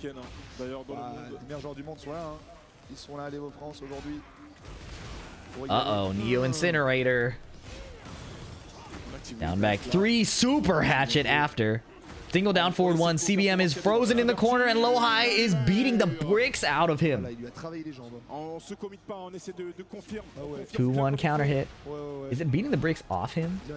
I don't trust my English right now. It's been a long day. Jab down 4, 1-2 counter hit. Uh-oh, he's moving forward. Taunt dashing. Dash blocking into a low parry. Okay, back to 1 shoulder. Taunt Okazemi down back 3 for some guaranteed damage. Oh, he ducked the 2-4. And that should be it. Heat dash, just 1 hit. Oh my, he didn't have to do all that. It's set point, elimination point, top 8 qualification point. CBM missing a whiff punish on the down forward 2. Then again, Lowhigh could have extended it into the counter hit mid, so hesitation is somewhat valid, but now Lowhigh is just running into his face. They've swapped sides. CBM fails the counter hit throw break and gets launched by the exploding meteor. He's in the air. Brian Fury is taking him to the wall. The sidewall may save his life a bit. Lowhigh is taunting, but he's dashing in his face again. How much stage position has CBM given up to Lowhigh's forward dashing? He ducks and taunts. He's feeling confident, but he messes up. CBM capitalizes with a while standing 2. Ikuzo. Flip over. CBM still in it. Misses a little whiff punish after sidestepping the 1-2. Snake Eyes super parry. Lowhigh continuing to move in. No duck. UCB1 down 4. Zen stance going for some big chip and plus frames. Nice block on the low, and that's it. He finishes the string. No room to rage art.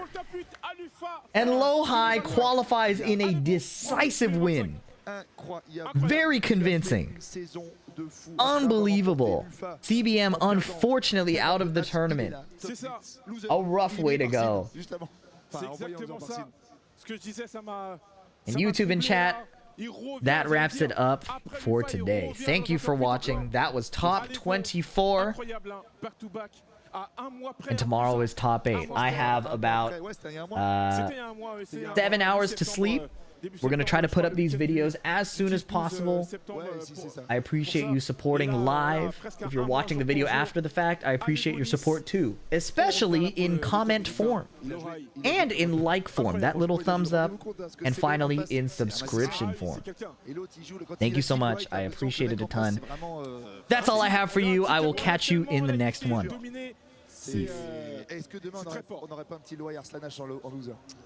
Alright, Yonko Bryce, thank you for these 7 months. Crabs Go Pinch, thank you for the 16 months. Yazka rated me 3 hours ago. I still appreciate it. 3 hours after the fact.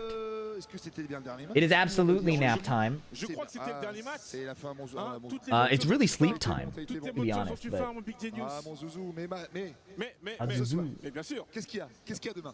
Demain, on revient pour le top 8, bien sûr. Le top 8, son premier top 8, même mon premier, parce que je l'ai fait plein de fois, mais allez vous-même sur place, ça va être mon premier.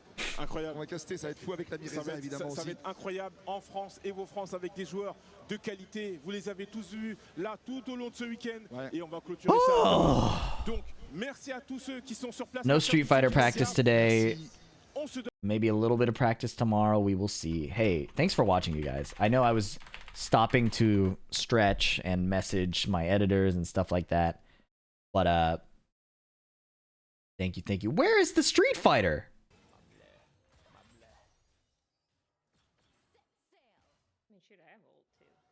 Yeah. It's so troll that I can't jump over the cage, but I guess it makes sense. Be careful, we might get Bartle feed ASAP. My teammate is playing League of Legends. Oh, big hit. Oh, never mind. We're good. We walk up. Oh, is he on it? If you ever, I can check if he's done by now. landed ulti on them. Yeah, they're up. Yeah, both up. Jump in his chat. Yeah, we'll all jump in his chat. All right. Thank you, everybody. We'll catch you tomorrow bright and early. In roughly... This is crazy. Yeah, 7 hours. Is that our Lux or their Lux? Oh, it's their Lux. All right. Have a good one, y'all. Peace out. That was the 3-man serve, you know. Sheesh.